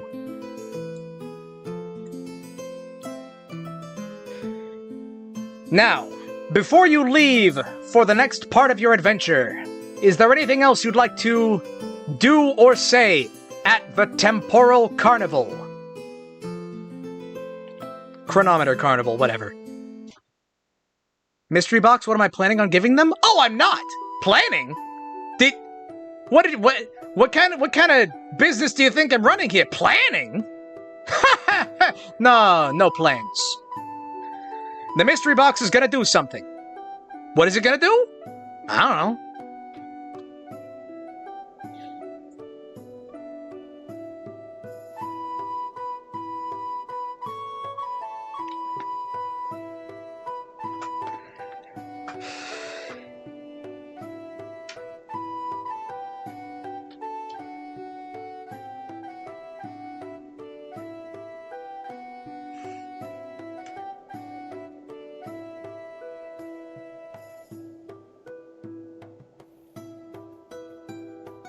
Is it a one item for each of them, or it's only one item? Oh my goodness! This whole carnival has been such a delightful experience. I'm certainly glad we managed to save the ringmaster and his hat. That was quite the hullabaloo. Perhaps I should offer everyone a melon as thanks for their bravery. A sweet reward for a job well done. Now, let's be off on our next adventure. There are so many more melons to discover.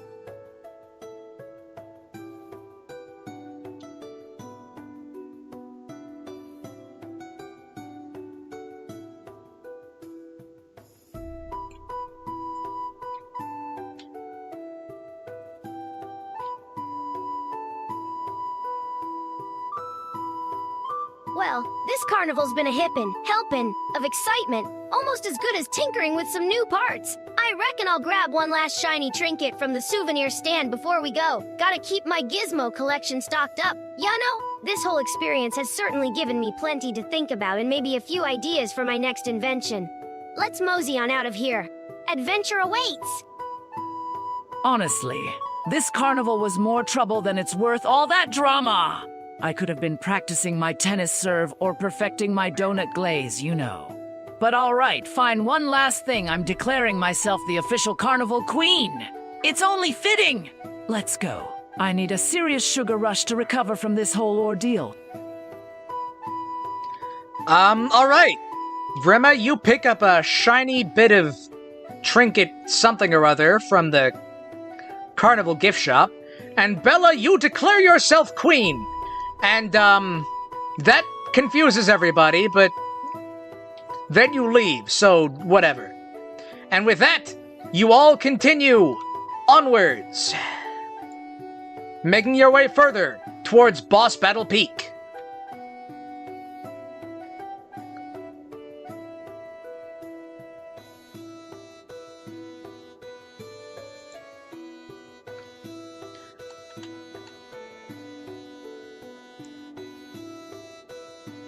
Along the way, you see that there is only one path forward. You travel along the path and make your way to the Star Shatter Forge, located atop a volcano. But when you get there, you see a sign on the door that says closed for renovations. So with that, you make your way onwards to Boss Battle Peak.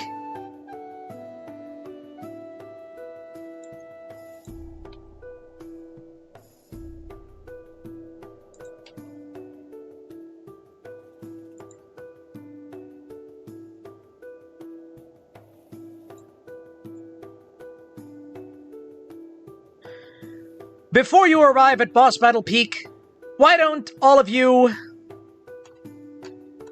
talk a little about the adventure you've had so far, and the items you've collected up until this point.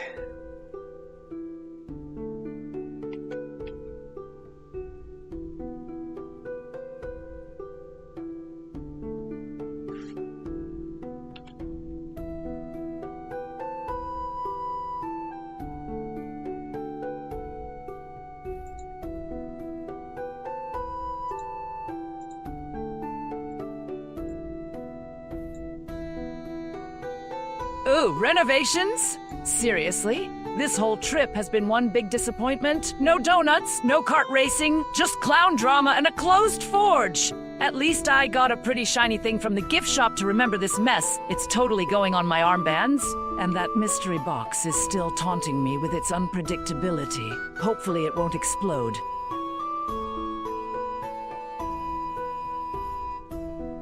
Well, I must say this whole adventure has been a right proper roller coaster, full of surprises and shenanigans.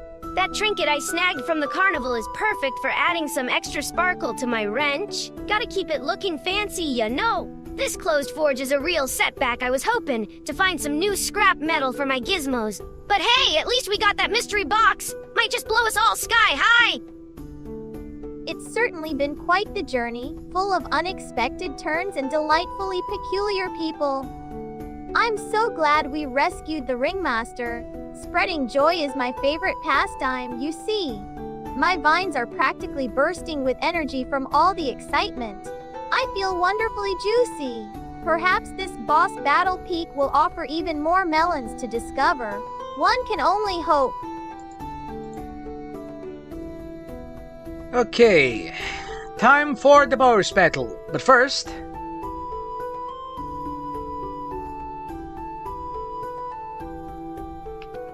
as you approach Boss Battle Peak, you think back on what you've done so far.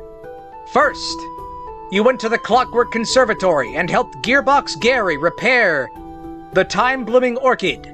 And from that, Belle received the Gearbox goggles that allow her to see through machinery.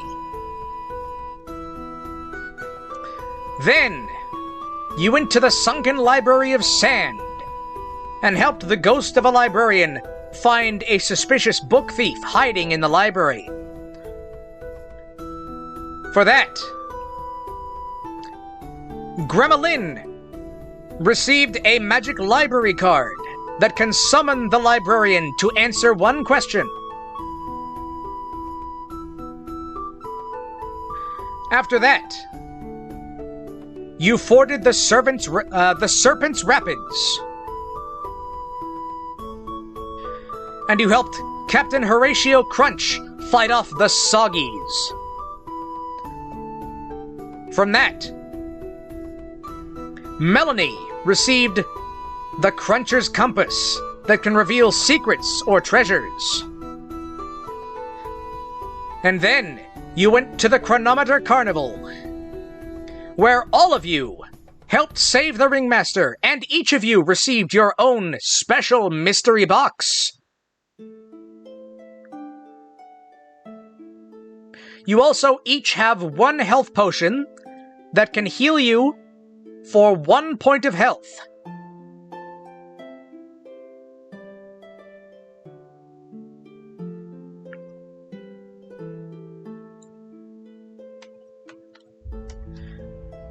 And as you make your way into the grand arena of Boss Battle Peak, you see the hazy, mysterious shape of the boss floating in the center.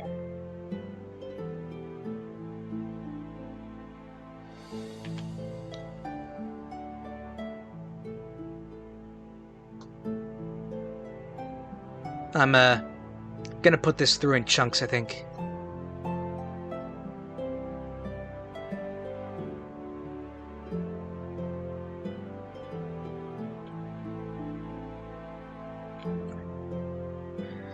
As you approach,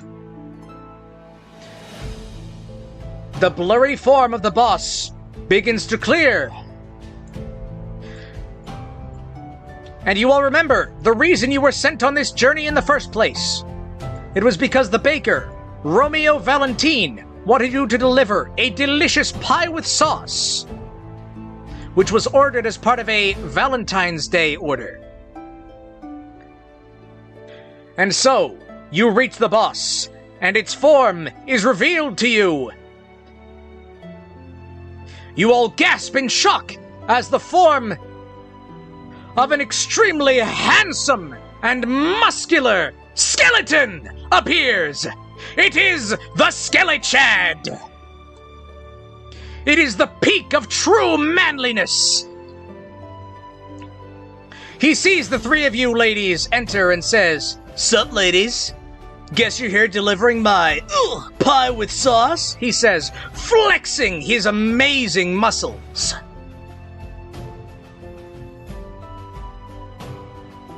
And he says, "That's awesome to hear." He says, "That's awesome to hear. But, Valentine's is tomorrow, and I don't have anybody to share this pie with. Unfortunately, this is only a 2-person pie, and there's 3 of you."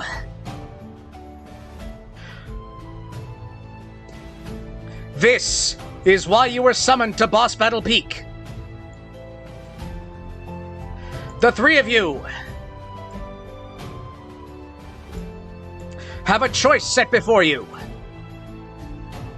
Will you compete for the beating skeletal heart of the Skelechad and the privilege to share that pie with sauce with an extremely handsome man? The choice is yours.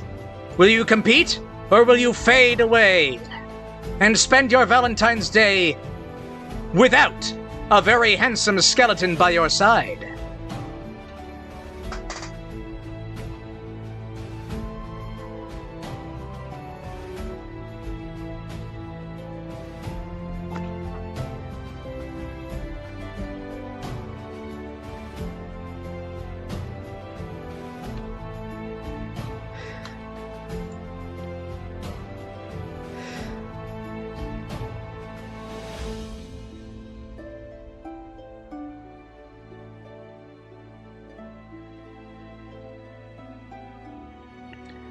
A skeleton? Seriously? This whole thing was for that? I'd rather face down a horde of soggies than compete over some bony guy. No offense to him or anything. Fine, I guess I'll fight, but only because losing out on pie with sauce is simply unacceptable. Let's do this, and then I'm finding somewhere to bake a whole mountain of donuts. That's way more appealing. Aw. That's unfortunate to hear. I mean, pie with sauce, I relate to that.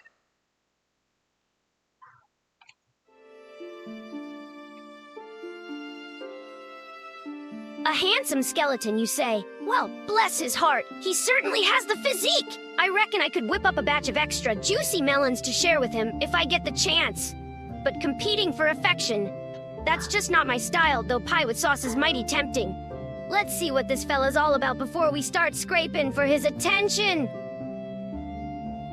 Okay.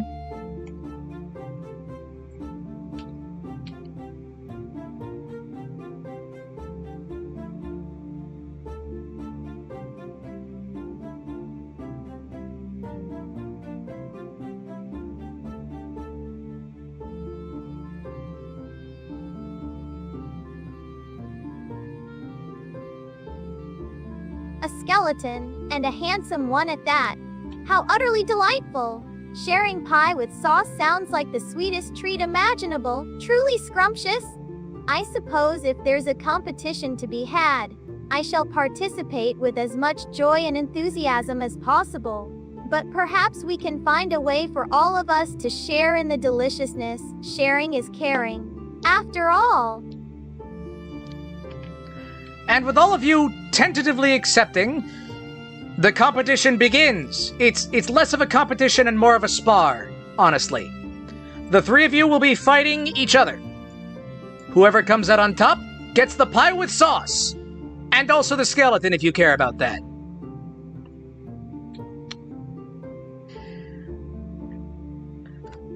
We'll start with Bella's turn.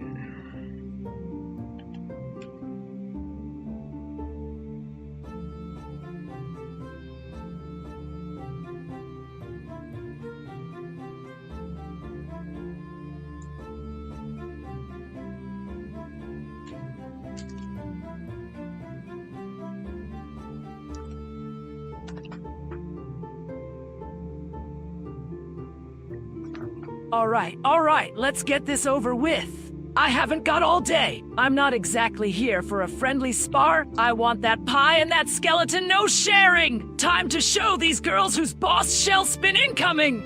Don't underestimate the power of a princess with a racket, folks. All right, Belle. To clarify, who are you using your shell spin on? Gremlin or Melanie?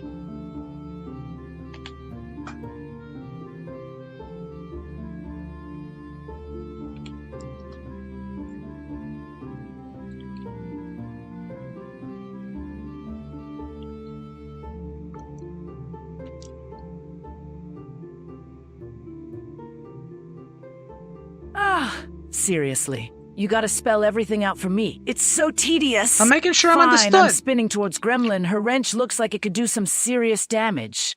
Gotta take out the competition early and decisively, you know. Besides, she probably needs a good dusting off anyway. No, I'm not sure if I want Belle to win. Anyways. Alright, Belle. You activate your shell spin. And shoot off towards Gremlin. Let's see if you hit. With a 17, your shell spin manages to connect. Gremlin, you take 1 point of damage, bringing you down to 2 hearts. It is now Gremlin's turn.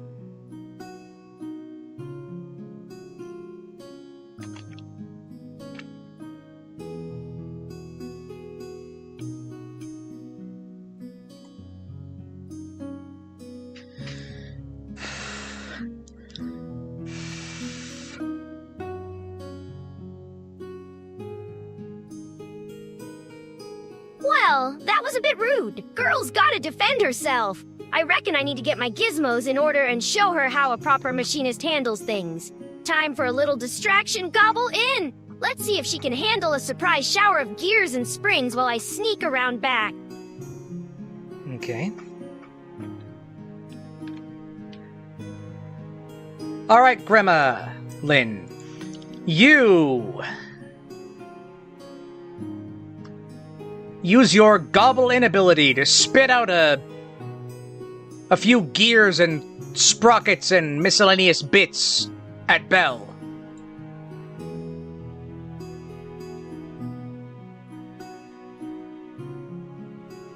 Unfortunately, an 8 on the die means that you miss. The small cogs and gears and things that you spit out bounce harmlessly off Belle's spiked shell.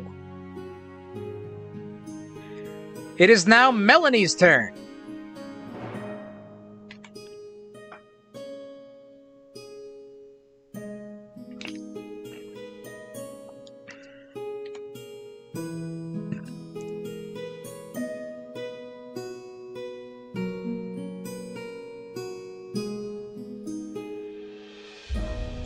Actually, you know what?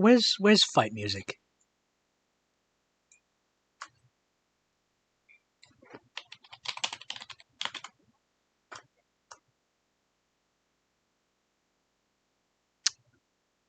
This one says copyright free. It better be. Those gears certainly looked like they could have been quite a nuisance. It seems my vines are particularly good at deflecting unwanted projectiles. A handy trait for a dry-eyed. Perhaps I should offer Gremlin a sweet melon to cheer her up after that miss. Sharing is always the best remedy.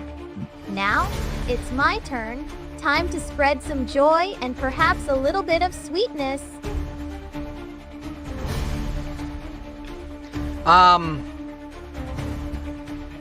Okay. I guess, Melanie, you walk up to Gremlin and offer her a melon.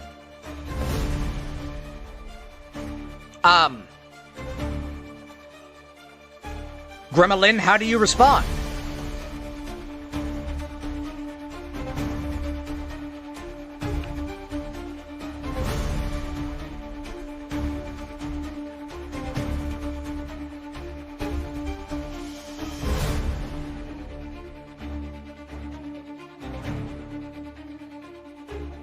A melon.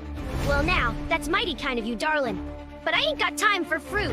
I need to focus on winning this here competition. Still, a little sweetness never hurt nobody. I reckon I'll take it with one hand and keep my wrench handy with the other. Now, let's get back to business. That pie ain't gonna bake itself.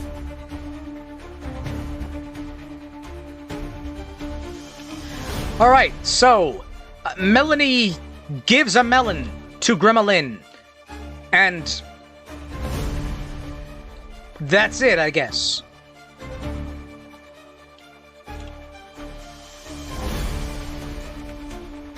The Skelechad is, in the background, watching. Silently debating to himself which of these 3 fine ladies he wants to share this pie with sauce with. It is back to Belle's turn.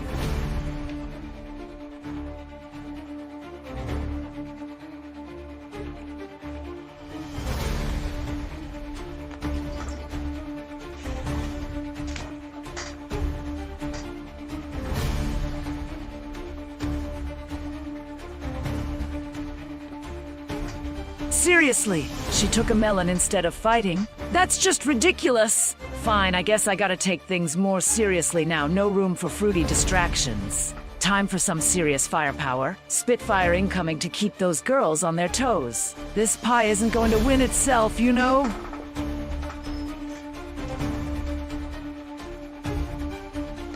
Alright. Belle, you use your Spitfire and breathe a cone of fire on Gremma and Melanie.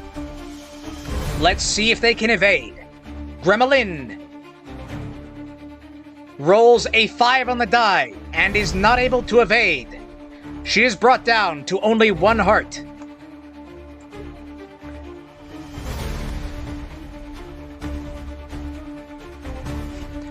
Just outside the arena, you do hear the Skelechad call out. Like, hey, little gremlin gal! You know, do your best out there and stuff. I mean, the same to the other 2 of you, you know. Totally.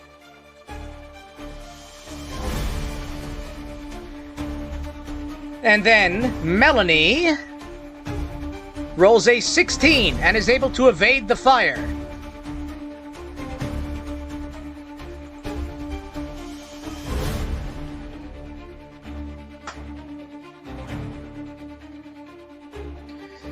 It is now Gremlin's turn. You are at only 1 heart.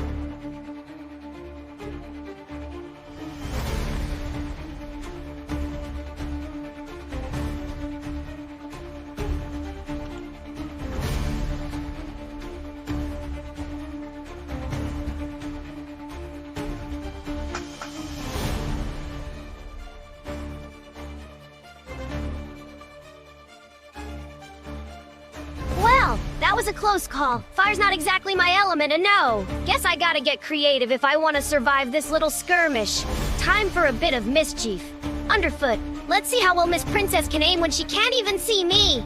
A goblin always has a trick up her sleeve, especially when it comes to avoiding fiery breath.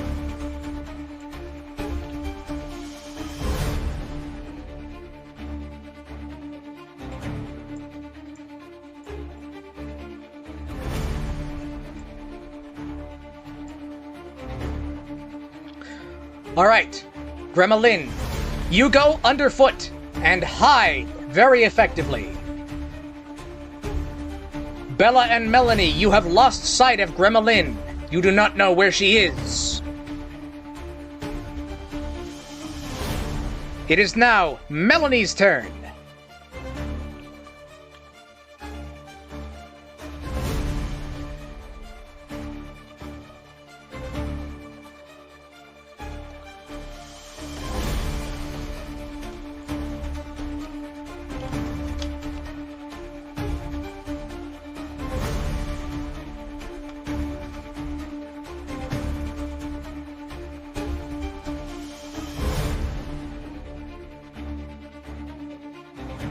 Oh dear, that fiery blast was rather intense. I hope Gremlin isn't too singed. Perhaps a calming scent would ease her worries and help her regain her footing. I shall release my melon-scented ability. Maybe it will give everyone a moment to reconsider this silly competition. Besides, a little sweetness can diffuse even the most heated situations, don't you think? Alright, Melanie, you unleash your melon-scented ability, attempting to calm the tensions of this competition. Let's see how it rolls. Bella manages an 18 on her roll. She is unaffected, her fighting spirit incapable of being dampened. And Gremlin rolls a 16 from her hidden position. It seems neither of the other two are actually very interested in, well, not competing.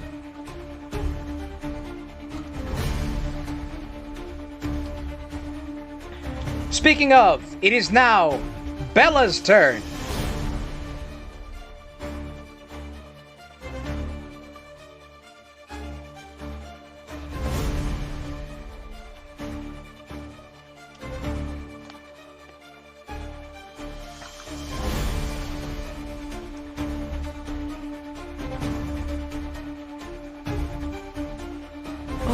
Calming sense? Seriously? This whole thing's getting ridiculous. I need to win, since they're all being soft. I guess I gotta end this quickly. Cushy crush incoming! Time to flatten the competition and claim my pie and that skeleton, obviously.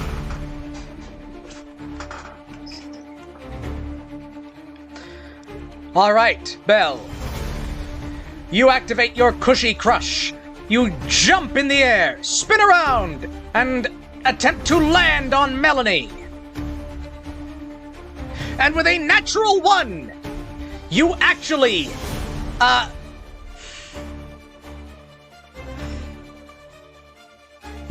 land on the ground directly next to Melanie.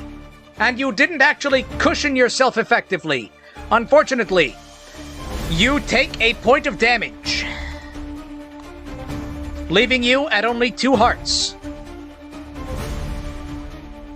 It is back to Gremlin's turn. You are hidden.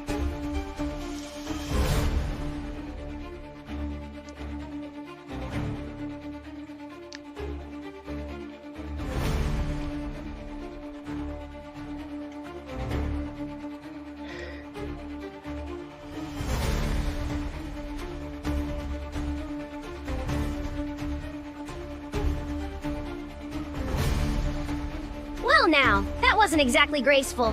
My honkers took quite the bump. Seems like a little payback is in order. Time for some scrap metal shenanigans. Scrap scrape, let's see if I can make Miss Princess landing a bit more unpleasant. A goblin always appreciates a good opportunity to turn misfortune into mischief. Y'all.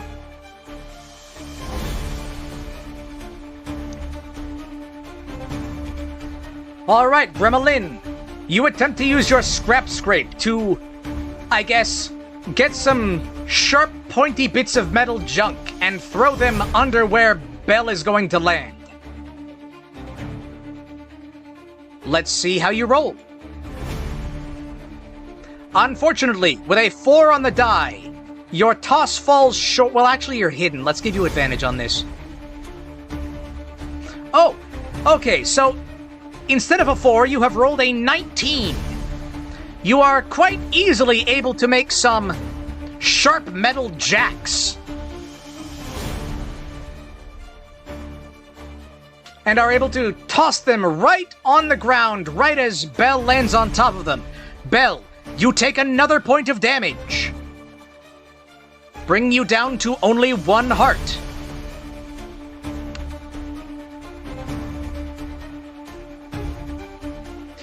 And let's see if Gremlin was revealed by her attack. Ooh! Gremlin, you roll a natural 20. You are still hidden. Melanie, it is your turn. You are at 3 hearts, and the other 2 are at 1 heart. But Gremlin is hidden, and you do not know where she is.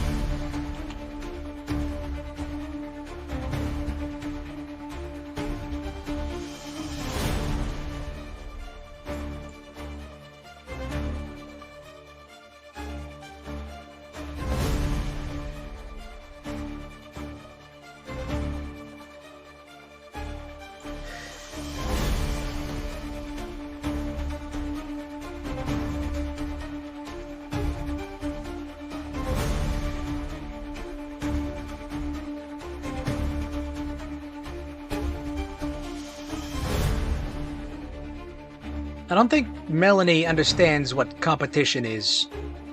Oh dear, poor Bella! Those sharp scraps certainly don't look very pleasant to land on. A bit prickly, wouldn't you say? I suppose a little healing might be in order, but how dreadful for her to be so close to defeat. Perhaps my melon balm could offer some comfort and restore a bit of her strength.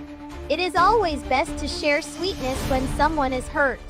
Now, let's hope Gremlin reveals herself soon. This hiding game is rather unsettling. Alright. Melanie, you summon a melon balm and offer it to Bella. Bella, you're on the ground. Your butt is really sore. Melanie is offering you a healing balm in what seems like kind of a blatant opposite of what this competition is supposed to be about. How do you respond?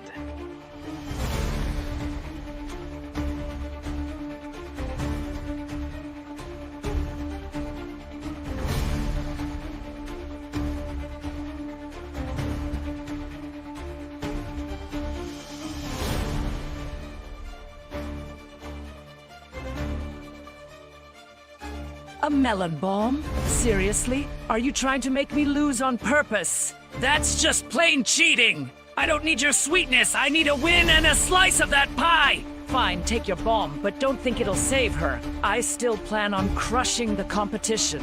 This whole thing is totally ridiculous! Okay, I guess. Okay, so it sounds like Belle accepts the melon balm, so she's being healed by 1 heart. Speaking of, Belle, it is back to your turn. You still don't know where Gremlin is, and Melanie has just healed you. But you look up in the stands, and you see the Skelechad holding the pie with sauce. You want that pie with sauce. The skeleton I don't think you actually want the skeleton, based on what you've said. But you really seem to want that pie with sauce.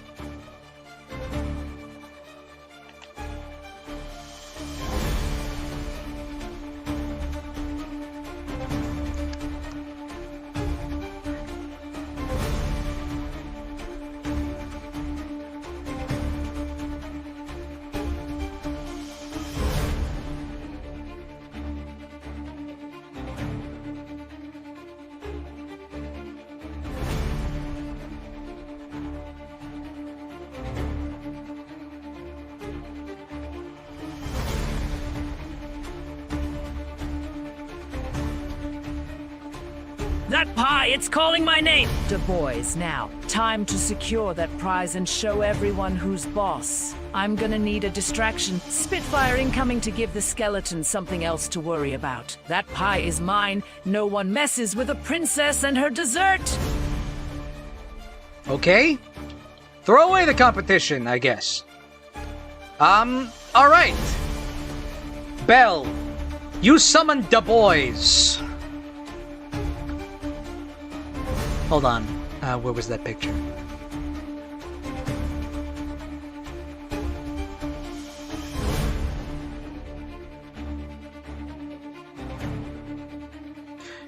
Yes. You summon Du Bois and have them, I guess, run a distraction inside the competition arena. Meanwhile, Bella, you,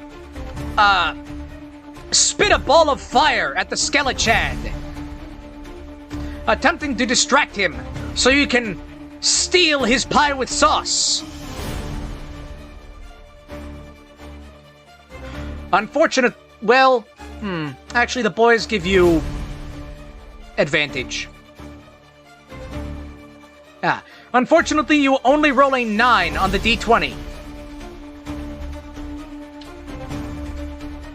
So it seems Du Bois aren't a very good distraction. But let's see about your fireball. That only rolls a 7. The fire splashes harmlessly off the Skelechad. And he says, whoa, that is, like, not super cool. You trying to cheat the competition and take the pie? Because, like, I can kind of respect, but that's not in the spirit of things.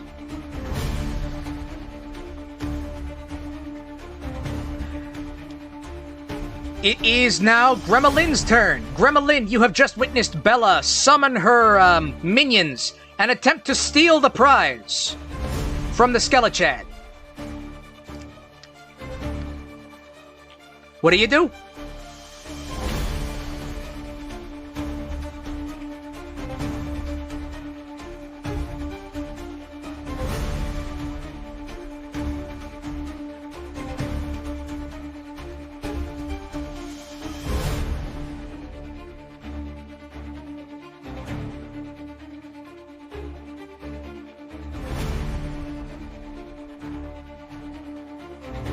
Well, bless her heart. Miss Princess really thought she could outsmart everyone. A goblin appreciates a good hustle, but that was just plain clumsy. Gobble in, I reckon I'll snag one of those boys and use him as a handy climbing tool for a closer look at that pie. Seems like stealing's the name of the game now. So let's play along with a little goblin flair.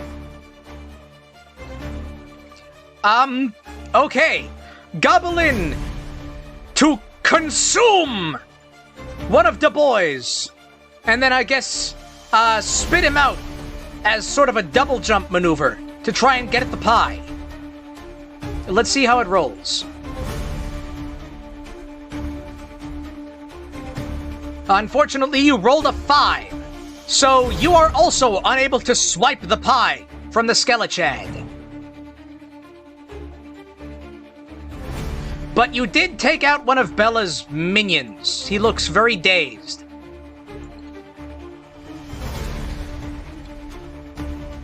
Also, you are no longer hidden. Oh, actually, you were hidden. Oh, hold on. Let me redo that turn.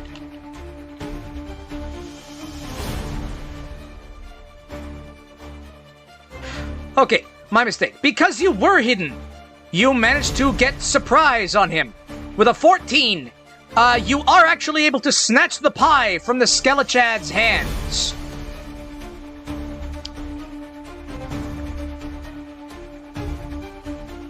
And the Skelechad looks at his, empty skeleton hands that once held a pie with sauce. And he's like, dude, that's not cool. My pie. Melanie, it is now your turn. The other two seem to have forgotten about the defeating each other part of the competition and are now attempting to steal the pie. It is Melanie's turn.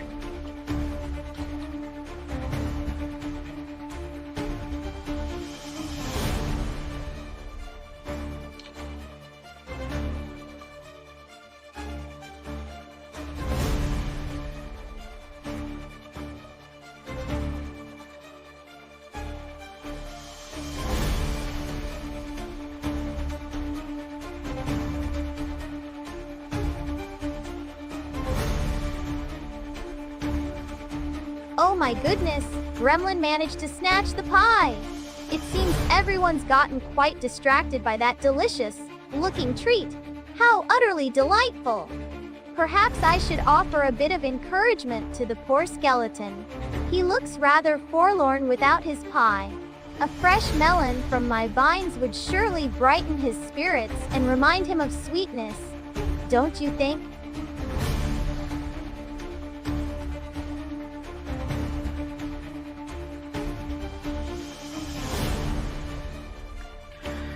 Okay, Melanie, you also leave the competition behind and walk up to the Skelechad and offer him a melon. The Skelechad looks down at you, Melanie, from his perch on sort of a perching chair. And he says, I mean, that's a nice offer, but, I actually don't like melon.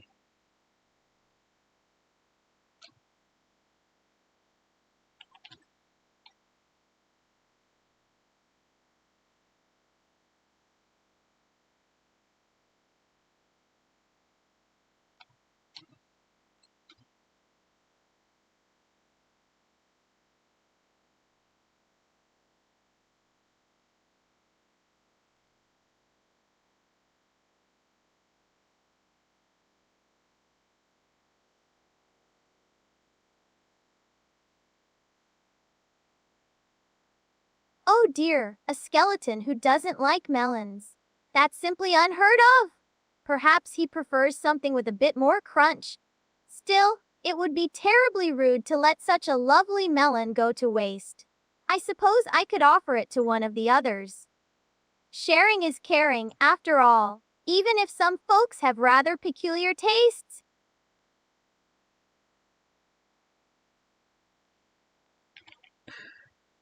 All right. Gremlin, Belle, both of you are sort of preoccupied over the pie, which, as a reminder, Gremlin currently has the pie. Melanie walks up with a fresh, ripe, juicy-looking melon and offers it to the both of you. How do you respond? Belle, you first.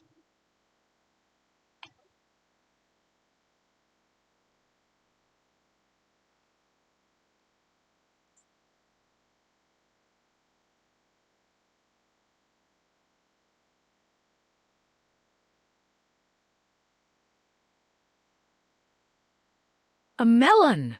Seriously, are you trying to distract me from my prize? That's just plain rude. I'm not sharing this pie with anyone. It's mine and I earned it. Besides, melons are turtly boring compared to a good slice of pie. Now scram before I decide to shell shock you!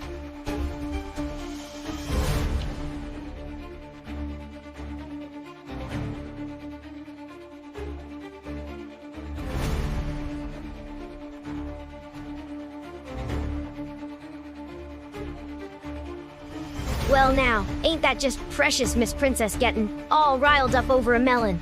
A goblin appreciates a good fuss, but this pie's got my attention. It smells mighty fine. Cuteness, I'm just a little critter gal trying to enjoy my victory treat. Maybe I'll trade the melon for some shiny gears. A goblin girl can always use more trinkets. Alright, Melanie, it seems both of the others have rejected your offer of a melon. It is now back to Belle's turn. Belle, Gremlin has the pie. What do you do? Oh, also, one of your minions is still on the field. The other one is stunned.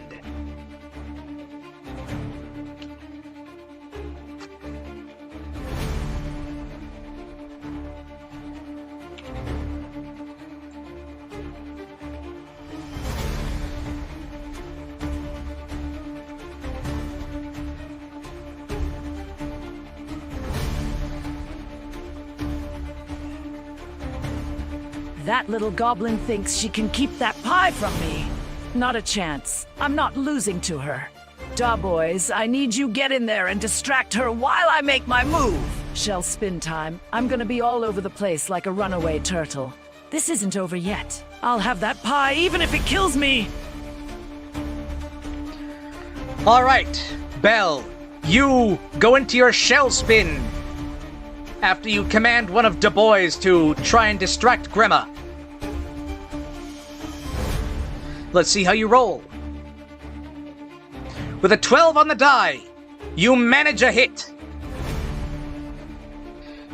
Gremlin, you are at 1 heart. If this hit connects, you will be defeated and out of the running. But if you choose to drop the pie, I will say this attack misses you. But if you do that, Belle will get the pie. What do you pick?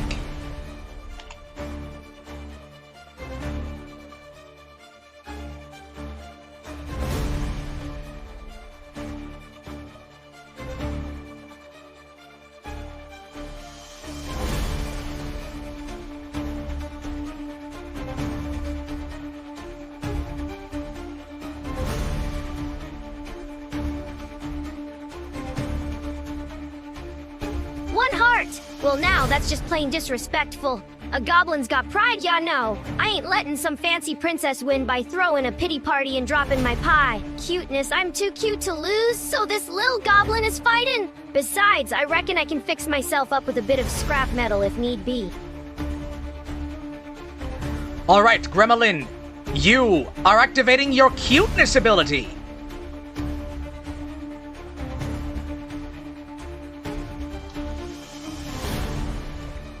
You make a pose. And you remind Belle that you are just a little guy. You're just a little critter. It's your birthday. You don't want to hit me. Let's see if it works. Ooh, with a 19 on the die. Your wide-eyed, very adorable display manages to stop Bowselle in her tracks.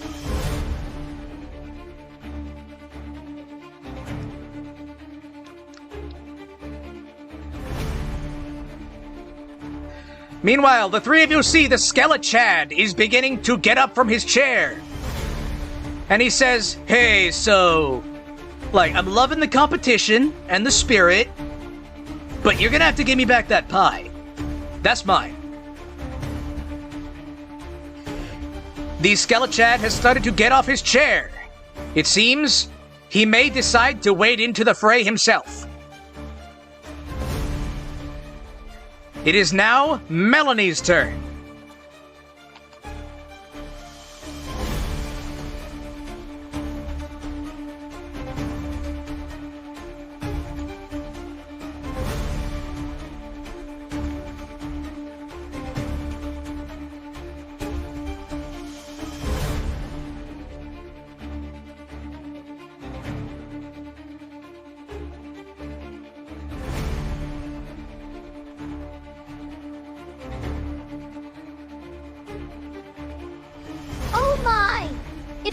Things are getting rather spirited. That poor skeleton looks quite put out. Perhaps a little sweetness would calm him down. I shall offer him another melon, even if he didn't care for the first one. Persistence is key to sharing joy. Hopefully, a juicy treat will remind everyone that this competition should be about fun, not fighting. Okay, Melanie, you are going to insist that the Skelechad samples your melons. Let's see how persuasive you are. Ah, you have rolled a 4 on the die. And the skeleton shakes his head a little sadly and says, "Sorry, babe, you got some nice melons. But, I don't like the taste. Or the texture. Sorry."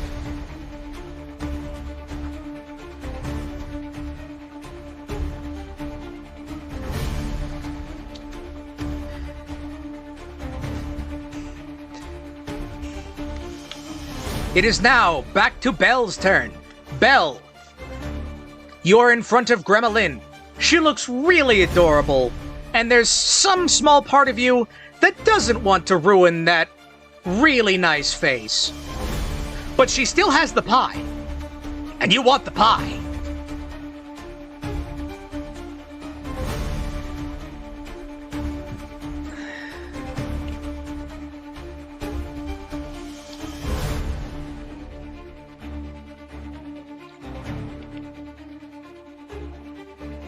Oh, and also Melanie is trying to persuade the two of you to stop fighting and share.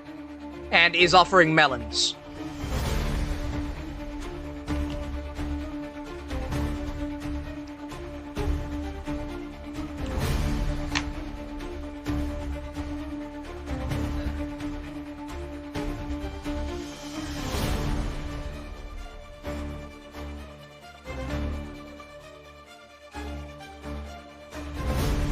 Look, seriously! This skeleton has even less taste than I thought. Fine, I won't hit her, but she's definitely sharing that pie. Du Bois, surround the goblin and don't let her move an inch. We're negotiating a pie split.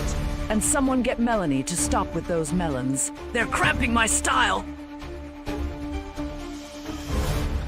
Alright, Belle. Du Bois are going to try and grab Gremlin. The first one does not manage. The second one,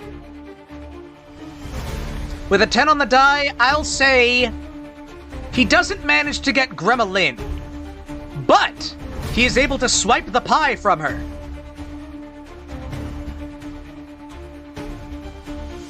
He is now holding the pie. It is now Gremlin's turn. The pie has just been taken from you. Also, the Skelechad is starting to get down from his chair and wade into the arena. His awesome masculinity and extremely handsome skeleton face, contorting in an especially handsome expression. He seems intent on getting that pie.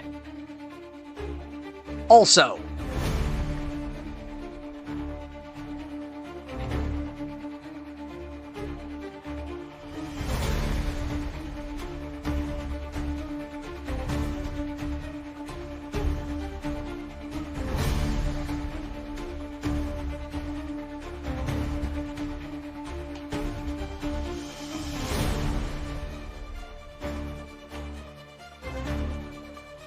Well now, that was a low-down trick. Stealing my pie like that. Boom! I'm making something real flashy and distracting for everyone to look at. This little goblin ain't giving up easy. It's time for some mechanical mayhem. And somebody needs to teach those Du Bois a lesson in respect. A goblin's got a reputation to uphold. Yeah, no!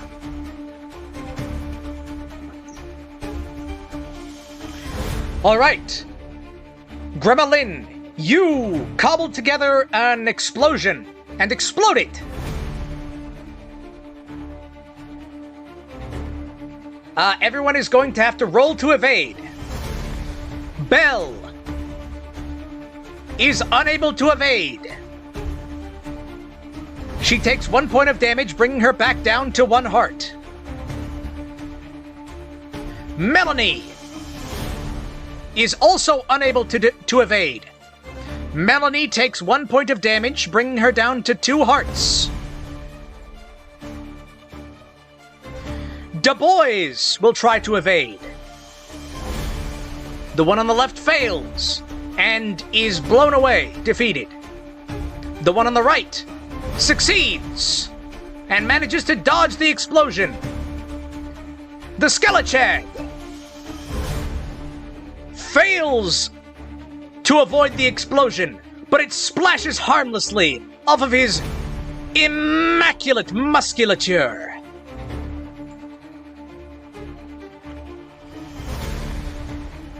Melanie, it is your turn.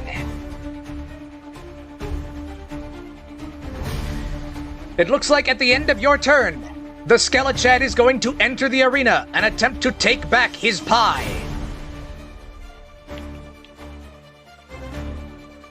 Hey, in chat.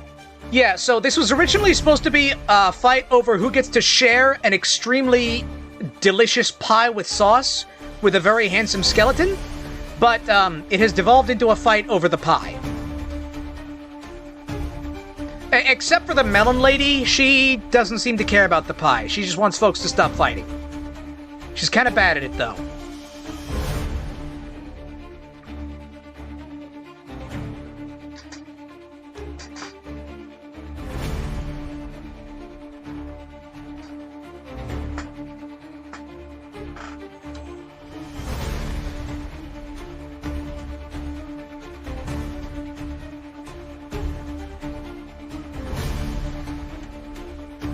Oh dear, that was quite a blast. It seems everyone needs a little extra sweetness now. Perhaps another melon would soothe their tempers. I shall use my melon balm on Belle to help her recover from the explosion. Sharing healing is just as important as sharing fruit.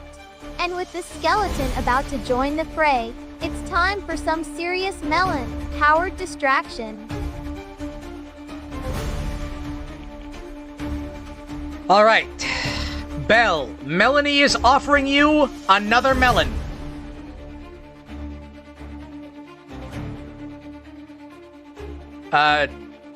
Will you take it?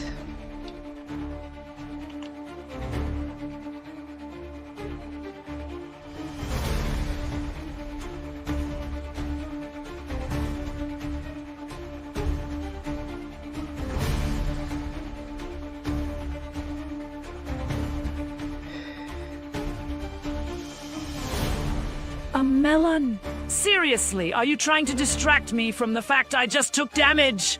Fine, whatever. I'll take the melon, but don't think this means I'm giving up on that pie. Spitfire time to give that skeleton a little taste of dragon breath before he tries anything. This whole situation is totally ridiculous. Somebody needs to get me that pie.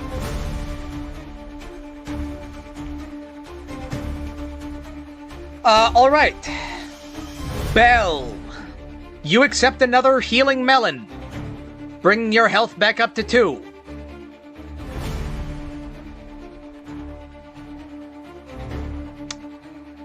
Then, before you can actually start your turn, the Skelechad wades into the battlefield.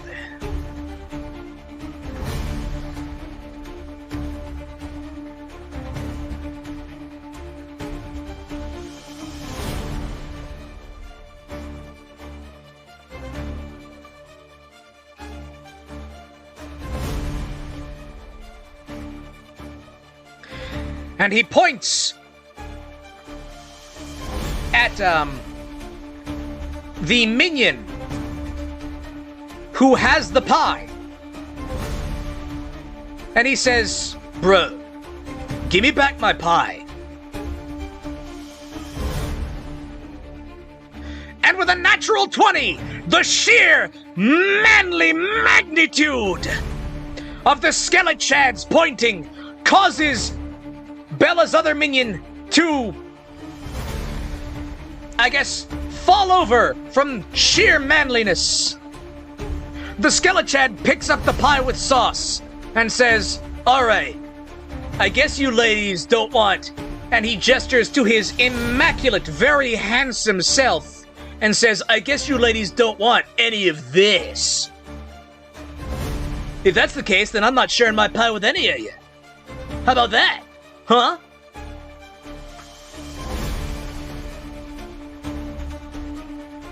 Now it is Belle's turn.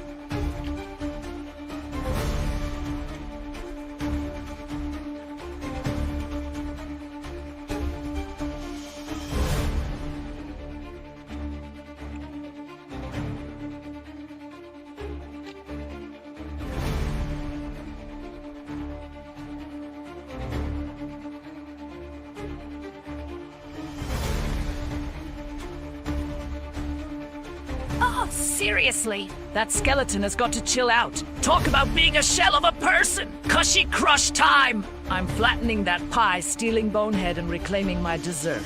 Da boys, distract him while I land the perfect blow. This isn't over yet. Losing is not an option. I'm getting that pie back, no matter what. All right, Belle. You activate your cushy crush. You leap into the air, spin end on end, and you land hard! And with an 11, you land on the skeleton! But first,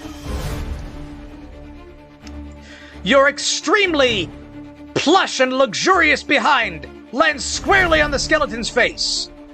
The skeleton is too awesome to take any damage, but he does give you a thumbs up. He's still holding the pie. Sorry, this was supposed to be a competition. Now they're fighting over pie. I guess I should have known it would devolve into this. But still.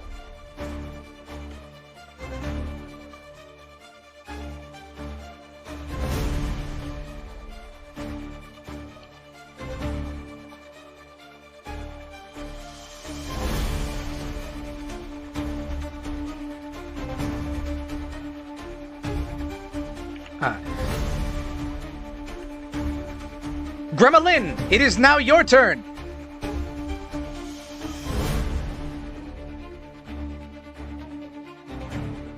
The skeleton has the pie.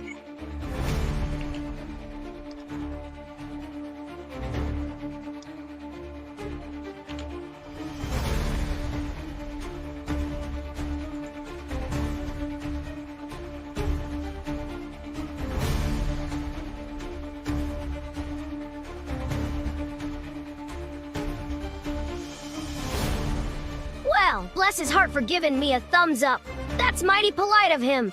Looks like I gotta get creative if I'm gonna snatch that pie back from a bonehead with good manners. Time to deploy my goblin. Oh dear. This little goblin's about to become one with something shiny and useful. Then, when he least expects it, I'll have what I need to whip up a gizmo to retrieve that sugary goodness. All right, Gremlin. You open your mouth wide to use your goblin ability. Let's see how you roll. And with a 16 on the die,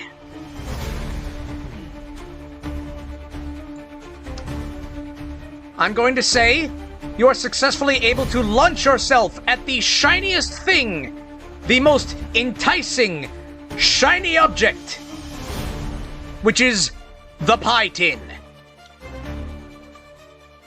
I'm going to give the skeleton one chance to evade.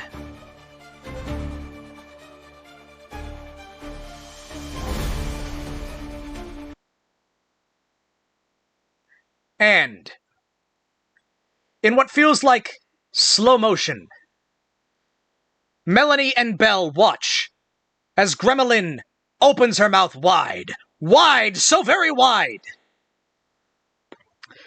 and swallows the entire pie with sauce.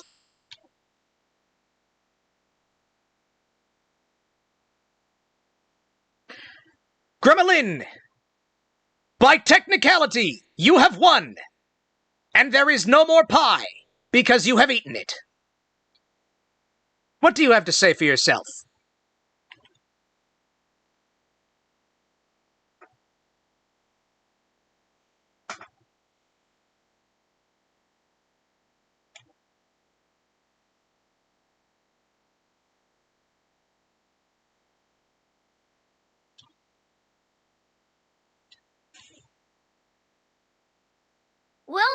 Isn't this just a sweet victory? Literally! Seems like my little goblin charm and a hefty appetite did the trick.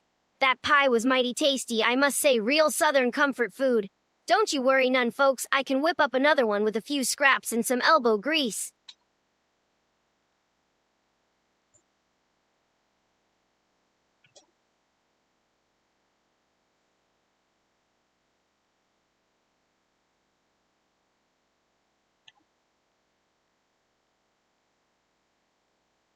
You ate the entire pie! Seriously, Goblin, that's just unbelievable! Fine, fine. You win this round, but don't think you can get away with that kind of behavior again. Da boys, make sure she doesn't try to steal any more baked goods. Seriously? I need some serious kart racing therapy after witnessing that tragedy.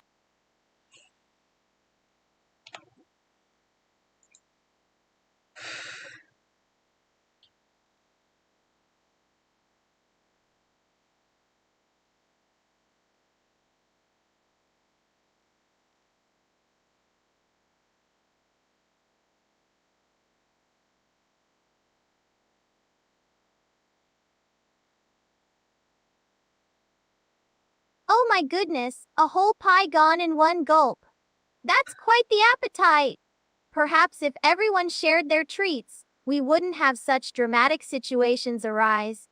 I shall offer another melon to Belle as consolation for her lost dessert. It's always best to find sweetness even in disappointment. And Gremlin, while your methods were unconventional, you certainly made a memorable impression. And the Skelechad looks down at all of you and says, "Man, I wanted to eat that pie myself, but also share it with a lovely lady. Man, it's not cool. Now I gotta go out and buy a whole other pie." And he looks at the three of you and says, "This was kind of a waste of time. Get off my mountain." And as he kicks you off the top of Boss Battle Peak, and you trudge back to, well, wherever it is you're planning to go after this, you all walk away.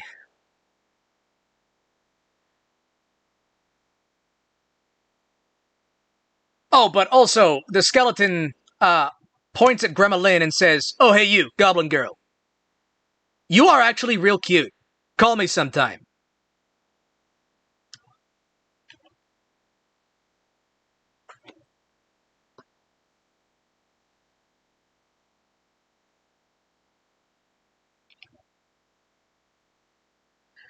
That last sentence did not come through correctly. The skeleton says, "Oh, hey you, goblin girl. You are real cute. Call me sometime."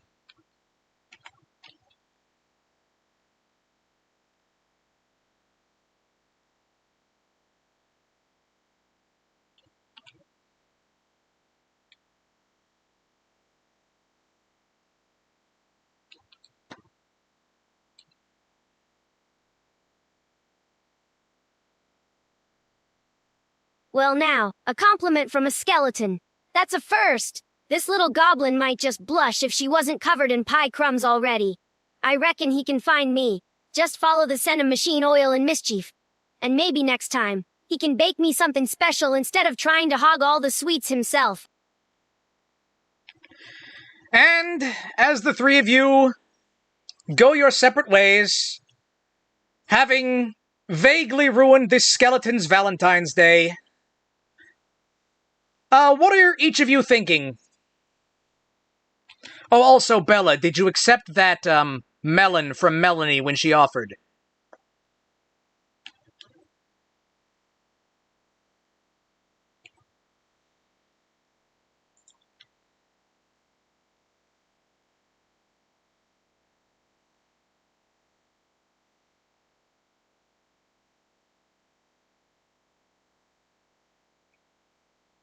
That skeleton had terrible taste. Seriously, a goblin. I definitely didn't accept Melanie's melon. I was too busy being furious about the pie situation. Time to find a cart track and burn off this frustration with some serious speed. And somebody needs to teach those do-boys a lesson in respect. It's totally unacceptable!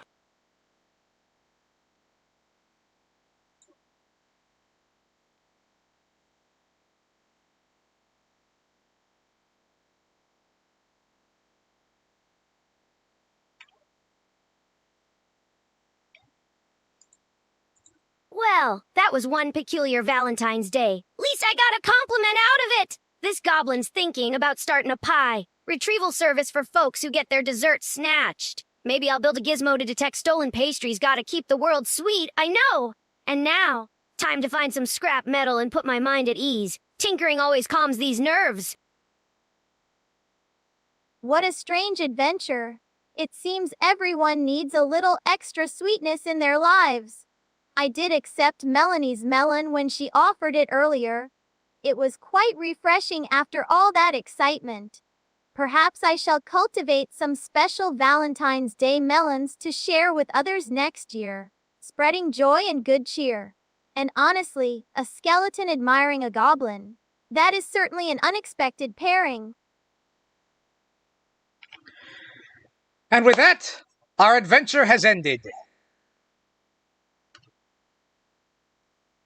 The skeleton, on Boss Battle Peak, orders another pie and gets it delivered by someone else.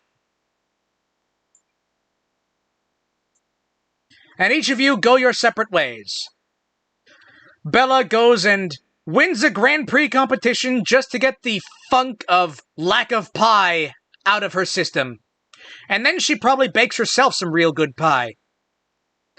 Grandma Lynn, stomach full of pie, goes back to her workshop and does some tinkering. Smugly assured that, even if only by technicality, she did win. And Melanie goes out and spreads good cheer and melons everywhere. This concludes the story. Now, each of you give a fond farewell to our audience who was watching.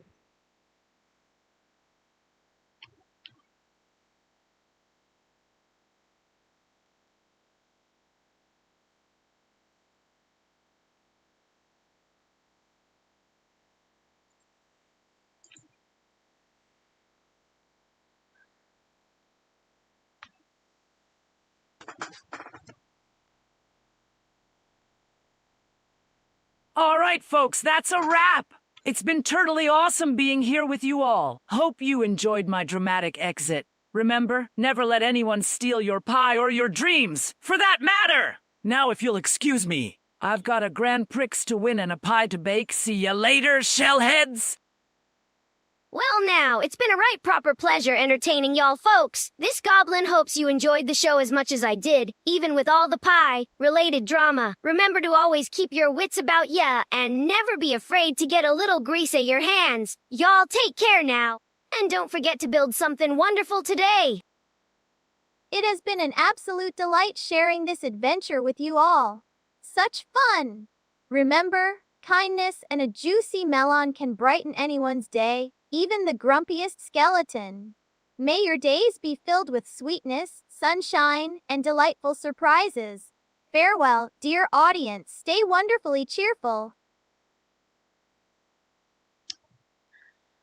Well, that brings us just about to the hour. This was not the ending I expected, which makes sense. Huh.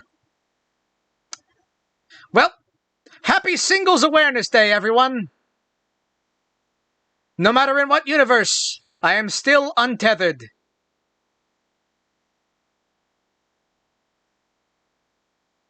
Man. Now I gotta go be, like, sad. That wasn't even real pie and I wanted that pie. Darn it. Well, join us on Monday, where we will be going back into Fallout London, and I will have my pie with sauce. I will have all the pie and all the sauce. Till then, hope you enjoyed. May remember to like and subscribe, and I'll be back on Monday. Going back into Fallout London. I think I'll be doing the, Oh, I was gonna do, like, a specific quest line. I was gonna finish, like, a quest line, and then I was gonna go do, like, the Vagabond quest, I think. No, wait, I finished, like... I don't remember what I was supposed to do next. I'm probably gonna go get Mad Jack. Or was I... Yeah, I'm probably gonna go get Mad Jack. Well, I guess one final piece of advice. Don't let goblins steal your pie.